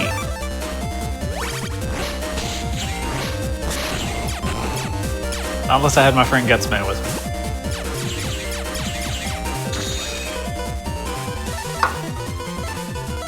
That's funny. They're on the top, they can't hit you. Guiding the project. Yo, nice swords? Swords? We're gonna see a panic rat? Not this time. Saving your HP. It's like this gauntlet is dangerous or something. Alright, fight 4. 2 dash attacks. Okay, yeah, just kill the Yord. Just kill the Yord.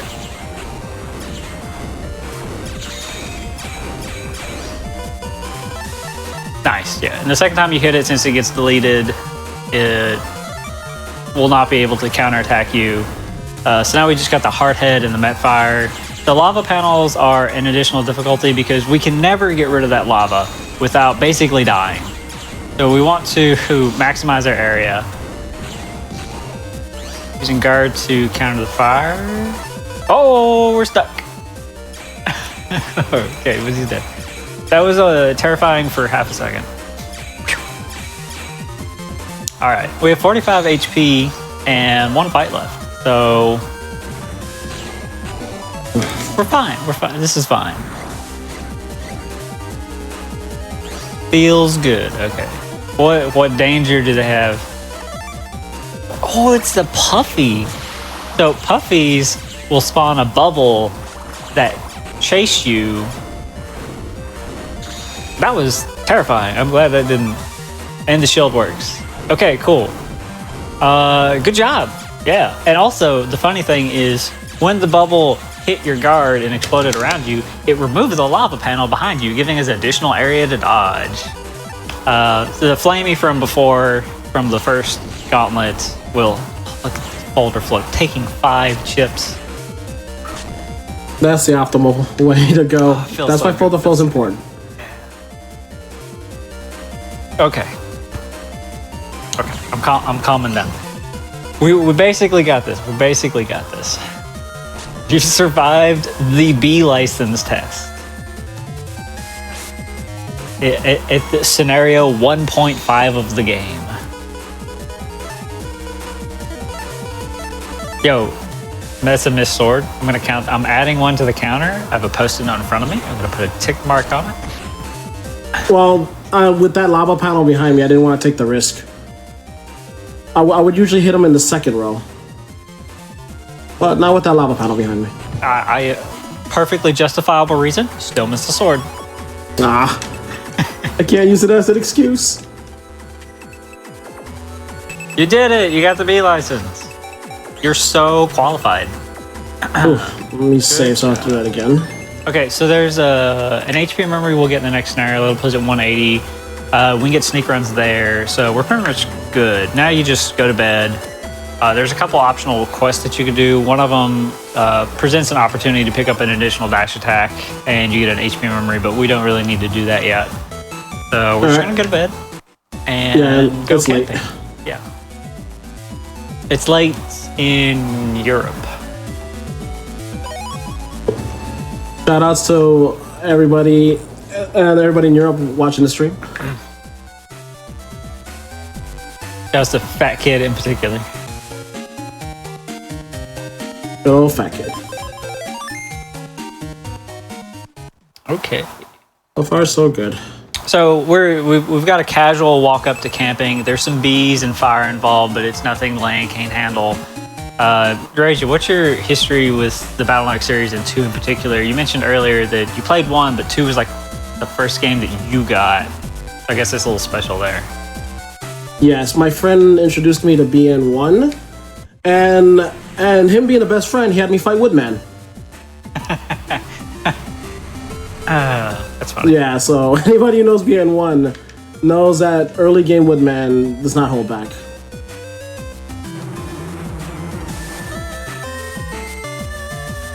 There's also shout outs to our friends in Estonia specifically.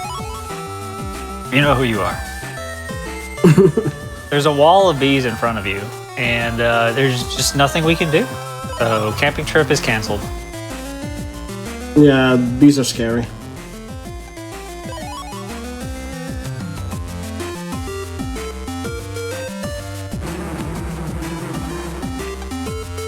Oh, I'll watch be the smart. cutscene? Did you watch it?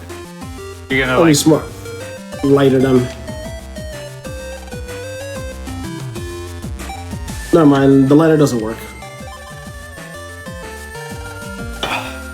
Oh, wait. What a party pooper. These don't work! Yeah, the good old Battle Network humor.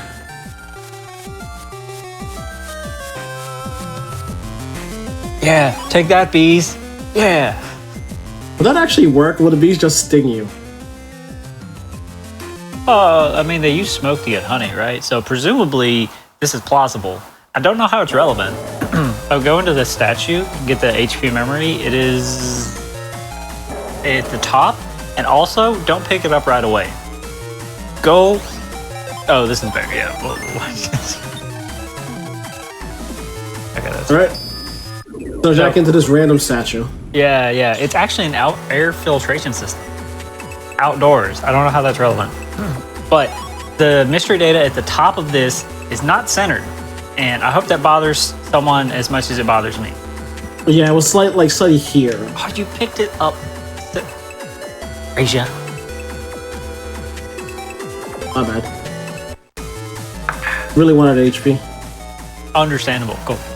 Carry on. So now we have to pick up a pair of binoculars in order to land to inspect the bear and realize that it has a jack-in port and therefore must not be real.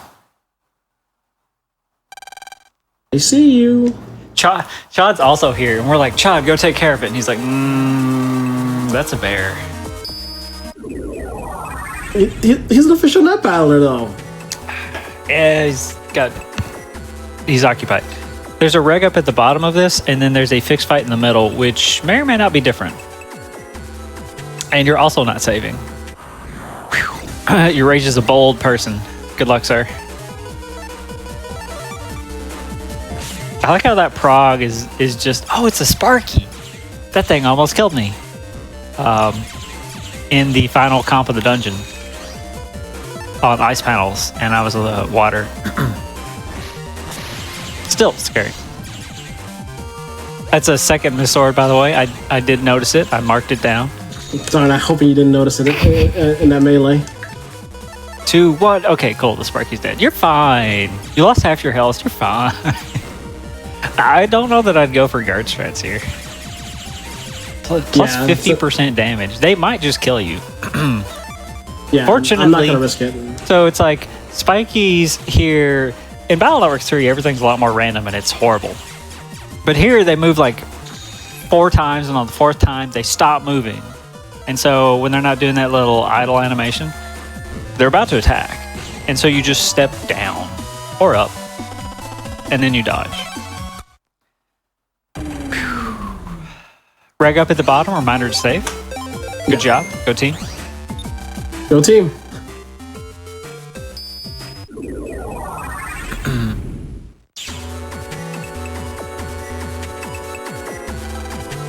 This one's centered at least.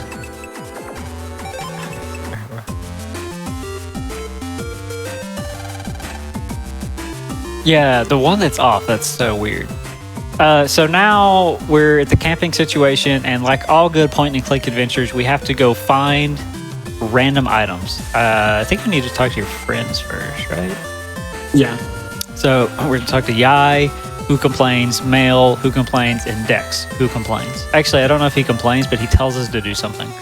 And then we're going to go talk to an old guy, Grandpa Humph Humph, and he's going to chop some wood for us. We're going to talk to a scientist who gives us a free battle chip. We talked to some dude who catches a fish with his bare hands without moving. Figuratively bare hands. The bear still has his hands from earlier. Unrelated. And then we're going to talk to a nice lady who gives us a knife. The scientist is on the far left, by the way. Yeah. Cool. Okay. And yeah, this is just a normal day in Battle Network's Electopia. Talk to the girl standing next to the thermos. It's very amusing.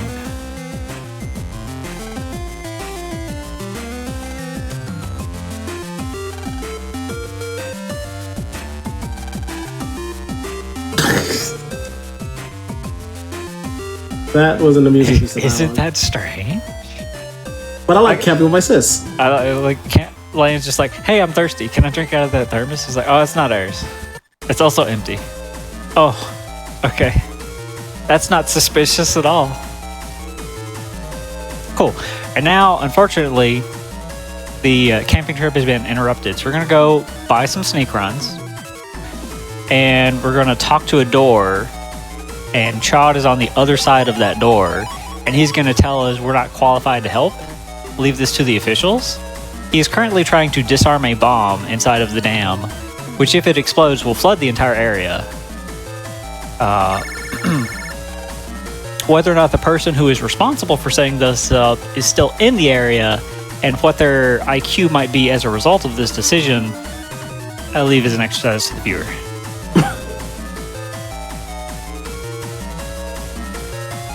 Oh, wait. Did you get the snake runs? Yes, I bought 4 of them. Cool. And remember to save and use a sneak run at the start of every comp. And we'll be fine. So you're familiar with Minesweeper, right? You know the game works? Yes, I am. Do you have maps? How are you going to do this? Or have you memorized this? I have a good idea. Cool. Because I cannot help you here. This is all you.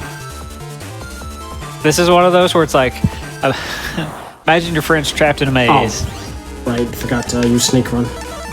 You had one set of instructions, sir. That blue mystery data contains Zenny. Do you want to... You saved, right? Well, okay, Yes. yeah, fine. Just I do the saved. fight. Just show off. I see how it is. Normally, when you can sneak around, it's a 2-turn escape, but in hard mode, that rule no longer applies. So, in this game, or in this dungeon, the gimmick here is that there are hidden explosives, and if you go the wrong way, the road will explode, and you cannot progress further down that path. And so you have to go the generally one specific way to get through it. Now, the most frustrating thing about this dungeon is that if you go the correct way and don't blow the road up and then accidentally backtrack, it will explode after you have walked over the explosion, trapping you on the wrong side and forcing you to walk all the way back around. I'm not bitter. Yeah, that happened to me once when I first played the game. Yeah, like I had to go all the way around because of that. Yeah. And then trying to help someone through this section is like, go left. No, your other left. No, Mega Man's left. No, okay, turn the SP upside down. Now go left.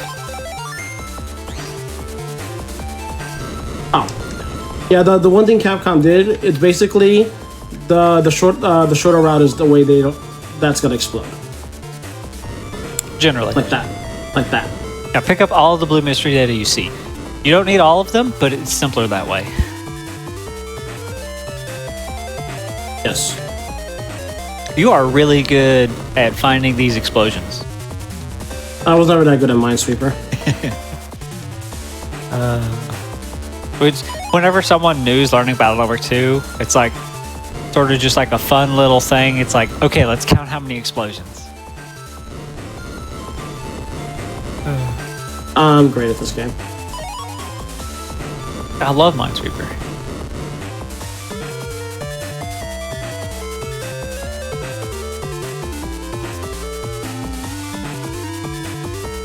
Yo, that sneak run is lasting for a while. Good thing, too. But, I mean, you went the right way. As long as you don't backtrack anywhere. So there are 4 detonators. We stopped 2 of them. There are 4 detonators, and we have 4 sneak runs. How perfect is that? The third one is hidden behind this waterfall. Weird, right? Each area gets progressively more complex with back and forth than additional areas. Not too bad. This one, the blue mystery data, we're going to get a panel grab L, which could work nicely with Wide Sword L.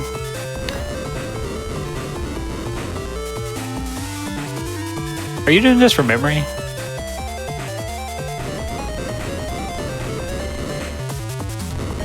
Is that a yes?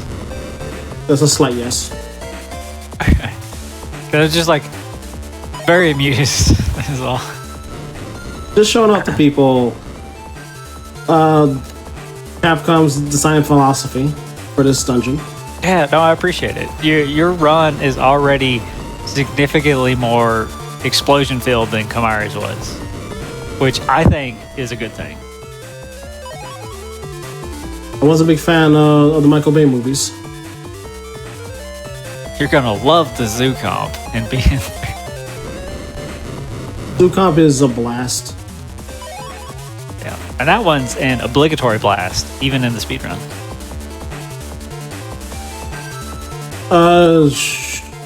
Should I be wrecking anything? Okay, you backtrack. We'll take a look and see. Like maybe, probably, like TAC plus 10, but I don't know. Whatever you feel like.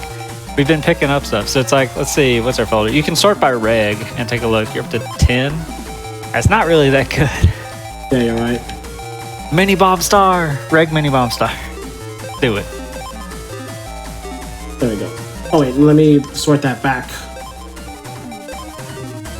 So Battle Network 2 introduced the regular system or the default ship, and basically at the start of the fight, it will take that ship that you have selected and put it into the very first slot of your draw. You can pick a chip to always start with. That was demonstrated in the previous run where Komari gets suspicious. That's so funny. That's This is sus. Speedy Dave. He brags about his IQ temporarily. Cool. Continues.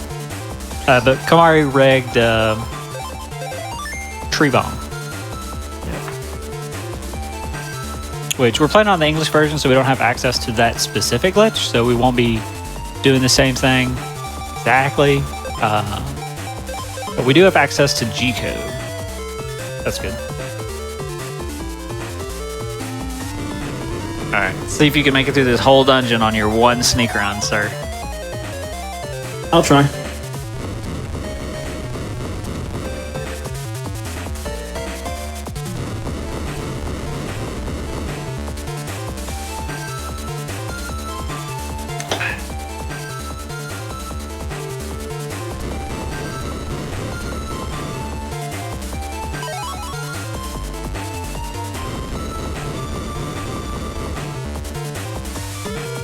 Power up! That's our first one. And that's going to charge, right? Yeah.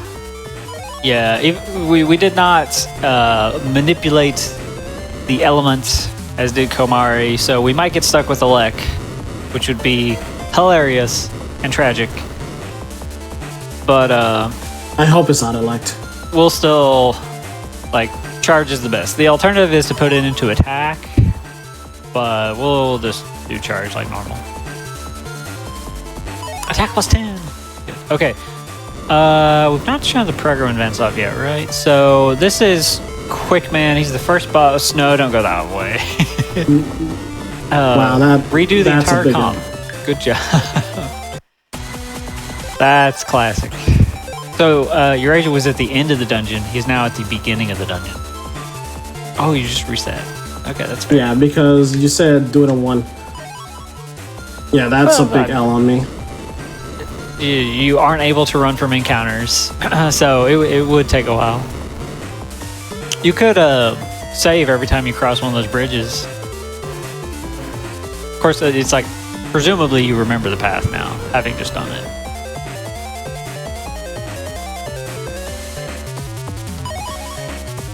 As we re-explode all of the same explosions.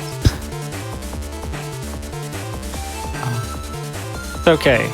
Really, what's happening here is Eurasia is just letting us listen to the theme for longer.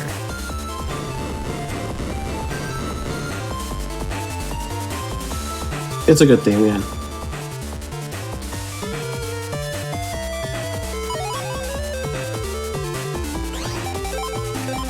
Did you get the attack plus 10? I don't think our folder is really worth editing yet. So we're coming up on the second boss, Quickman. And normally he's got 400 HP. Yeah, that was. That.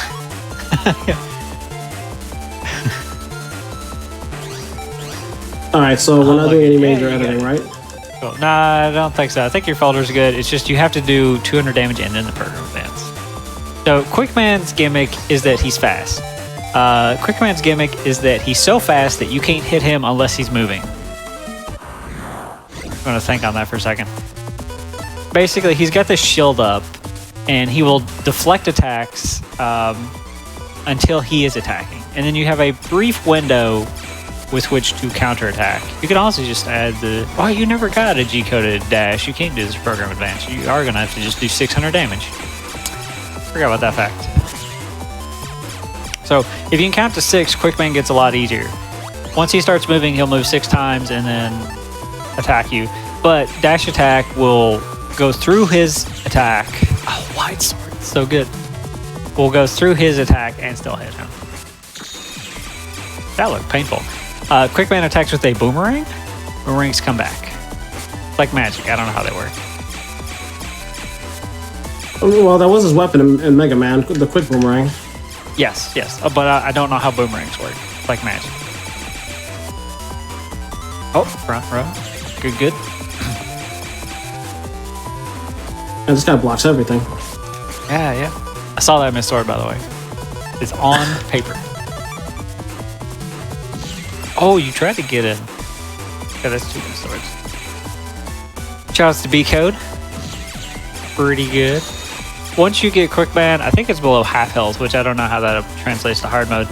The lower his health is, the more consecutive attacks that he will do, although I think it is still random. So he might like do a quick 1-2, which is particularly annoying if you're going to try him with dash attack, but you can still time it right. So he's only got 140 HP left.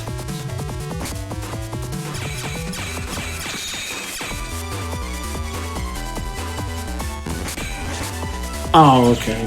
Oh, were you expecting the 2? I think it's random. So just like front row guard, and then, yeah. If he doesn't attack in the back, they should still hit.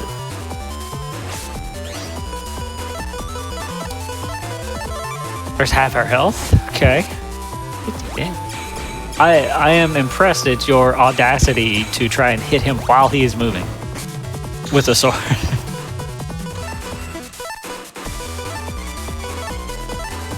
Good dodge. Good job. 97. Oh, if you killed him with a pickaxe, that'd be so funny. Oh my gosh, imagine. Good, good. Lovely.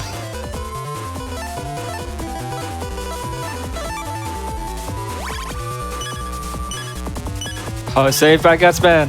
Good. What? Why did you recome? He does 50 damage. I don't think that's gonna help.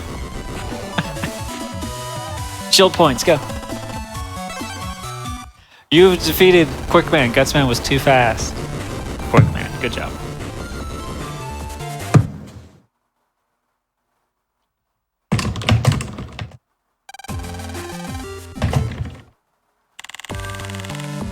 Survived 2 scenarios. So far, so good. Yeah. So now Land gets a balloon from Yumland. I don't know how that works out. And we're going to go to Yumland, but we don't have permission to use the internet, so we have to go get permission from the government. Oh yeah, we gotta head straight there. Yeah. I mean, either works. But yeah, go to Marine Harbor. It's a little shorter. Try to access Yumland. Get the notification to take the test, and then we take another test. So we're coming up on the A license. So we get the B license, now we're going to go get the A license.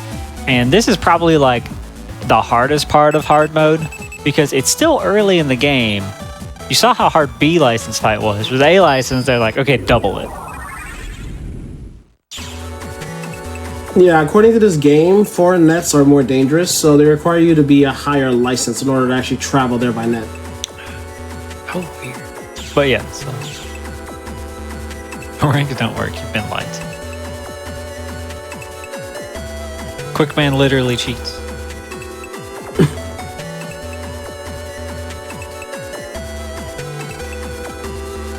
Oh, there's a bug frag here. Up at the top next to the tree, under the hidden path. If you want to grab it.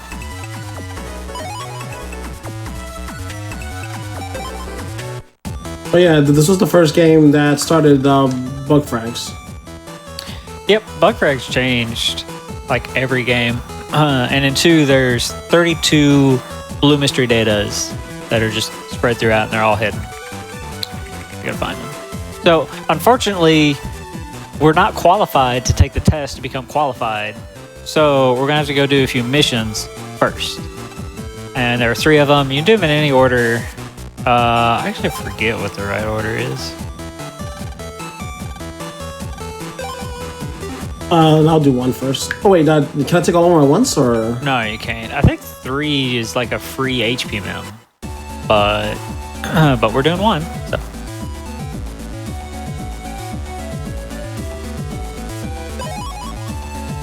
Yeah, because 1 is ACDC Town, hunt down the virus natties. And then 2 is the coffee machine is broken. So that one's like super urgent. Coffee machine broken in government complex. So let's get Gutsman V2 first, right? Oh, V2? Yeah, sure. So you don't have to, but we're gonna fight Gutsman again. And get the V2 chip, which is pretty good. I know This time it's a Gutsman actually starts friendly doing fight. I'm damage. surprised You didn't save before fighting a boss, Natty. 750 HP. Yeah. And then, do you want to go back to the doghouse after you get Gutsman V2 and like get some G-coded dash attacks? Because probably get a good rank now. Yes. You hit him with a mini bomb. Mini bomb master. Oh, I love you did mini take bomb. the 3 B codes. You hurt my heart, Eurasia. I'm gonna fix your folder after this.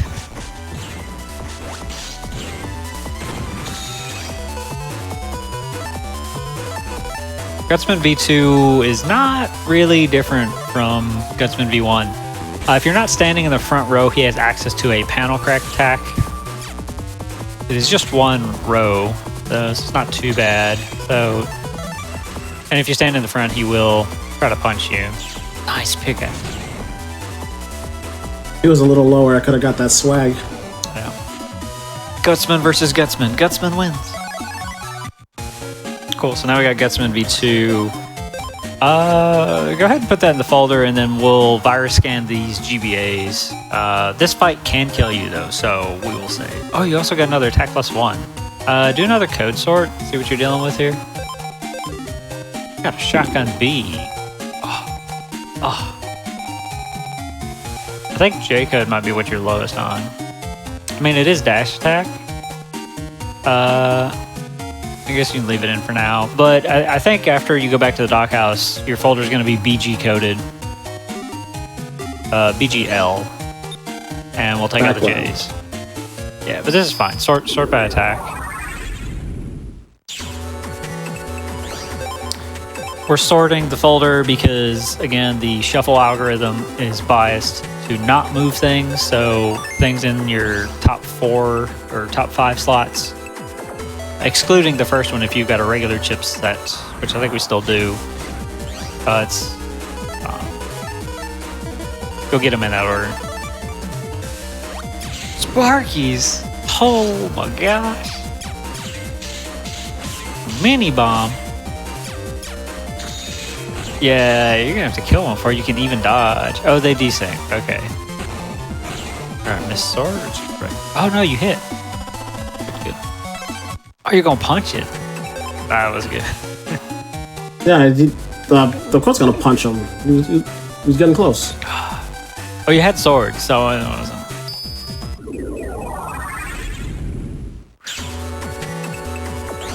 All right. There's a thing at the left, a thing at the bottom right, and then the dudes at the top. I'm sure that made perfect sense.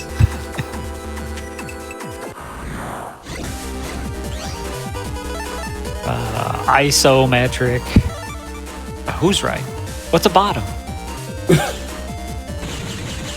200 HP. Yeah, you probably can't run from this. You got the double gutsman. You're just gonna trap the spiky behind two 400 HP rocks. We're gonna be here a while. It is a V spread spiky. So he's just gonna hit one rock instead of two. Yeah, dash attack can go through rocks. No, they can't. Nope. Okay, there you go. I forgot if Condor can in Battle Network 3. Rocks? I don't think so. I don't know.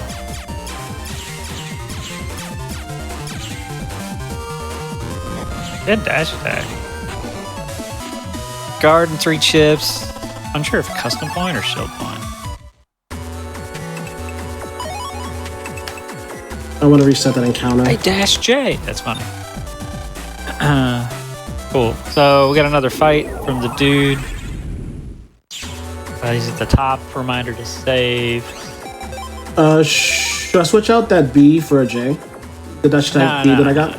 Just do the fight, and then go to the doghouse and let's get some B code, J AGs? code, dash. Yeah. Or B. So there are 3 of these guys. The third one is the hardest normally, but in hard mode, I don't know. Ripple sortie, and they attack faster. 3. Okay, body block the area grab.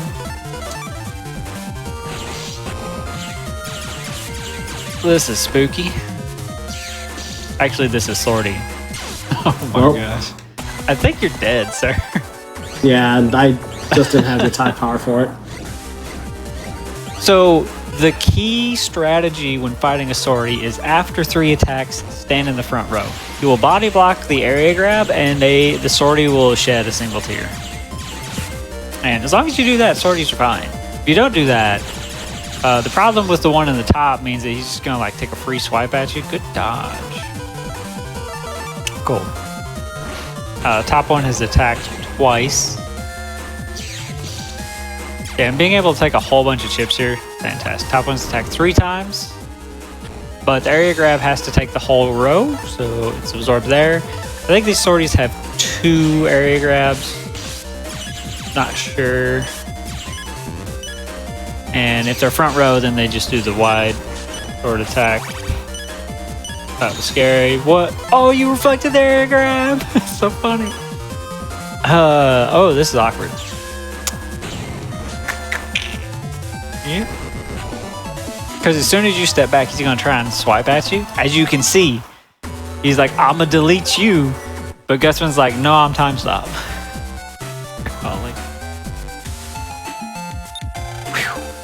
The thing about these viruses, they're oh wait, I forgot if it's here or the phone. I mean, it's here, but also doghouse, but also you're the runner, so I'm just here to backseat. I appreciate your help.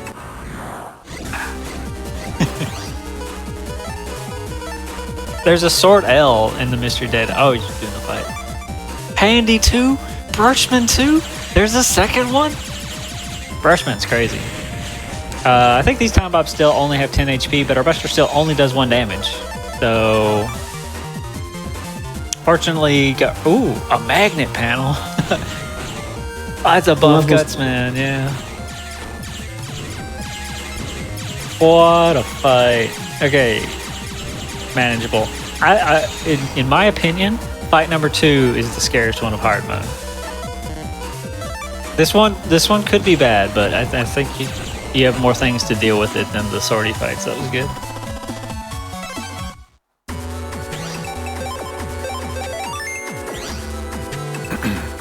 Whoa. Good job. Cool. Now we can go to the doghouse. I grabbed that sword out just in case. Cool. Longsword L we get when we go to Kodo area, at which point we'd have access to longsword. I'm not sure what to take out. Well, nothing yet. But Nothing yet. the sword L by itself is not good. The wide sword is good. But you're going to go to the doghouse, and you probably don't want to reg mini bomb. You probably just want to reg nothing, and hope that you draw dash attacks.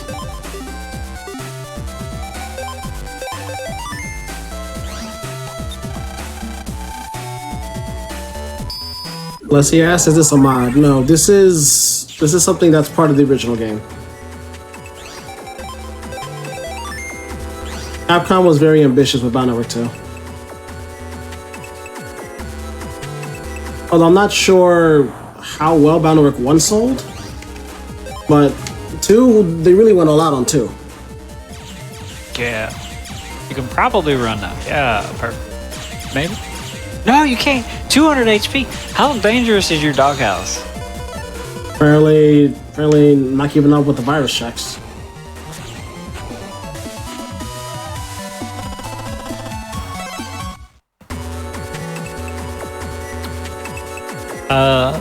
So for hard mode, the main reason you do it, because network is disabled, is that when you beat hard mode, you get on both of your files the sanctuary battle. Damn. You're just going 2-turn run. I guess depending on your draw, that's probably the best bet. Yeah, I'm gonna try it. I'm gonna try a 2-turn run.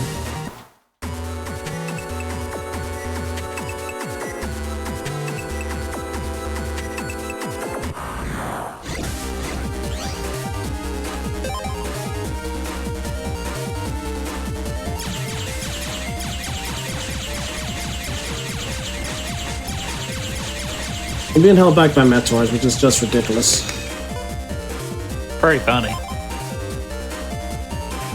I haven't seen a single fish though.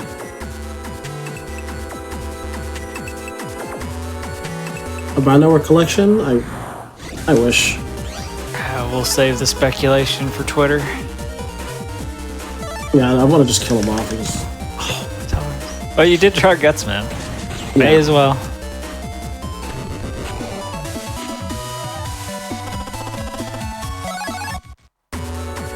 Honestly, getting both Gutsman would probably be the best draw. It's time stop, and that's actually just enough damage to kill them both. Yeah. Yep, be good. Fishy.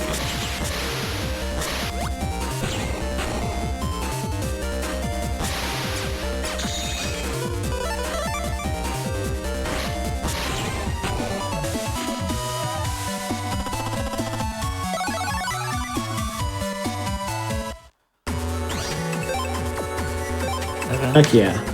G code, cool. So we got one. That's good. If you take out all the J's, what do you got? Let me see. Yeah, it's just a dash attacks. Yeah, what can you replace them with? Because you got a dash G. Do you have any more dash B's or GL codes? Because you can put the sword in. You have a star-coded chip. I don't know what it is. Attack plus 10. Yeah. I already have 5. Oh, you got I believe. Bubbler G. You have 5 Yeah. attack plus 10? Yes. Okay. Well, take out the dash J's. Put in the dash G. And put in the Bubbler G. And then whatever else. Probably something B-coded. You got Sword L, but it's not that good by itself. I'll put Shotgun B. Shotgun B's a good chip. Cool. And then sort by attack again.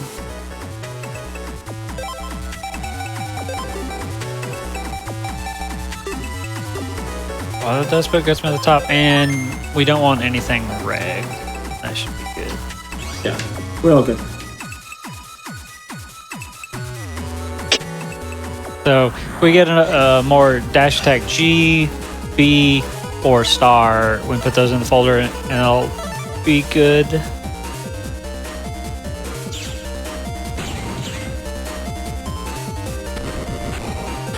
I guess when you get a situation like that, you could do turn 2 Gutsman for the double kill for a higher rank.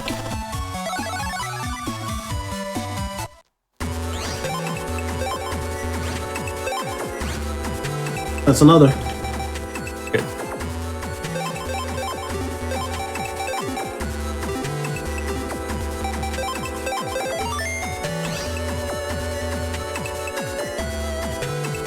Looks like I'll get, yeah, that's true. G is the better code, so it's a higher rank reward.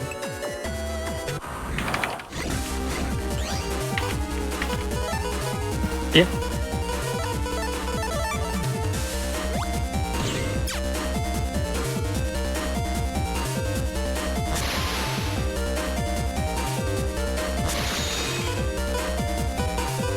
You can try and guard the cannon shot for multi-hit on the fishy.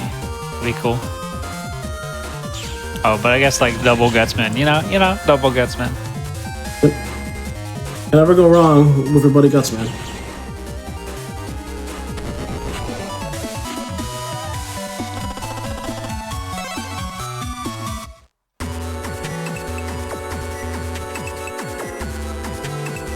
So of course, friendship only works so far. Maybe do like 2 more fights, see if you get it.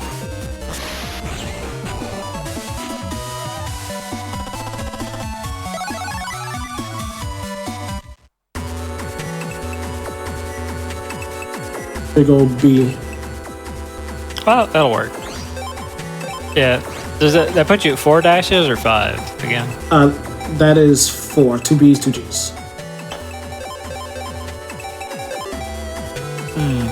Okay. I'd probably take out what, mini bomb? I think. Yes. Cool. I'm satisfied with that if you are. Yeah. That should be good to go. Cool.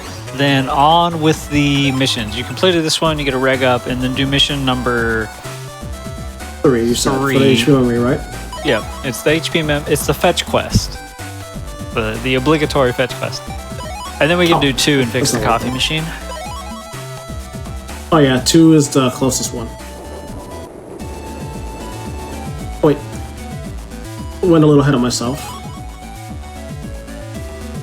Forgot to get my reward. Oh, yeah. Okay, good. Oh wait, I did. Nerves. Yeah, we good. Better to be sure. It's always awkward to go to turn something in when you don't have it. Yeah. 3.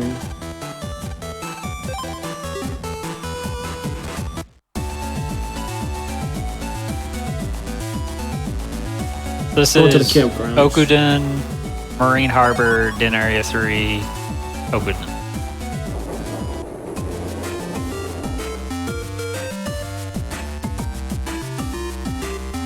The program is by the entrance to Yumland, correct?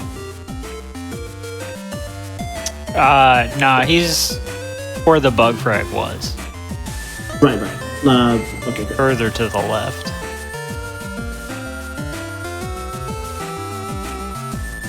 Wait.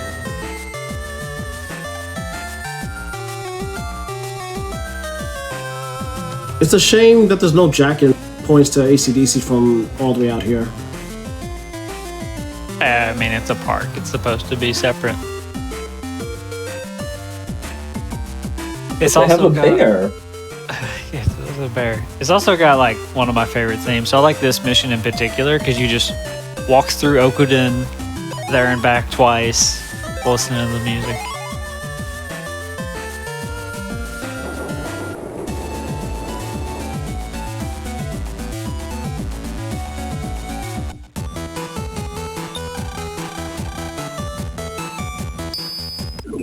You know, I'm actually sort of wondering how you know everyone is talking about a Bound Hour connection.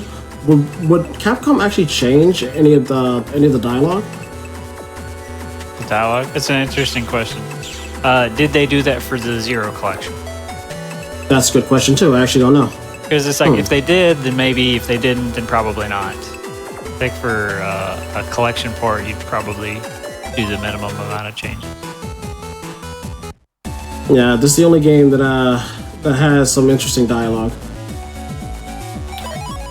Yeah, 2's was edgy, and then 4's was done by a different company. So it's like you could see them changing. I wonder, like, if the ESRB were to re-rate the game. Probably not, but Prof said that they did indeed change something for the Zero collection. Oh, on DS. it's funny. But so it's plausible.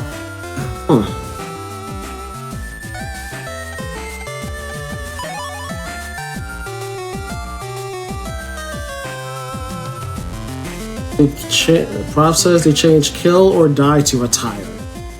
Oh. Then yeah, I can For see retire the animals. I think this game is closer to the original translation, which is why it's a little edgy compared to the other localizations. Maybe. Guess I don't know how angsty Lane is in Japanese. So mission 2, you gotta go fix the coffee machine, and it involves another fixed fight. In the regular game, it was the 3 ghosts that you could use dash attack to kind of like bait around. But I don't know what's gonna be here. So you go to, where's it? You start Nokuden? I think you start Nokuden and then you go to the coffee machine, right? Oh, let me double check that. Went a little too. My feet are moving faster than my brain. Total square. There's a reg up in the coffee machine at the top. We'll get that before we do the fight. And I think you could reg dash attack at that point. So regging dash B is probably better because of the alliteration. But also you have more B-coded chips in your folder. You need to go to Okuden first, though. And there's no fights that we're going to do in Okuden. So whatever order. Wait, we're going to Okuden? No, Kodo. I used the wrong word. Oh, no, I got. Okay. Yeah, I have to go to Kodo Square. And yeah, I have to reg that dash attack B. I think you've got 12. Oh, I actually have 13. Oh, Perfect. okay. What? Yeah, hold on. Not. Oops, I moved the wrong chip. What are you doing? Nah, they're the. Wireless controller. Okay, we all get now. Yeah, so sometimes inputs may drop. What a convenient excuse.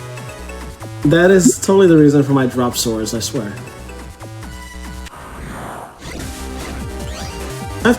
Sorry, if I can't run with 220 HP, man. Oh, is this where we get the power up, or is this later? You know the purple mystery data? We don't have it on locker, right? Yeah, no, I haven't bought one yet. Did we get one at some point? I forget how we get that. Use your power up in your sneak run.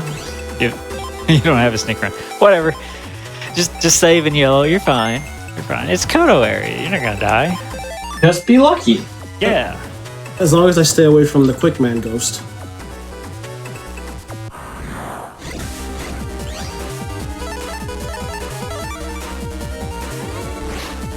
After you get out of this encounter, there's a bug frag above you.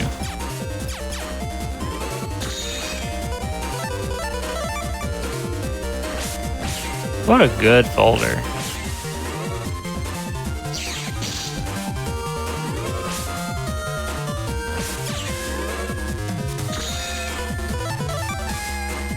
Wow, that area grab did 15 damage. Good thing that's so low it couldn't possibly kill someone. Yeah, the book frag's under this, right?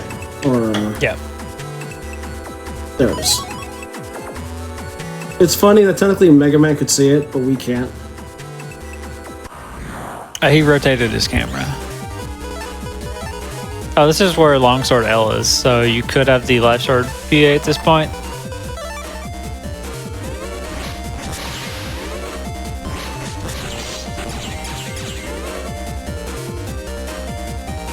Whoa. That's a slow-moving sword. He just took his time getting there. Yo, Yeah, nice, compared to two. nice 5 damage charge shot. What is this?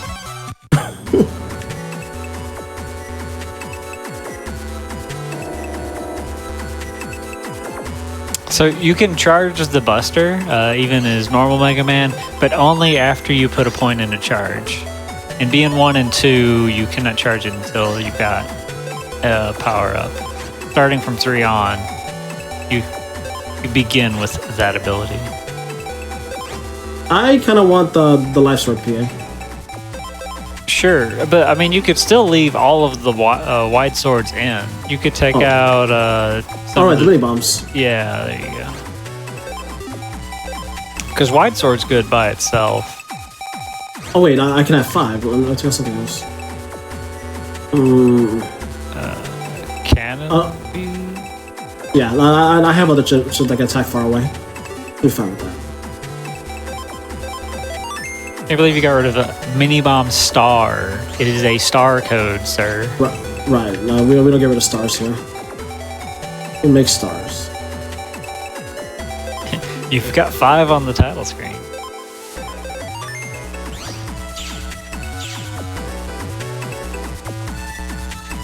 Alright, we're in Delicious Kodo boulder Square. flow.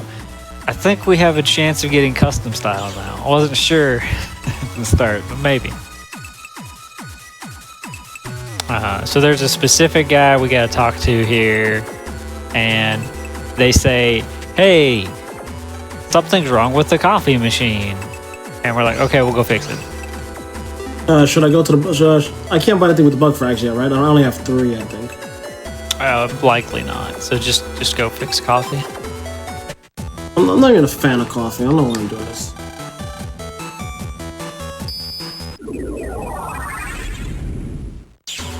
Fun fact, one of the procs says Navis can't drink coffee. That was fixed in by number 6. Oh yeah, they programmed cyber coffee.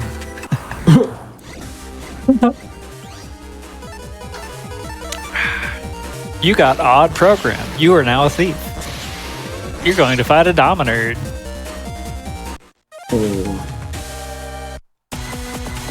Oh, he one-shot you.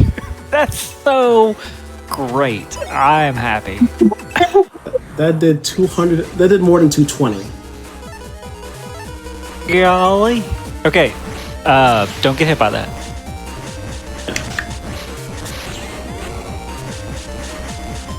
He saw you in the top row, followed you to the bottom row, and then killed you. Yeah, that's pretty gross. It's a Dominard 2. I don't know. He has to have Geddon. You're in trouble. I really hope he doesn't have Geddon. He definitely has.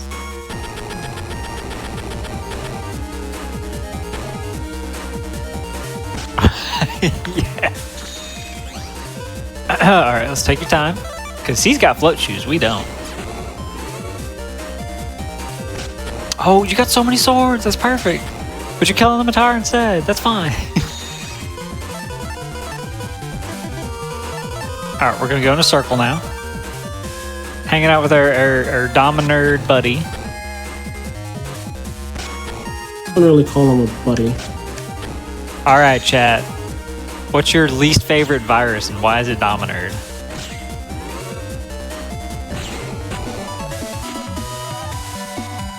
I like how you're charging.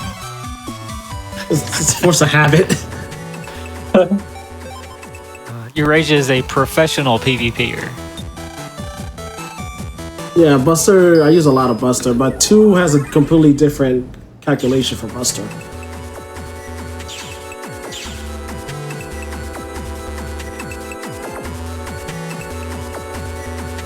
See, there you go. That shows how evil hard mode is. Give you a Dominard 2 at that point of the game. Yeah, right, because the A license fight wasn't what we were already complaining about. Well, it is Actually, a no, that government was the B test. license. We've not even got to the A license yet. Yeah, not yet. Oh yeah, I can get away. Happy. You're what? Should I buy any HP memories or anything? Probably, maybe. I don't know the shopping around here.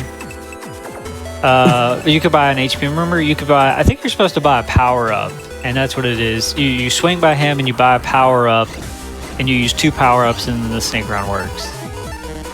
But we don't have sneak runs here because we're here for content. We've got 4 dash attacks. We don't need sneak runs. Okay, 3 dash attacks. One of them got interrupted. Those B tanks are masterful dodgers.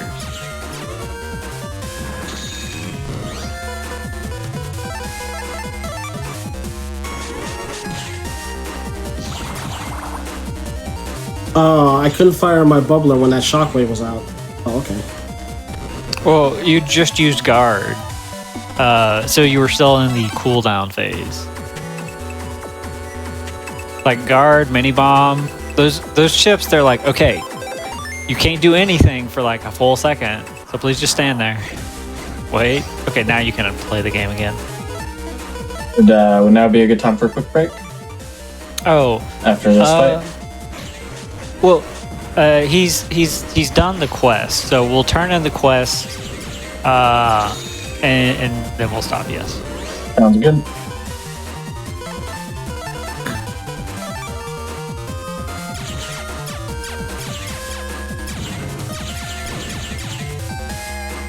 Mars is telling you to rig Recov 30. I think he's making a statement. Do we even have Recov 30? No. After the A license, you could pick up Recov 50 star. Pick a bunch of chips. Pick a bunch of chips that aren't navies. We don't want team style. Oh, Eurasia, what are you doing? It's basically a slot machine at this point. We're just gonna roll the dice, and we're gonna get Team Alec. oh God. And that'll be hilarious. That is the worst possible style Eurasia could get. Team Alec. Remember that.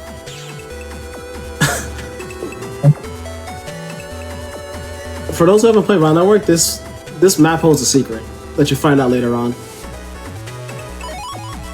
Oh, there it is.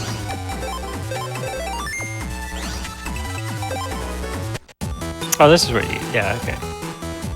Cool. Yeah, so we can stop here. We've done all of the pre-tests, so now we're qualified to take the A license, which is going to be great. I'm just gonna buy some HP memories and that power up you said. Sure, an hour later. It's up to you. Now it's good. Like, I don't believe we're buying anything else for the run. I'm sorry, Sarge. It's all good. Oh wait, we're supposed to take. Oh. Eurasia is super into this run right now. I can buy the one at the. All right. HP. Alright. We could buy 2. Wow. So we're gonna take that break, right? If you're good. Yeah. Yes. Perfect. So we're just gonna take a quick break, just so we can everybody can get up, take a stretch, take a walk, stretch, get some water. Words don't matter. Don't worry about it. Just before we go to our break, just do have a few quick reminders. SGDQ is coming up on the 26th. Price submissions are open now. You can go to gamesandquick.com for more information on that. And Fran Fatales will be having its next all-women's speedrunning event, Flame Fatales, in late August. So you can type !FF in Twitch chat. You can go to gamesandquick.com for more information on that. We're going to take a few minutes for a break, and then we'll be back here with more of the run. See you soon.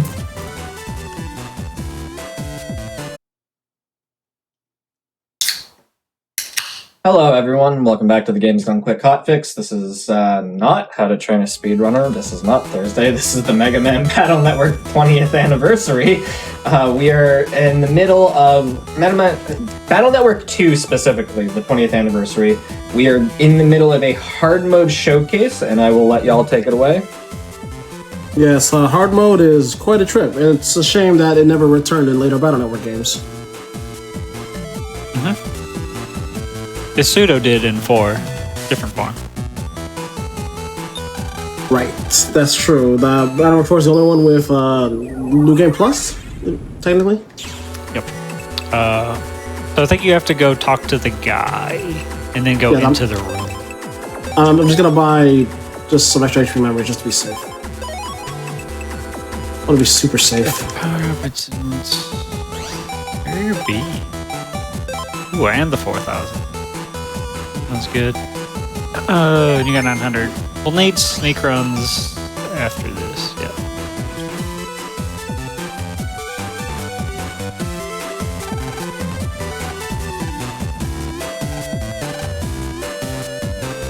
Oh yeah, fun fact about this room, you can jack in from anywhere, which is actually pretty funny. Yeah. Most objects have like a specific location or area that you need to stand in, but this entire room works. So this is the best part of hard mode. So I hope you enjoy it as much as I will. Good luck, Eurasia. Oh yeah, let me save after all that talk. I want to go through it again. Again, you're gonna first try it. What do you think? Yes, I'm gonna first try it.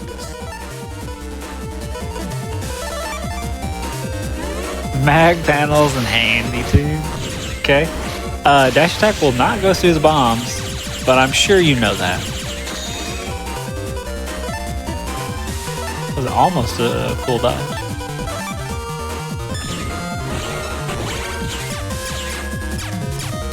Okay, that was an interesting reaction. Oh, the handy got pulled down by the mag panel, dropped a time bomb on top of a second time bomb, and ended up destroying both of them. Our charge shot does 5 damage, which will do half of the health of this time bomb. Surprised you didn't take the bubbler there. I wasn't. The mag panel would have moved me. Well, you can fire it before you get pulled off. It's like step up off of the mag panel, fire a shotgun, get pulled back down. Stuff that's slower, like sword. Gutsman's a good draw here because you can crack the front panels and not have to worry about the bombs. Died on the first fight, great start, welcome to hard mode.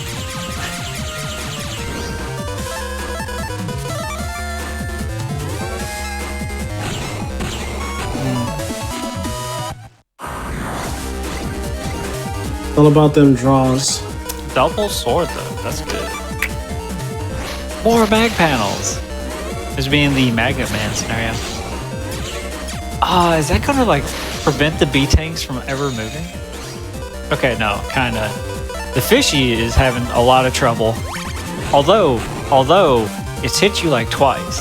So maybe this is 9,000 IQ and I just can't appreciate what's happening.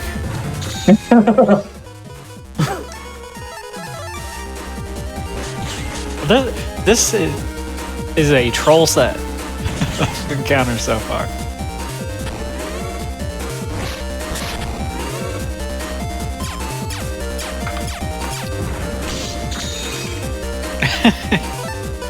Magnets, how do they work?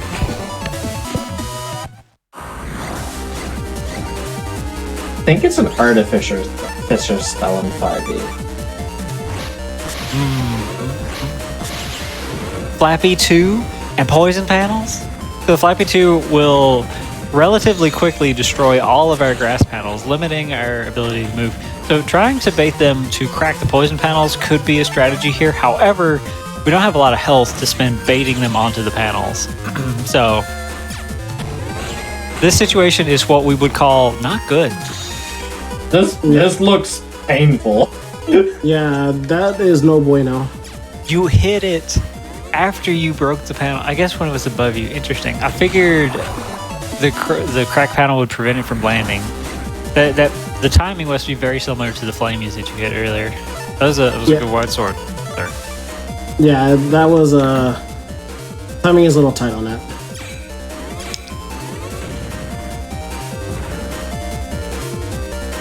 Like that. I like how the Flappy is here. Let me lower my health for you. Did you just crack all of your panels? Yeah, that was not big brain IQ. You're like, ha, Flappy, can't crack my panels if I crack them first. I love the jumping in place, like, eh.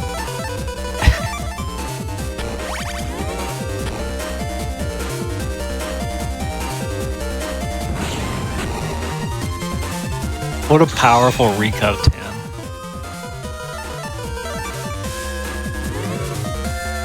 Oh no, I got hit for 100 damage. Oh, put a band-aid on it. I feel better now.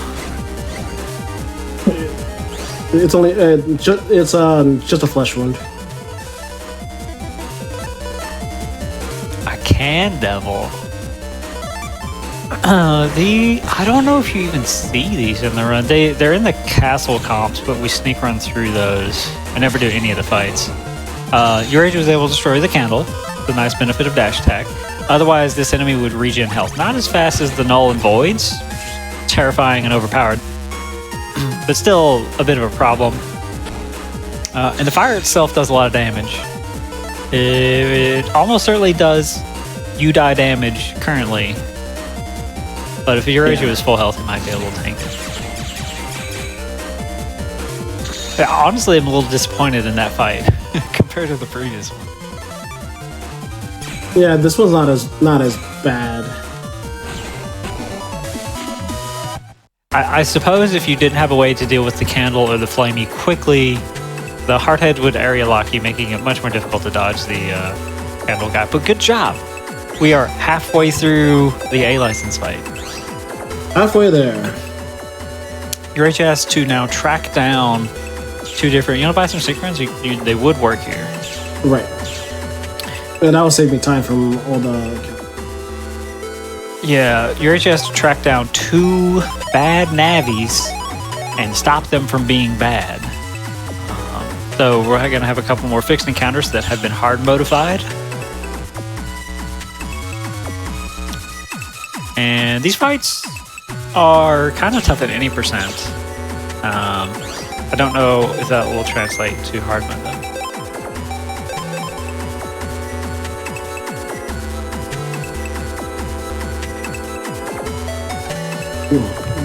What's up?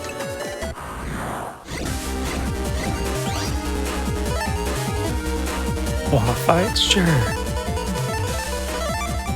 Ratty too. Flappy too. Okay, this could be bad. We'll see though. You just punch that rat and he's like, I didn't feel it. Not even angry. Oh, Gutsman. You get saved by Gutsman.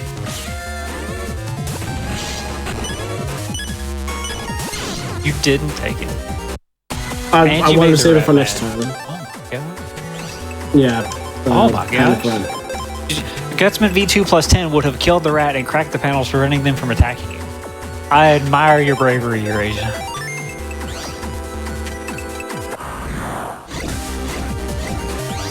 I gotta be a little less brave. Just a little. Gutsman in this fight with rats would just be like insta-pick. It's just like, oh, thank goodness, Gutsman, that you showed up. I'm so glad you're here. Wow. You got hit by both rats at the same time, more or less. And so you didn't have time to dodge from one to the other, and the shield only blocked the first hit. I didn't realize that it would be instantly consumed like that. It's kind of a... Like, oh, you made an angry rat! He's so angry! Okay, he's dead. Surprise panic rat, as I promised. Panic rat. They move... It's like everything's triple speed. I do like how in this game they added that animation of their eyes opening up. Yep. Custom sprite work for it.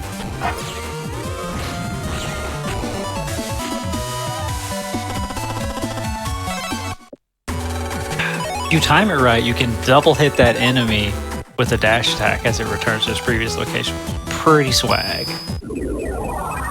One of those swag plays. Alright, the second guy's in Kotobuki area, I believe. Mm-hmm. Near where the bug frag was. And that's the older brother. as he claims. Deep lore. We're learning things today.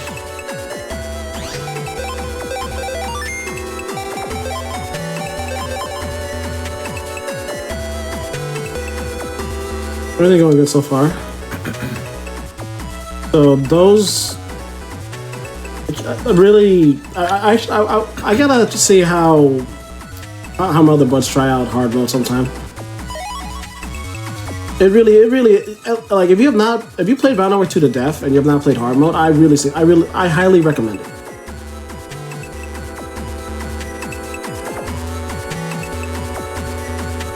I've never done it, actually. So certainly need to, because as you can see, the license fights are much harder, and so it does make you wonder what the 20 fight gauntlet in Triple S license might be. Oh, jeez. Okay, so that's enemy has 450 health and shoots a fast moving bubble. Not good. I don't think your swords are going to help. You should just add all 5 of those gems. Oh, Or 3, yeah, that's cool.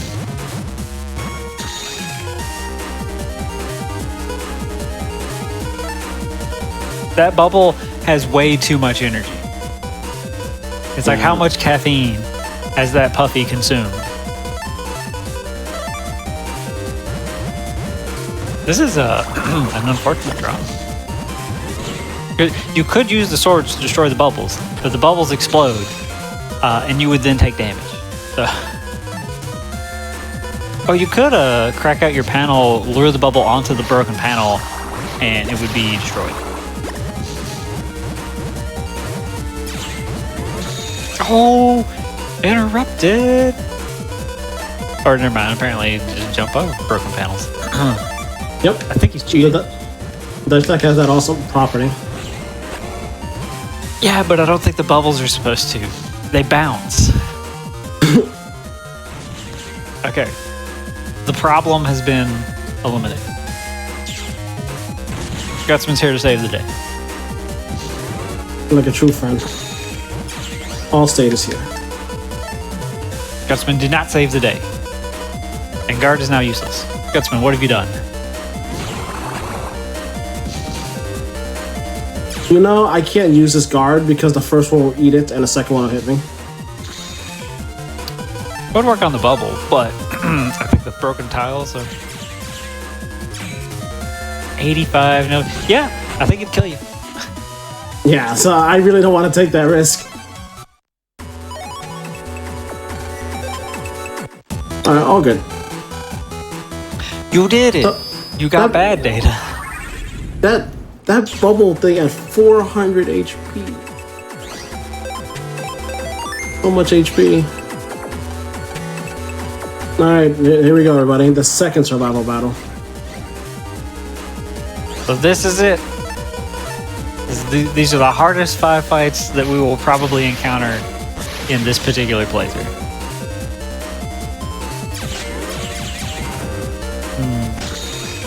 Oh, and you still got hit. Cannon has like... Must be aimbotted.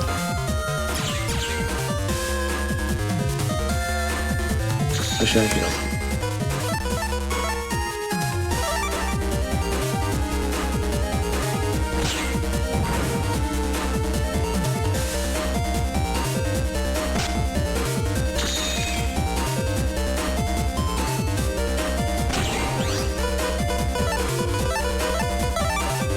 At least I don't think one has good.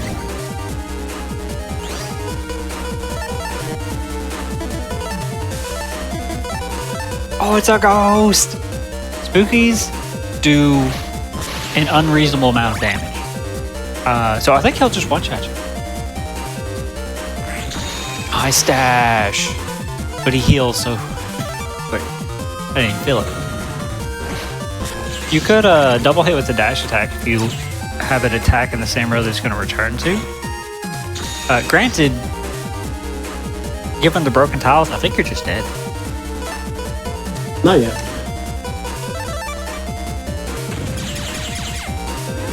Quick starter prediction.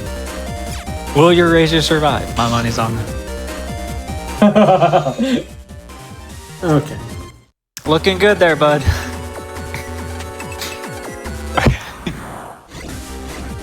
Oh, buddy. Now that fight is a problem. If you were to draw something to let you kill the ghost quickly or one of the flappies quickly, it would be less bad. But definitely... That's a very bad start. Oh my gosh. Yeah, you just got caught on the... I think... Yeah, good.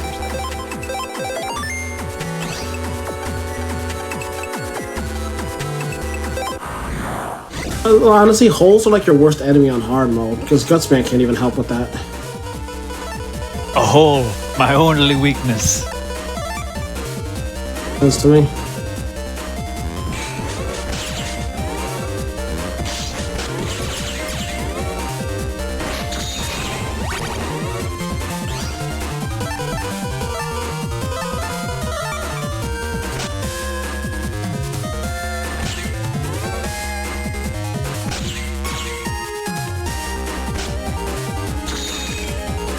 Pickaxe. Yeah, take that, Dominer. 10 damage. I'm really surprised Pickaxe actually does any damage at all. I think it should do more. I wish Pickaxe did like 50 or 100. And like, yeah, you're right. It is technically like a big pickaxe going into you.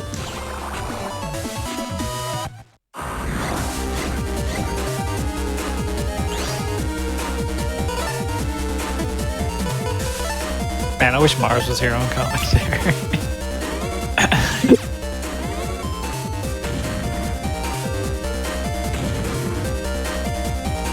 Okay, yeah, if you wait for the ghost to attack, get the guaranteed kill, that's good. Because the spooky will also heal the flappies as they take damage. Could be a bit of a problem.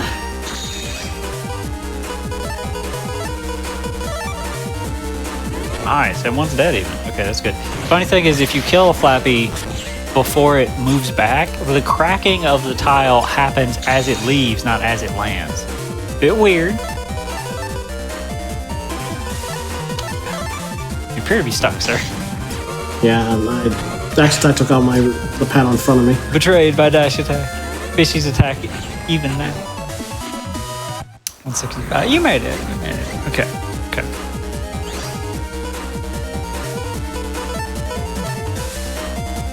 Oh my gosh. You know how to do this fight. We've been here before. I remember this. I'm getting some deja vu. You know what to do, right? Right? Yes.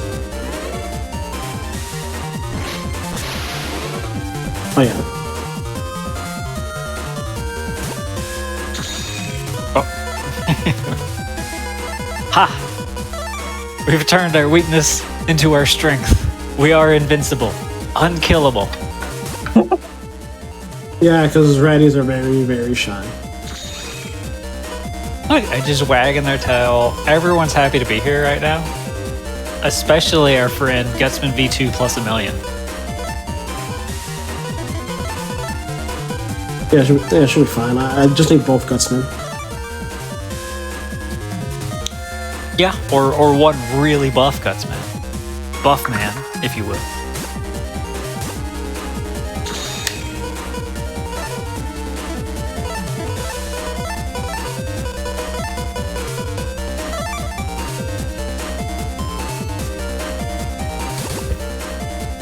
Well, the good old bathroom splits. Gutsman V2 chilling at the bottom of the folders, like not feeling it. Oh, do it for Mars. Nah, man. Oh yeah. You hit at least two. You probably get all three. Do it.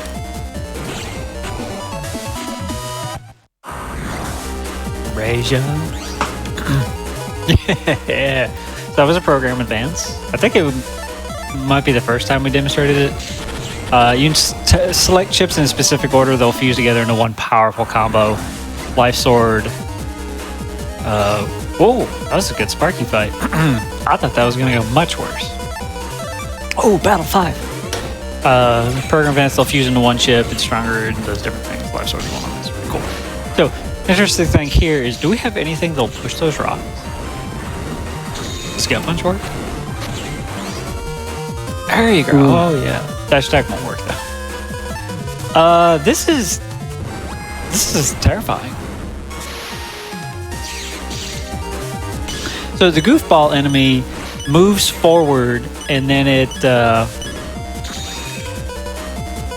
throws its face at you and does poison damage in an AoE. And after that, it then area grabs. And it does this twice. So it's out of area grabs. 30 HP. Got a shield. We had 30 HP. That's the fist fight. Yeah, that's right.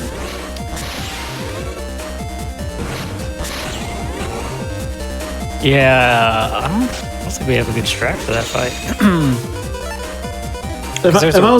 If I had some sword like earlier, I could have taken out Goofball maybe. Guess the wide swords. Yeah, just top deck life sword. Easy.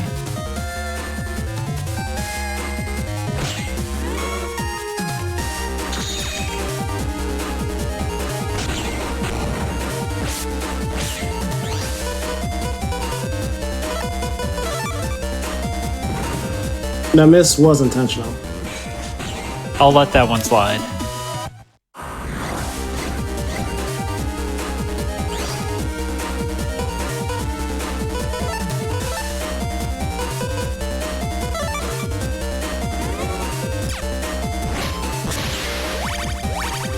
You're gonna have to double hit with that dash attack, otherwise Spooky will heal itself.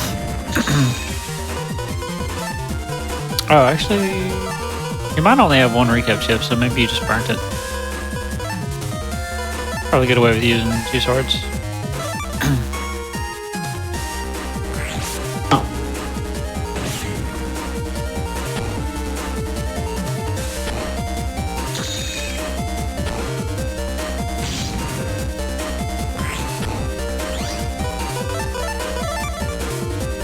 Awkward. Why do I keep getting myself in this? There's a lot going on in this fight compared to the others, and moving can act as a really big penalty, because if you bait the flappies onto the wrong tile, or if you move too early, because like you gotta move quick for the flappy and quick for the ghost. It's usually in different directions.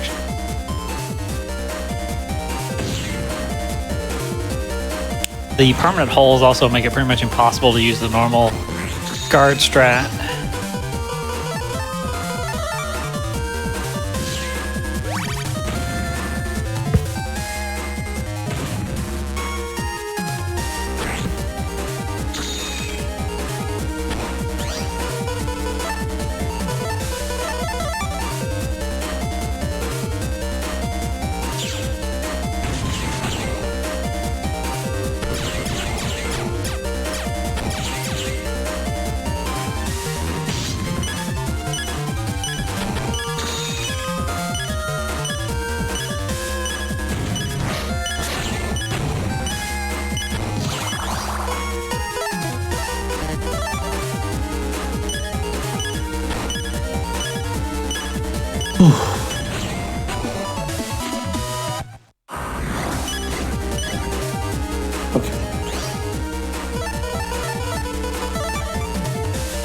Alright, it's alright. We got their weakness. We all good.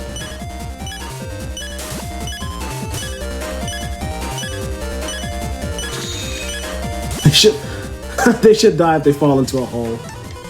I kind of agree with that. Makes sense. Go double, guys, man.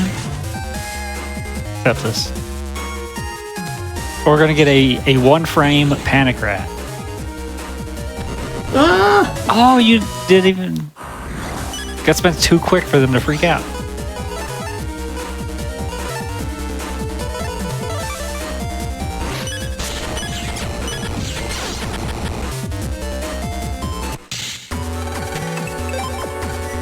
Oh.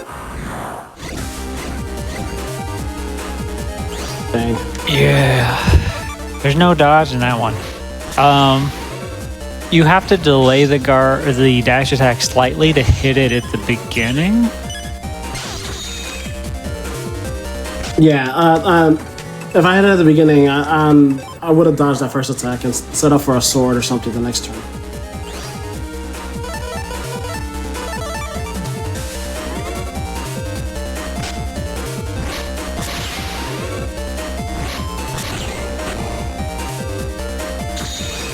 Who's got one up there?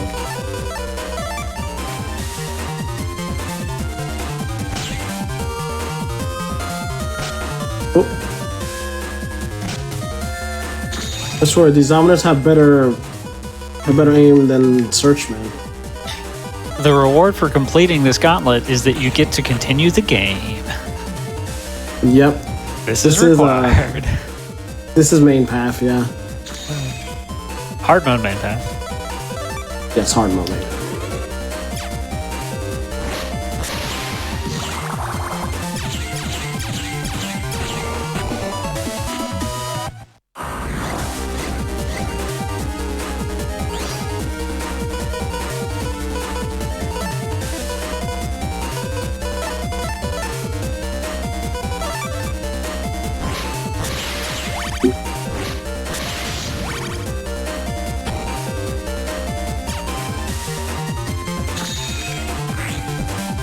Oh, that flappy attack super early.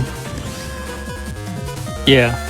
So you need to save the dash attack, and the first thing you should kill is the ghost, and you should double hit it with dash. Ideally, but that's not easy with the flappies cracking your panels.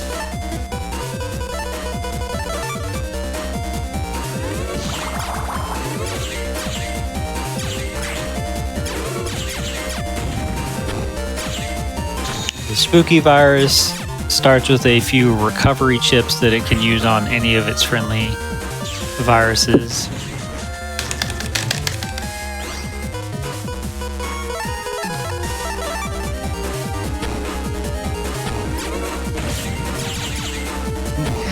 Hey, you want swords? Here, have swords.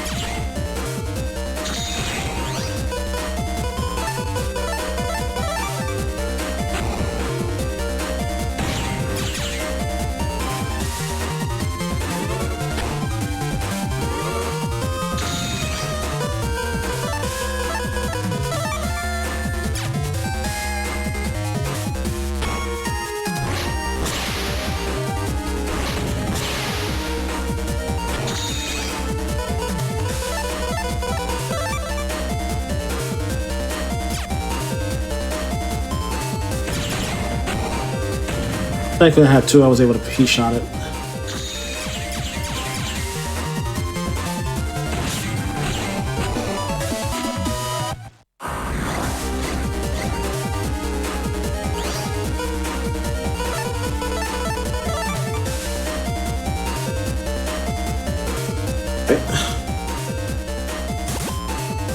You know, I wonder if that setup was intentional for you to do this strategy.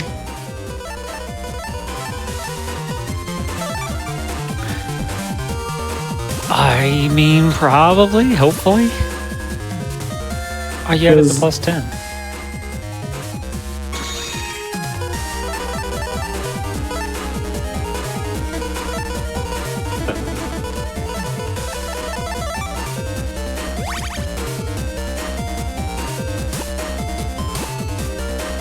Spookies must be the second worst viruses next to Raddies. Yeah, Spookies are disgusting.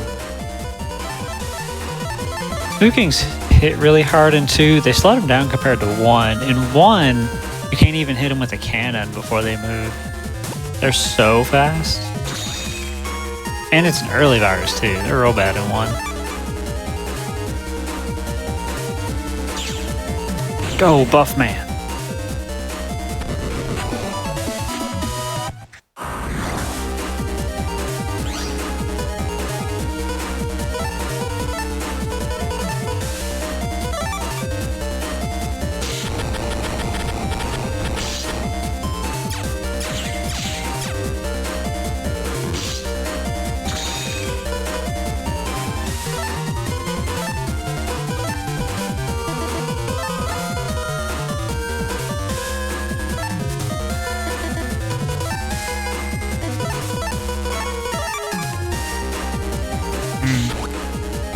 we're so limited on what we have access to as well. Oh, that would have hit. That's funny. Since many bombs explode on the ground, they need a tile to hit before they can spawn the damage projectile. Ooh, this is a good start though. Good start.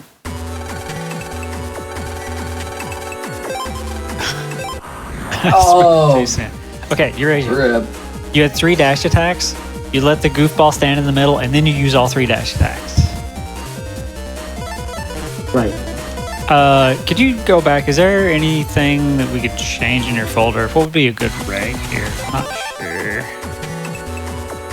We don't have access to Rock Cube or Folder 2 or anything, right? Yeah, not yet.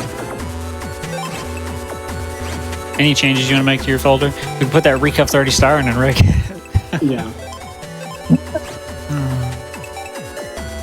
Not the most useful, but pretty funny. Yeah, I haven't picked up many great ships yet. Yep, this is like the hardest fight combined with the weakest point that will be in the game. Because after this, you get access to a lot more stuff. Let me try one more time. Okay. Yeah, because we don't even have a style change yet. We got nothing. It's like just a 1 damage buster and mediocre folder.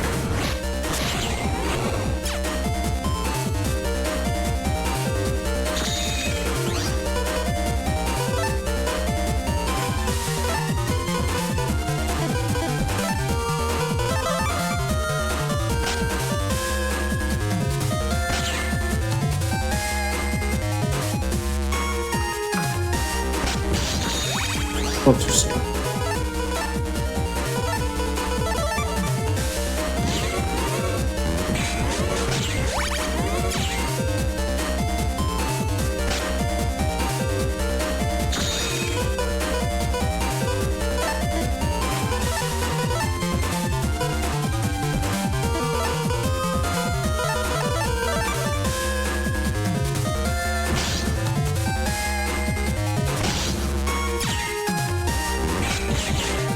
I totally deserve that. I think you need to end the first fight at full health. So if you just get hit, just reset. Yeah, I'm gonna do. What would you all say the hardest part of the hard mode run is? This. This part. I kind of expected that, but because this looks really tough. Yeah, because once you get past this point, it's like we get access to a few more chips. We get access to style change in the next scenario. So you get a lot stronger very soon. And then the gauntlet fights are some of the hardest stuff in hard mode because they're only the fixed fights get upgraded. The random encounters and the bosses are all still the same, just the numbers are different. And so you don't get into fixed encounters again until like Freeze Man scenario with all the ice, and you're a lot stronger at that point.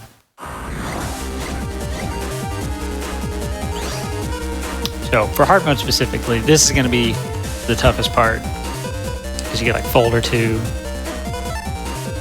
access to Gator. Anyone that's played being too casual is like, oh yeah, okay, makes sense.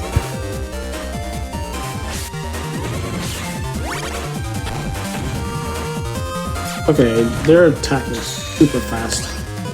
I think they can attack after the first jump, so do not anticipate that they will be slow. Like, expect them to attack every single move.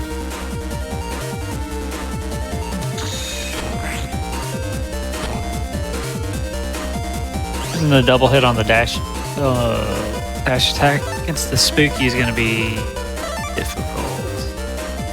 Probably necessary though.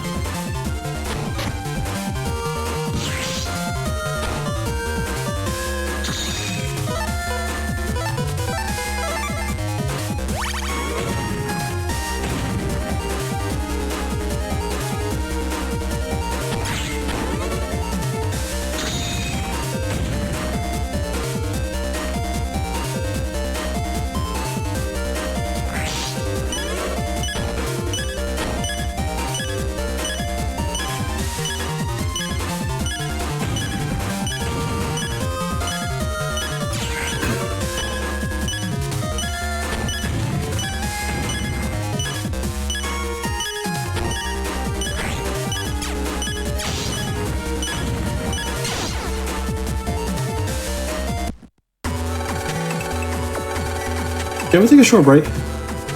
We can take a break if you want. Yep. A good idea.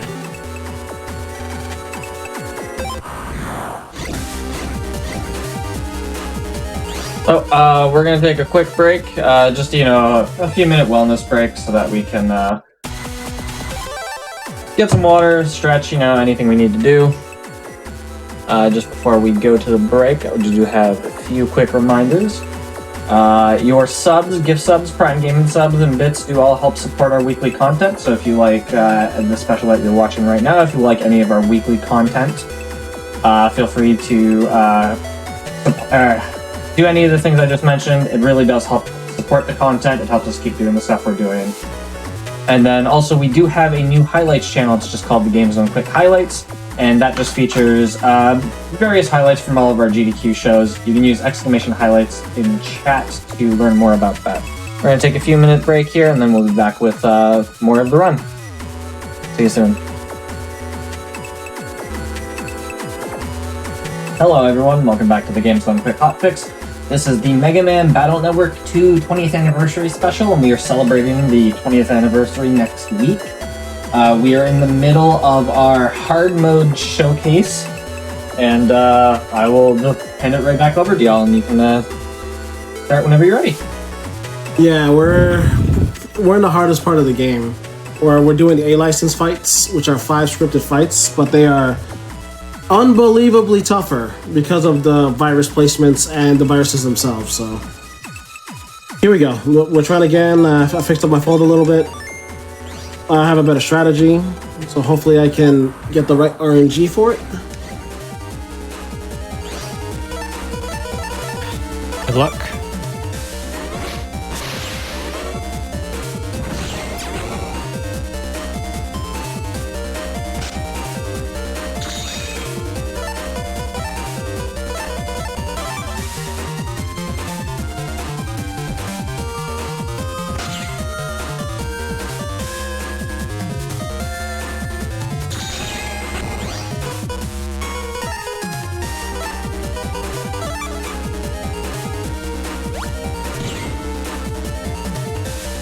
Oof.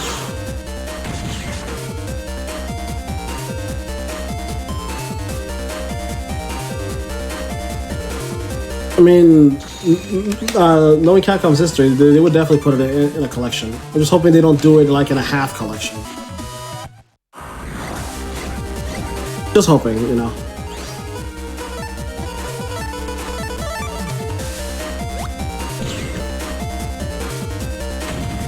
I mean, if they sold it in 2 parts, but each at half price, that does give people more choice. Either way, I think having one at all would be cool. So good luck on this fight. Oh, that was almost perfect. Like you dashed a little early, but that's the strat. Okay, yeah. Yeah, especially because then if you get it to attack in the middle even, you could have more room if you manage to get to the front. And then guard would work as well as an alternative. Definitely get an area lock though, that does not feel good.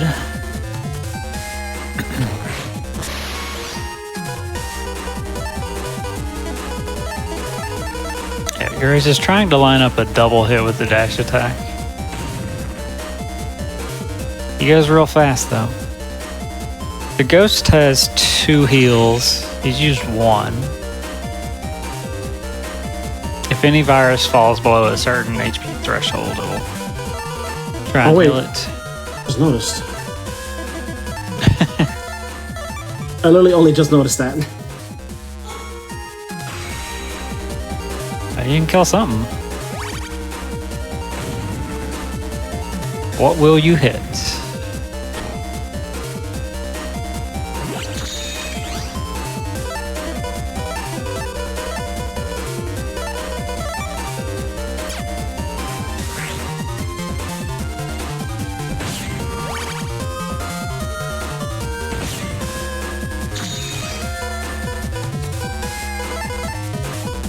Oh, this would have been handy.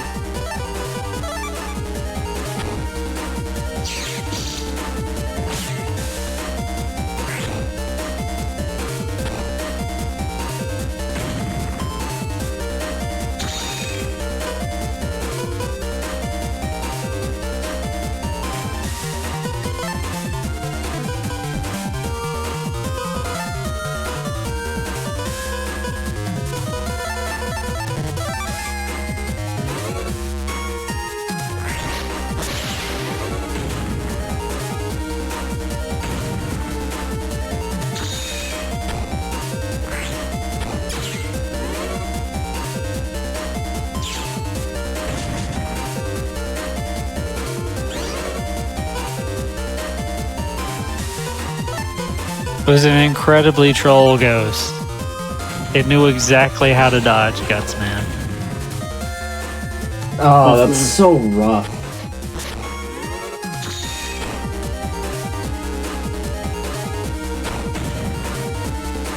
To be fair, you have done a very good job of dodging this fight. Still have 250 HP. Despite the Flappies being alive for so long.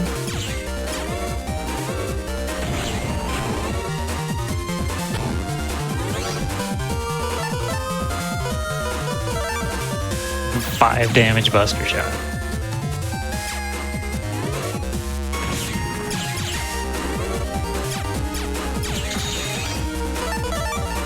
Well, that's a first for me.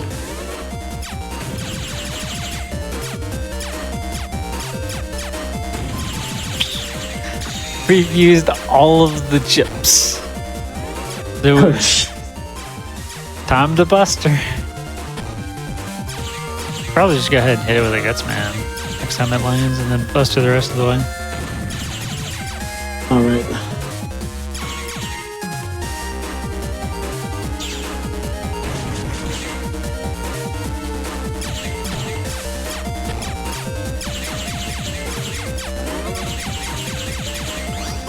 Wait, what am I doing? I don't have anything else. I have it.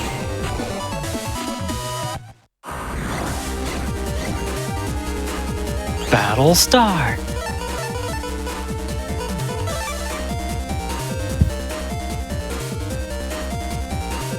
Alright.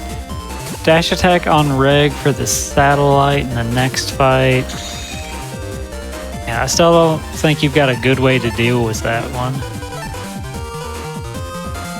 I kind of want to do the life sword again, but I kind of don't want to take risk either. That life sword's not a risk. But you can at least hit two of them if you just move forward and swing it.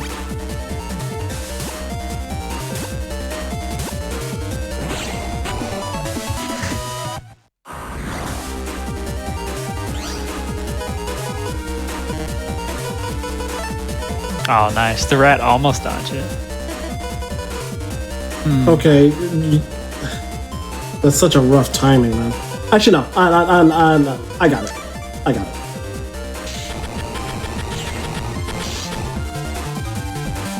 In normal runs with this fight, we use movement to time the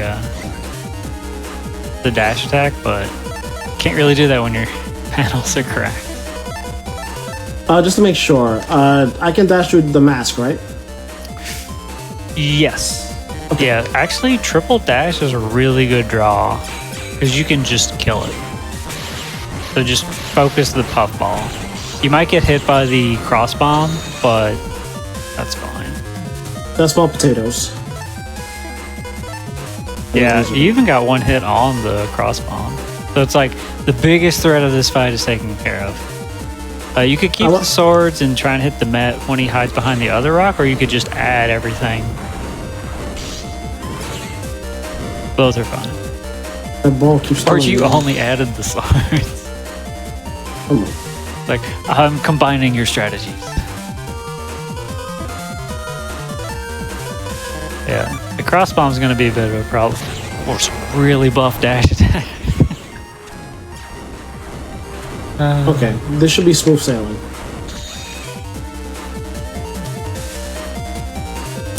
I probably wouldn't even try and guard. I mean, I guess you could. Like, have you seen the sword yet, or the gut punch? Because you could just push a rock into it and end the fight. I think you should just add all of like 5 chips and draw a bunch of new ones.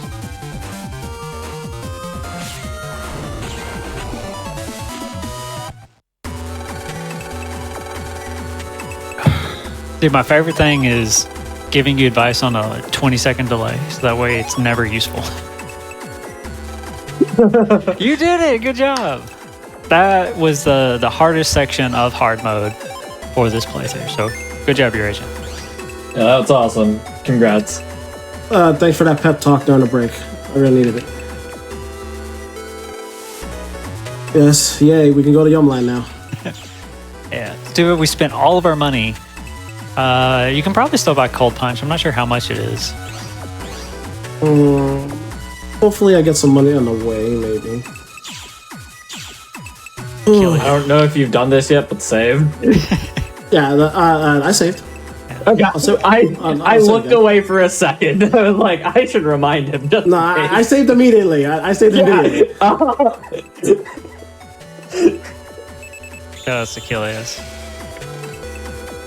Oh. Thanks, Helios.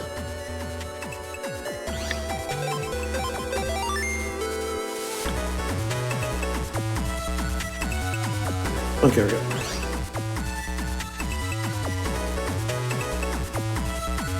Might as well. There are a few people in chat who are a little as confused as I am.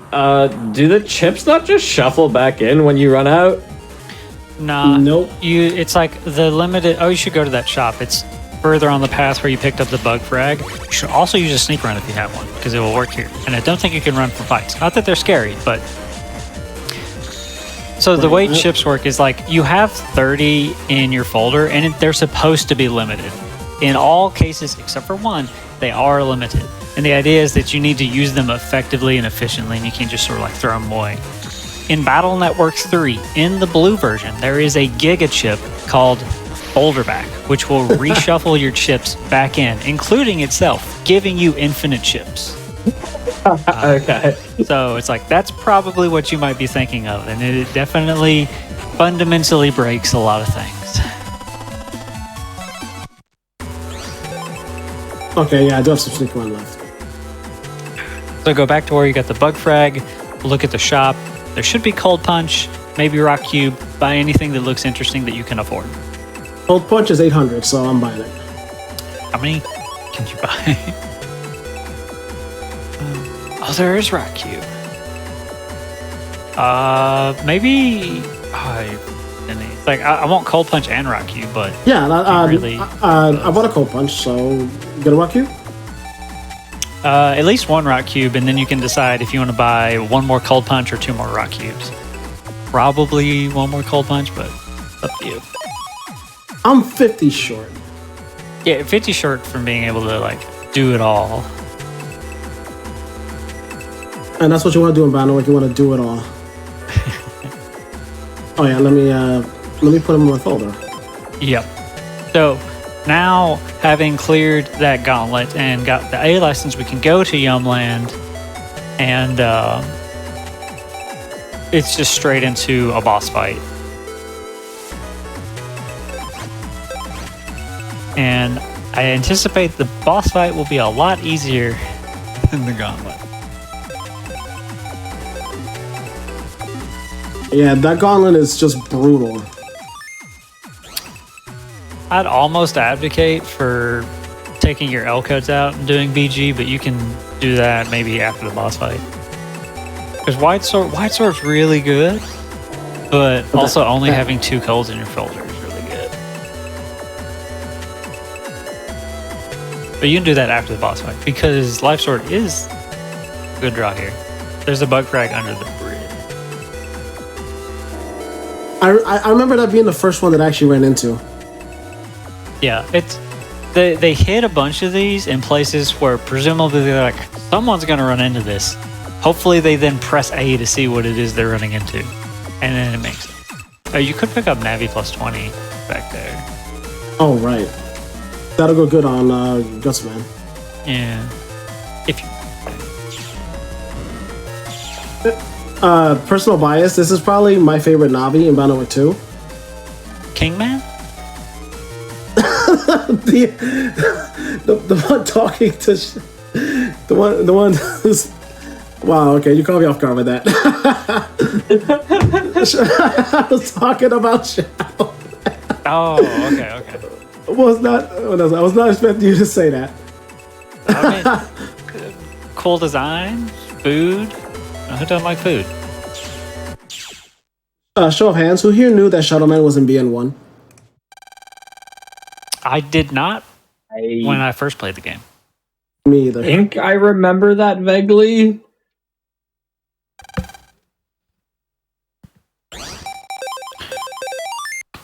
Shout outs to the good song playing right now. Domination asks, why does only having 2 codes matter? You can only pick chips of the same code unless they're the same chip itself. And you can pick more chips if they're all the same code.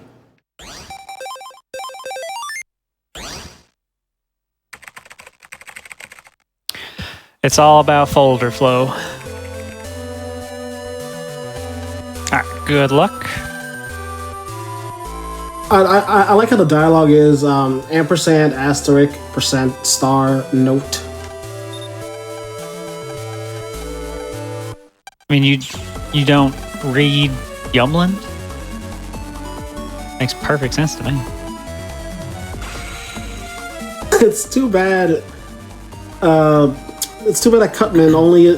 This is like his only appearance, and no one ever talks about him ever again.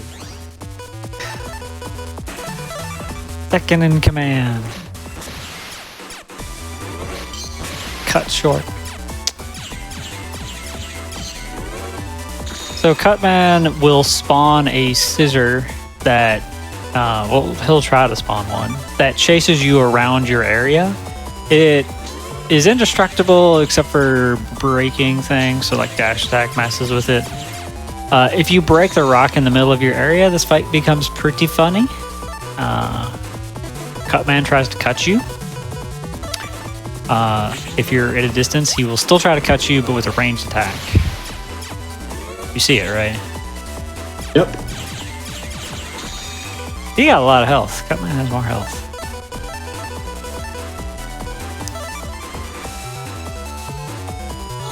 I do enjoy his sprite has the V for victory.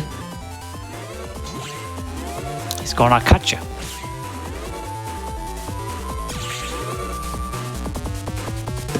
That's funny. He couldn't move because of that.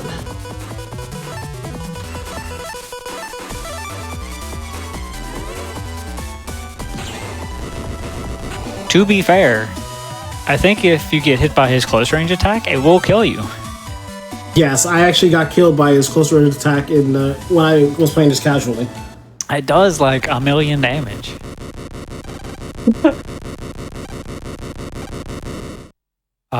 Good job. That was a boss. Yeah.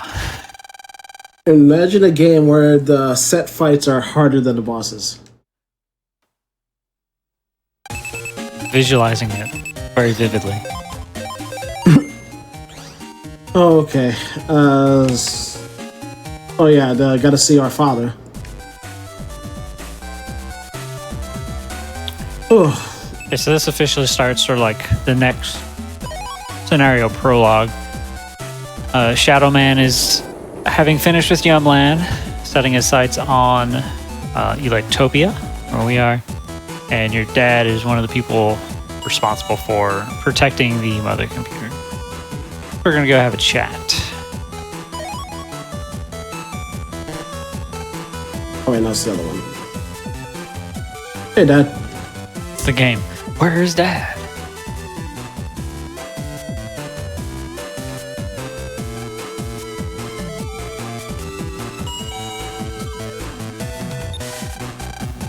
I enjoy this area. Has all these official net battlers, but they're not that good. Eduardo asks, is hard mode a mod?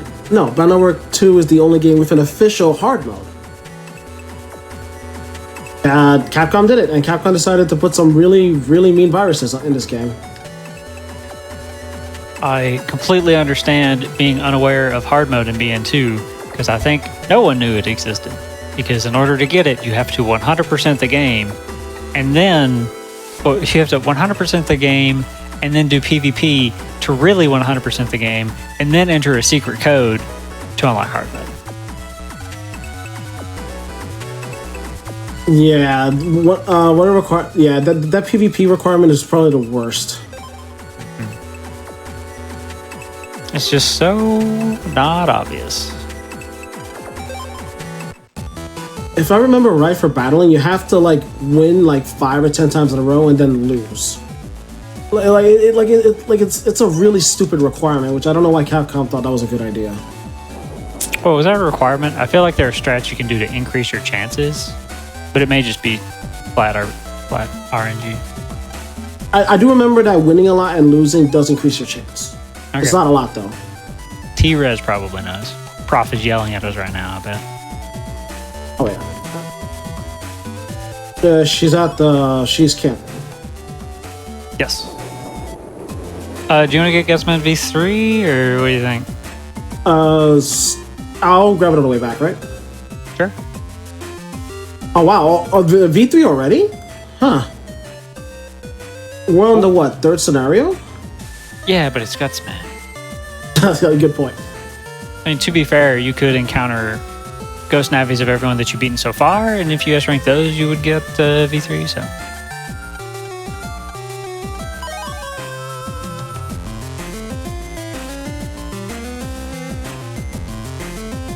Oh, that's right. Infernal Translator reminded me. Bannerwork 2 is the only game with with the ability to link to a previous game.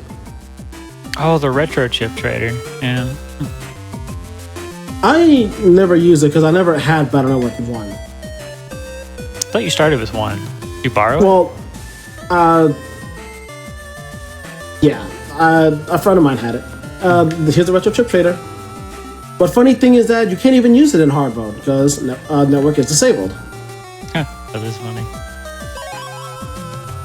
The chips that you get from it are available for purchase in a shop at the end game. Expensive. Yeah, they are expensive.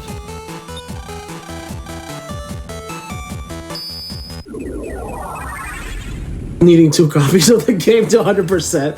Yeah, that's a trend that Capcom started with BN3 and 4 and 5.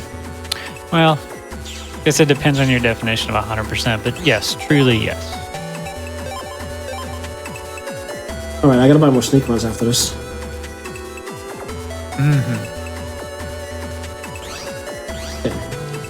You should have it on locker now. It's Wait, at what home. It's in your Oh. control panel, and then you can get that purple mystery data. I was like, I know we get it somewhere. You want that power up. So Of course I do. Oh yeah, I just got more power up. Well, we want to max out charge, right?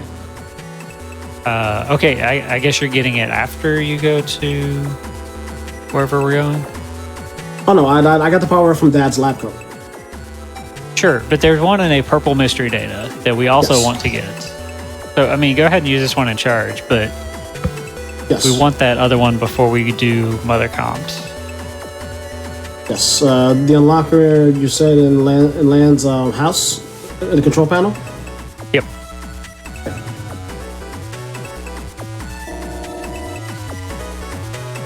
I will say though, Battle Network 2 is honestly, in my opinion, one of the best sequels like to date. This is what a sequel should have done. I think Battle Network 2 does everything right for a sequel.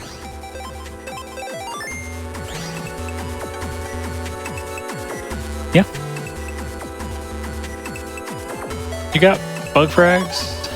Buy anything? All right. Well, let's check it out. I have 8. I think that's enough for attack plus 30. Just go get that one, maybe? Yes. Yo, Zeus Hammer being yeah. 16. Air shoes is in here. The attack plus 30 is good. I'm gonna replace one of the 10s with it. Sure. Or should I? Or is it better if I have 5 attack 10s? I think you may want to like edit for code, but you can do that later. I don't think we have any fights coming up. Right. The hardest quote fight was Cutman, and he's a joke. I'm gonna grab that unlocker now. Yeah, it's like the next fights are when you steal the Yumland National Treasure. Right. Oh, those set battles. I forgot about that. Mm-hmm. By the Ghost of the Fallen, I guess. Maybe I think it's just Yumland's security system, and so they're all holograms. All right.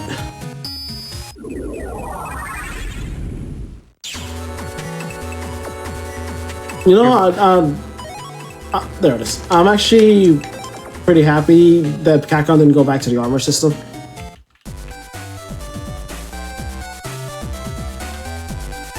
Style change is much more cool. Your mom was intensely watching that dancing monkey. The Battle Network games put a lot of references into the other Mega Man games, Legends and Zeros in particular.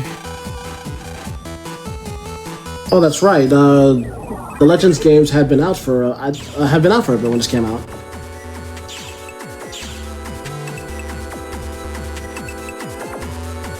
I think the first Legends have been out for a few years when this came out. Oh wait, that's right. Right there, I missed it. Yeah, it looks like Legends 2 was 2000. There it is. Okay. There we go. We're powered up. Yep. Oh wait, I have to go to Yumland, that's right.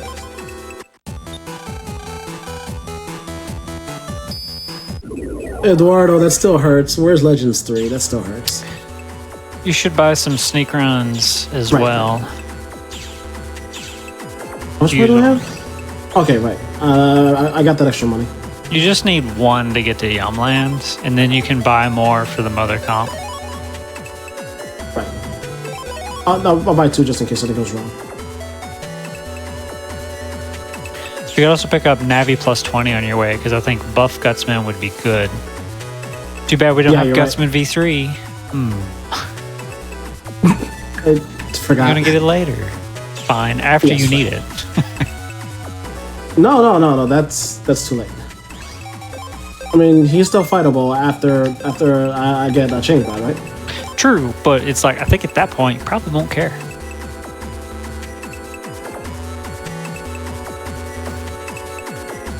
Why max charge?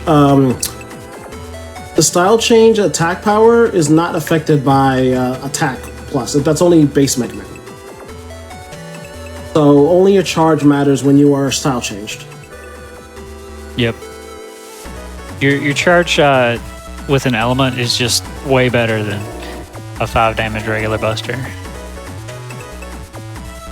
You could say 10 if you get gut style, but hopefully we don't get gut style.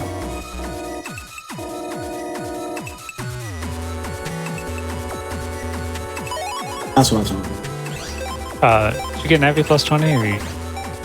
Yeah. So you could edit your folder anytime between now and that, and I think probably like take out all the L codes, honestly, and then your folder should just be BG Star, BG Star? I think.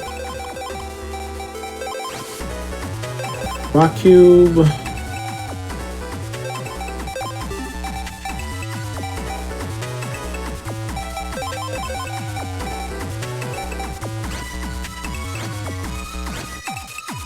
You got any... Yeah, max out guards, attack plus, panel out. All of those are good. And then probably any G code chips you have, and then any B code chips you have. There you go. Oh wait, I saw a panel grab. Let's get rid of that. Yeah. Sort your pack by attack. Make sure you... Or sort your folder by code. Make sure you're just BG Star. I'll just put anything here then. Alright, we got B and G. Cool. I feel like Sneak Run lasts longer in this game than it does in later games. Now, I think it's always 6,000 steps, but since you get the Navi custom part, you probably just use the sub-chip less.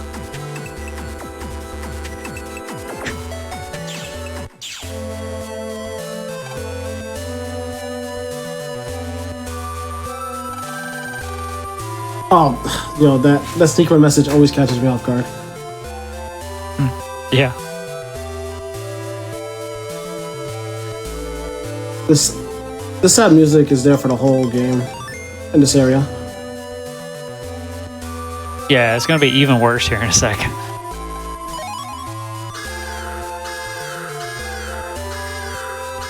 Good luck with these fights. Alright, I'd be Cutman.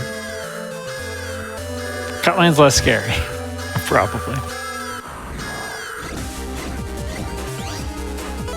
On the way out, there are 4 fixed encounters that you have to get through.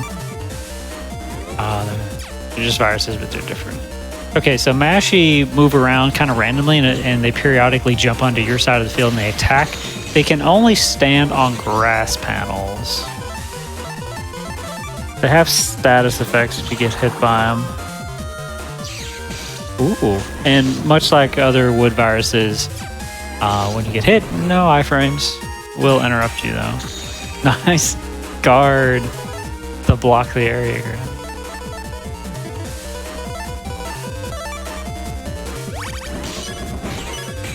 It's too bad Cold Punch doesn't like work on the mass. Yeah, I was. I guess you could punch one of the mushrooms. Difficult. Difficult. Oh.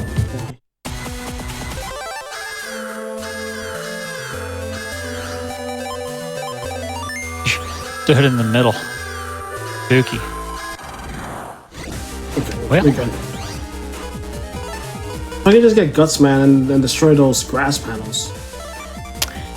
Yeah, that'd be good. And then the puffball couldn't get you. I mean, you want to just save reset and get Gutsman? Put him in slot 2. Just saying. Right. Just save scum until you have Gutsman, easy. We'll do That's how some it'd be. live RNG manipulation. It's put him in slot 2, save and reset, and then just don't go too fast, and you'll draw Gutsman in slot 2. Bet. Did we make a prediction? We're not making a prediction. Understandable. Everyone would win. Everybody would win. Everybody would just say yes. So when the grass panels are broken, the mushroom shakes violently in silent anger.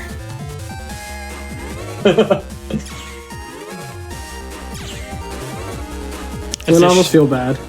It's a shame the punches don't have input codes, just the fist chips.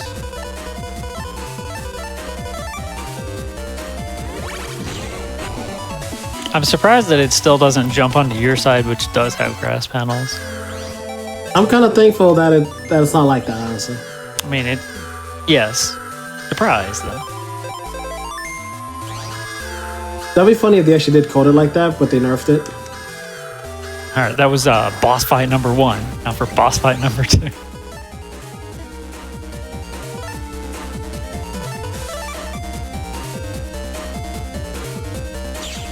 Joe, and you started with Gutsman. Do it. You can crack your panels and they'll be fine. Or not. I guess if they don't get stuck in the front, yeah, okay. That's fine. Them some angry looking rats. You could fire 5 buster shots quicker than you started. Well, actually, maybe not.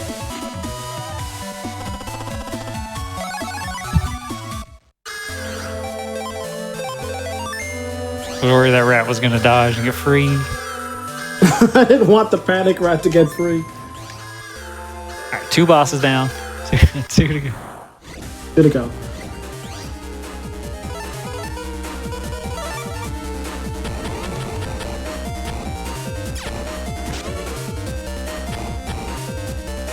Deja vu. You remember the double hit strat, which you might need. I guess you're just going to be dodging a while. Oh, the ghost couldn't get to you. The dominants are blocking the ghost. Yeah, I did it just a little too. Ah, not the double. Almost got it. Got punches breaking, right? So that will go through its defenses. You can double hit the spooky with a guard, and that's basically free. Gust Punch is not breaking, unfortunately. Yeah, it's just normal. Now we know. Yeah, it's Goldfish that's breaking. I guess the fact that it pushes rocks means that it's not breaking.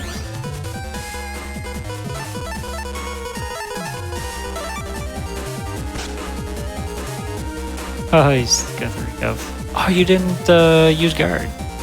Guard on Ghost is so good because of the free double hit. But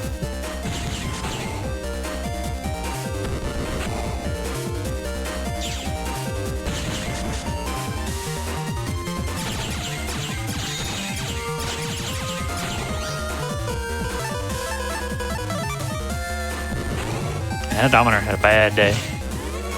I'm happy for that. With the amount of bad days it's given me, No sympathy. no mercy for these viruses. Getting the dash attack on the Dominers kind of tight timing, so that was good. Alright, it's just one more fight, and you're Yep, free. last one. And I'm free. Free after stealing Yimlin's national treasure. I mean borrowing. We'll give it back eventually. We actually don't give it back. They don't know that. Bubbler? Only G code. A nice cracked panel. That poor Matar.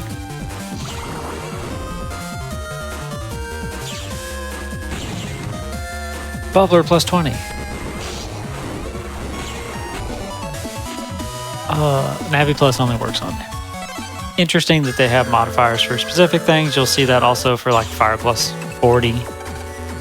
Pretty cool.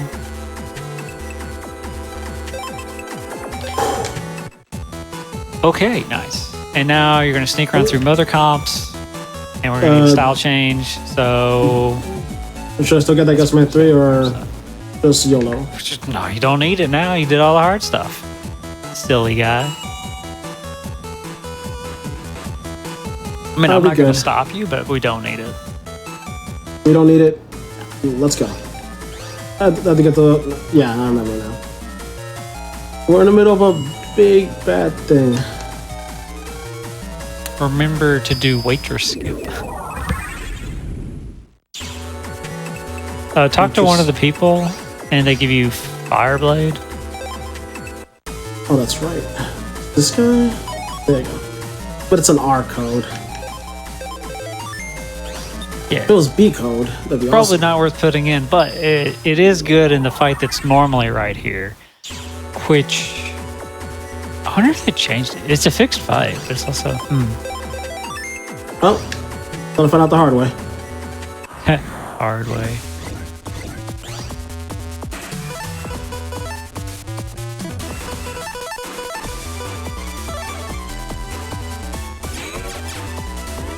This tree's a real goofball. So it looks like, I guess they just added hard heads. So the main thing here is managing area grabs, and so long as you do that, won't be bad. It's a shame gut punch or gut shoot isn't breaking.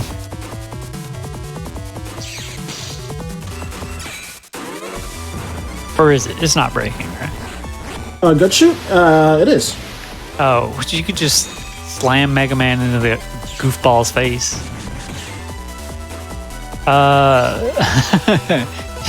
You're right there. Just breathing in that miasma.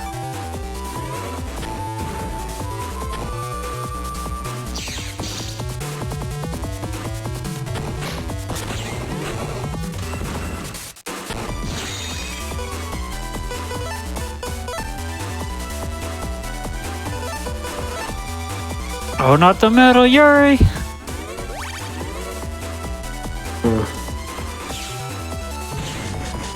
Yeah, that middle screwed me out. Say, let us watch the slow death, but it's kind of fast, actually.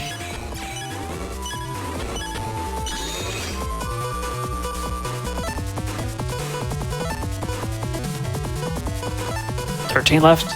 Still in it. Oh, Rock Cube got punched.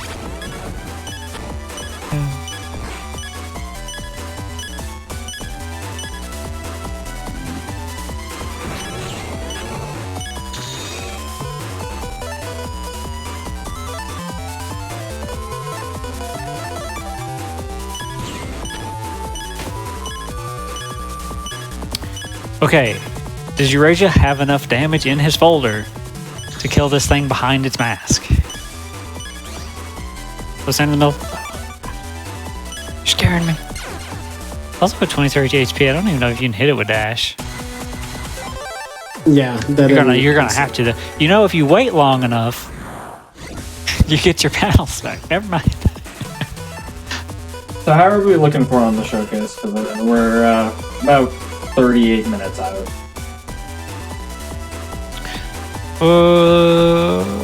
After this, it's normal up until Shadow Man. It's like, so we could stop at Shadow Man, show off a cool cutscene. That'd be a good endpoint. Or we could call it after this fight. Shadow Man sounds good to me. Well, and the cutscene, I guess, the cool cutscene. We got one more scenario. Hang in there, Yuri. Oh, I can't see the field in this game. Your bottom row is destroyed and already grabbed.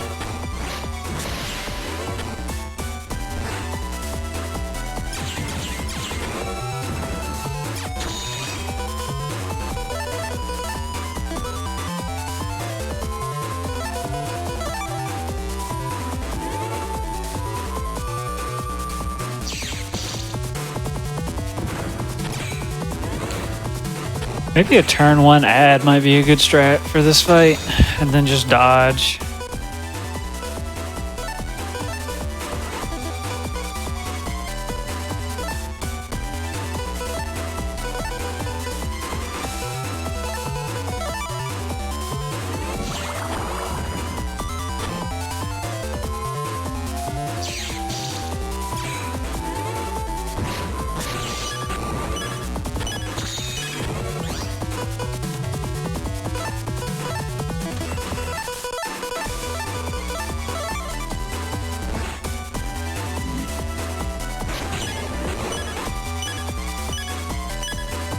I was gonna say, that was a buff shotgun. Shotgun plus 30.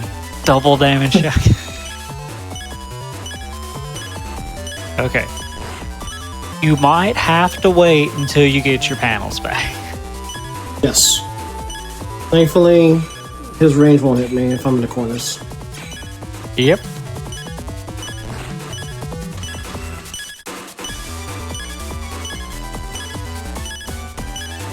There you go.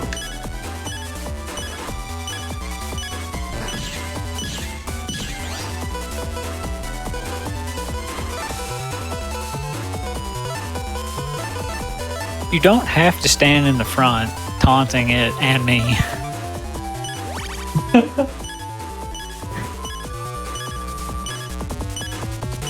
Okay, so it'll follow me no matter what row I am. Okay. Yeah, the column doesn't matter, just the row. Okay. That way you won't accidentally get smacked by the face.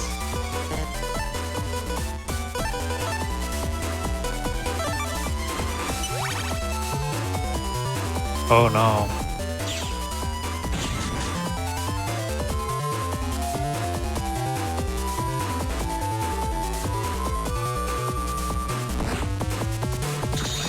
$80 damage.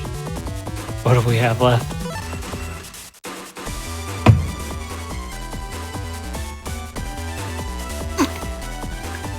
I don't think I can beat him. Not breaking. Oh! You can. But you won't. So, there's a Buster only run of Battle Network 2. And in order to do a Buster only run, you have to, when you fire a charge shot in this game, it actually moves forward like one tile per frame.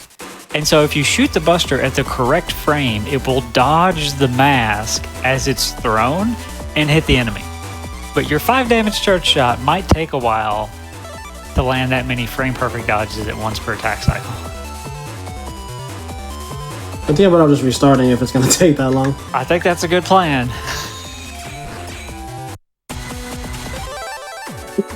I did not think that goofball was going to have that much health.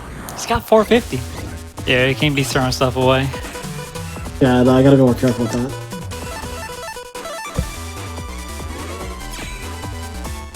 It's a shame you just couldn't call it or dog. It's like, I can't kill you, you can't kill me. All right, we're at an impasse here.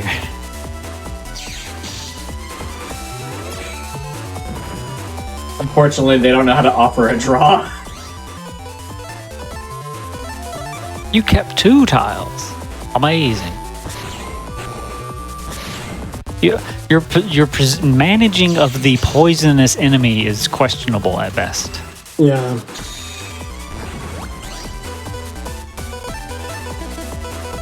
That's good on the area grabs, though.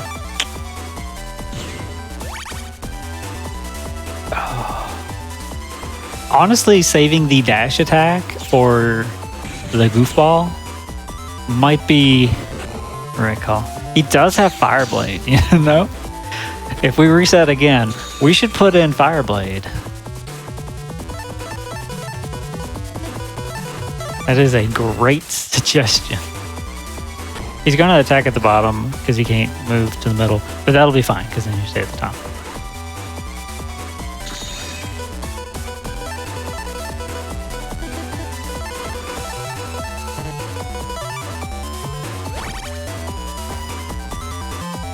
If you want to watch an anticipation filled fight, you should definitely go check out BN2 Buster Only.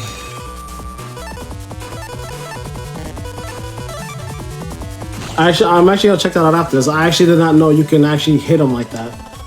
Yes, that was a tragic discovery because it meant that it was possible. I see what you mean. That's funny.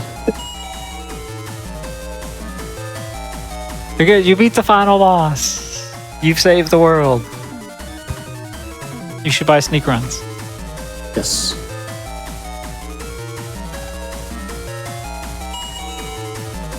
Also, wait your skill. But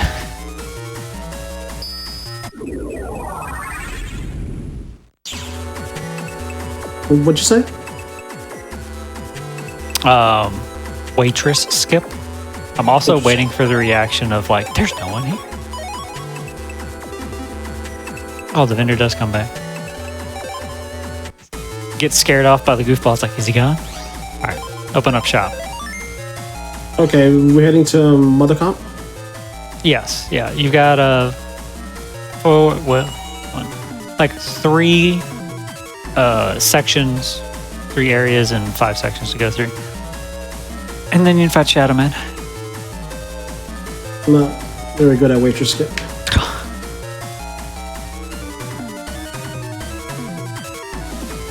It's okay. It's like Kilios in the tank. You know, everyone's got their weakness. Mine is waitresses apparently.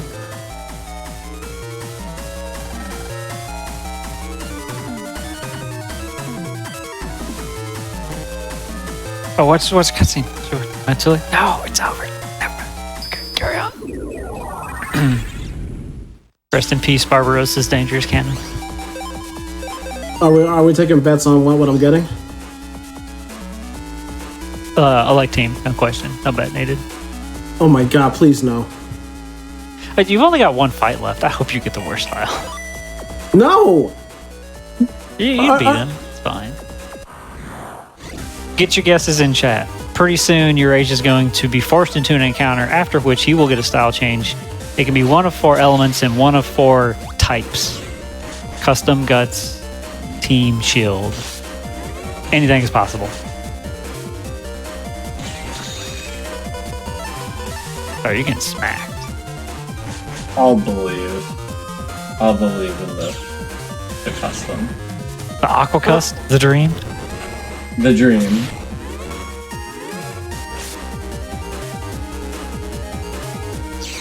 You'd be able to hear more of this song if Eurasia uses Sneak Run, so it's not interrupted by random encounters. One of my style change immediately. I mean, there's a forced encounter. And then you could have, like, done the cool skip, but... Okay, Komara showed it off.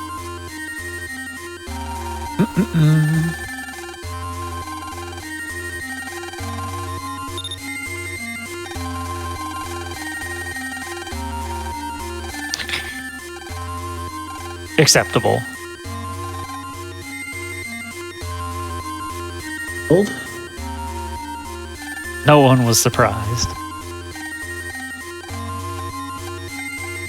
So every time Eurasia sent a defensive chip, which counts guard and recov, we have 5 guards and 2 recovs in the folder. All of those gave like 50 points towards shield style in that specific battle. And so cumulatively, for all of the completed battles, Eurasia has sent a lot of shield chips. Oh, I didn't know guard counted. Oh boy. That's why shield style is so common in Battle Network 2 speedruns. Oh, right. That makes sense. That's why Elect Shield is such a meme. Well, I'm glad I didn't get Elect. Do you feel stronger now? So Eurasia is heat. So at least his charge shot is a 3-panel, slow-moving flamethrower. So that's It's good. very good against goofballs, which is nice. Yes, that completely relevant still. Yes.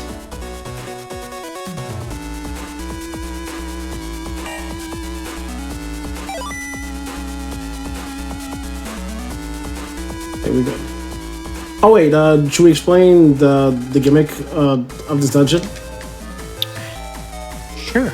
So you have to step on the letters in the correct order to spell out a password that corresponds to a hint that one of the Mr. Progs give you.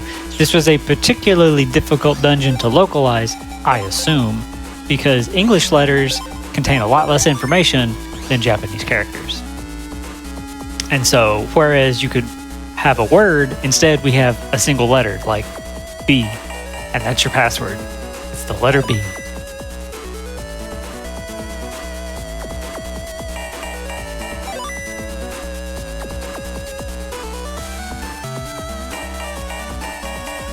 If you step on an incorrect letter, you get teleported back to the start of that password section.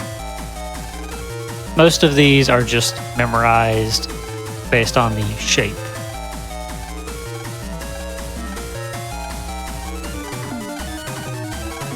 TJ is correct about the element. The internet was wrong. Tragic. Alright. Reminder when you get to Shadow Man to save before the fight, but also watch the cutscene. Yes, we're gonna watch that major cutscene that I thought was cool.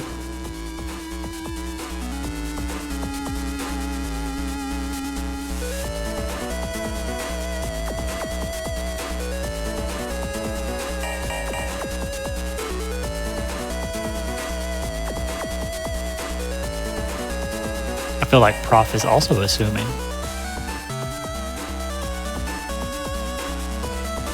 Wig Jim H Knife. That is the password here. Which I can't imagine what would have taken to actually localize that. Mash. What a good font.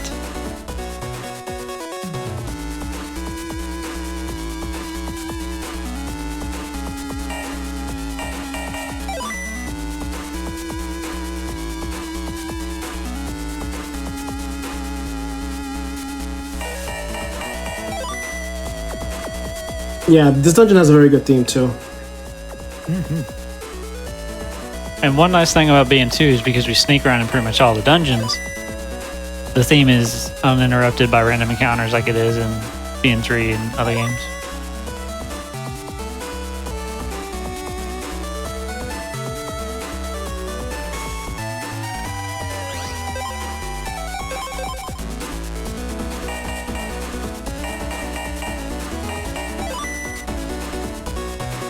I have the same reaction, 7.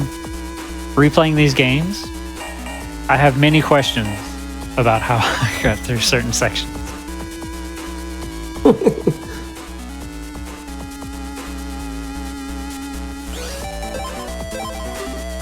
Of course, I have it.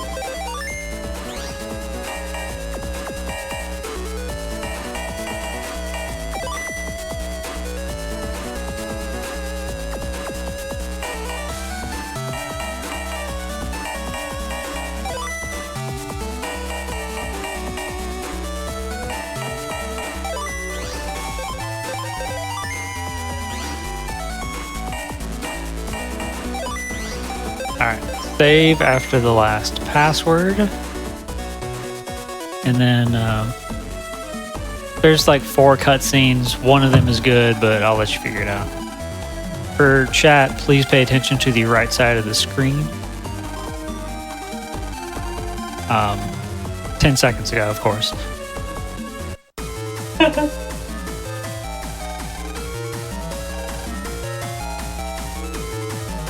Ultimate blast.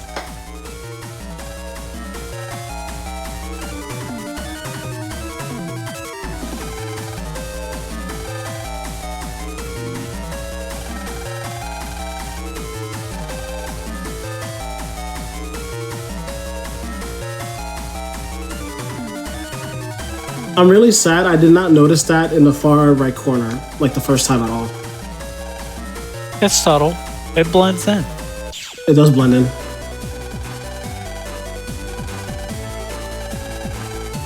So any Dragon Ball Z fans in chat may notice certain similarities with this cutscene.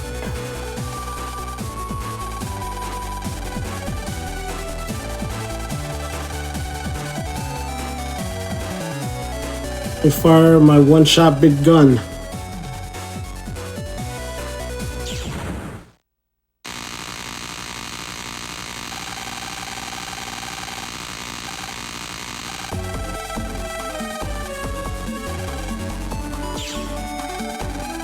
You missed with a cannon. At that range.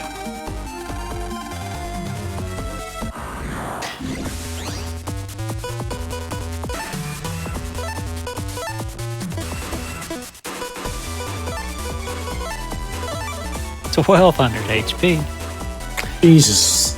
So the grass panels, Shadow Man has a fire attack, but we also have a fire attack, so that may be beneficial. Eurasia is now shield style. Never mind, you're just cracking the panels.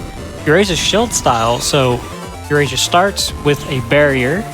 It will absorb 1 attack. Also, Eurasia can push B then left and pull the shield up to negate attacks, which is pretty cool. One nice thing about the flamethrower is it just goes through stuff. You're gonna use more chips? I'm saving up for the PA. I was just looking at the custom gauge. If you were gut style, I would have fewer questions.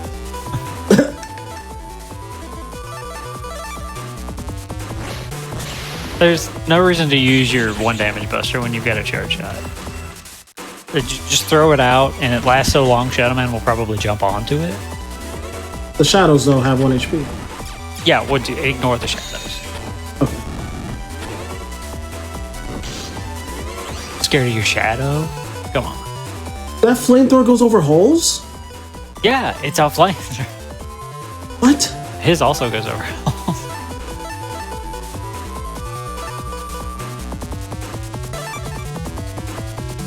I'm a little surprised at that. It doesn't do that in 5. Really? Wait, which flamethrower? Shadow Man's flamethrower doesn't go over holes in 5. Like travels. Punch PA. So good. 120 left. Once Shadow Man's HP gets low enough, he summons in these shadow clones on your side of the field. And they don't hurt that much, but they're really annoying. And I guess if you keep interrupting him, we won't see that. You did it. You beat Shadow Man. You saved Mother Computer. The world is at peace, and that's the end of the game. Can't prove me wrong. I saved the world. All's well that ends well. All right, Shadow Man gets deleted, and he's like, "How embarrassing!" Like, you know when you say it like that, I'm imagining him saying it like that. Can't believe I lost to Heat Shield.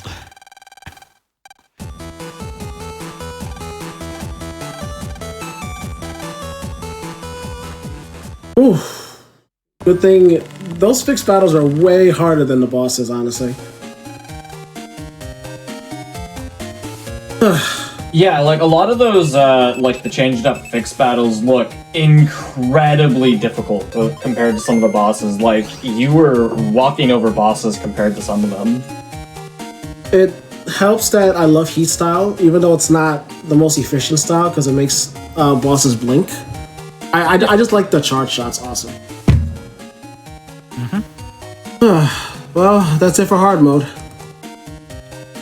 Y'all have any closing thoughts you want to share?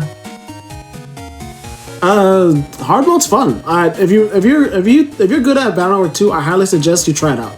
Though you may have to use cheats because legit is kind of impossible. But I'd say try it out. Our hard mode's a blast. Thank you everyone for watching. If you like Battle Network, Team BN has a Discord where people like to talk about their replays of the game, and we coordinate for events such as this special event, as well as occasionally our own streams. So yeah, you can come hang out in there, talk to other Battle Network fans, and if you're interested in picking up the games and trying to speedrun them or look for challenge playthroughs as well, another good place to do it. So hope to see you online. There are plenty of guides in Team BN. Even I learned to speedrun certain games too. So. Oh, you should probably shout out the PvP community, right? Oh right. If the N1GP Discord, if you enjoyed battling in Battle Network, you can now play it online. If you want to check out the N1GP Discord, do we have a link to it? What? The N1GP. You DM it to me, I can get it to you, or I can drop it in chat. I do not have that one. Yeah. Righto. In the worst case scenario, if you go to the Team BN Discord, there's a PvP channel with a link to the N1GP Discord. You can also do the command !N1GP, or just ask.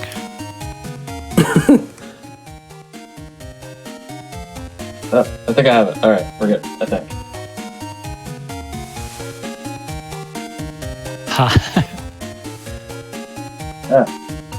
Do this.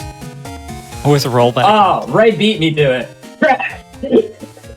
All right, 1 for 1 on posting links, Ray. So close. Oh yeah, I also want to give it. We're still on, right?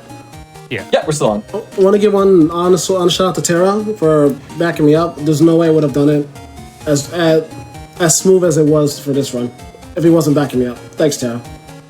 You guys are controller. I'm just here to talk. Remember, Mega Man doesn't win those battles alone. He has LAN. It's true. All right. Good teamwork. The true hard mode was cosplaying as a NetNavian as a user. Yeah, I was slotting in the battle chips for Eurasia. Yes. I do want to give a huge shout out to both of you, Eurasia.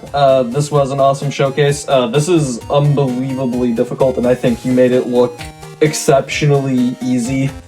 You did a great job. Tara, you've been awesome on commentary, and also you did help with this entire event, setting it up, so thank you so much to both of you. Huge shout out to all of the Battle Network community. Y'all are awesome. Thanks for coming out today. That is going to be the end of the show for the day. I do have a few quick reminders, and then like I've said a few times already, Summer Games Done Quick is coming up this month. It's June 26th to July 3rd. Prize submissions are open now. You can go over to gamesdonequick.com for more information. Frame Fatales will be having its next all-women speedrunning event, Flame Fatales, in late August. You can type !FF in Twitch chat, or you can go to gamesdonequick.com/framefatales for more information there. And tomorrow we are coming back with the GDQ Hotfix, of course, starting at 7 p.m. Eastern. We're going to have No Category Left Behind, followed by the Community Spotlight. So you can tune in then to see all that. If we are going to take a quick break while we look for a raid target. Again, this is the end of the show, but we're going to break while we look for a raid target. So if you wouldn't mind sticking around until then so we can cheer on other runners doing some speedruns, that would be awesome. Have a great night, everybody. Thanks for dropping by. Laters.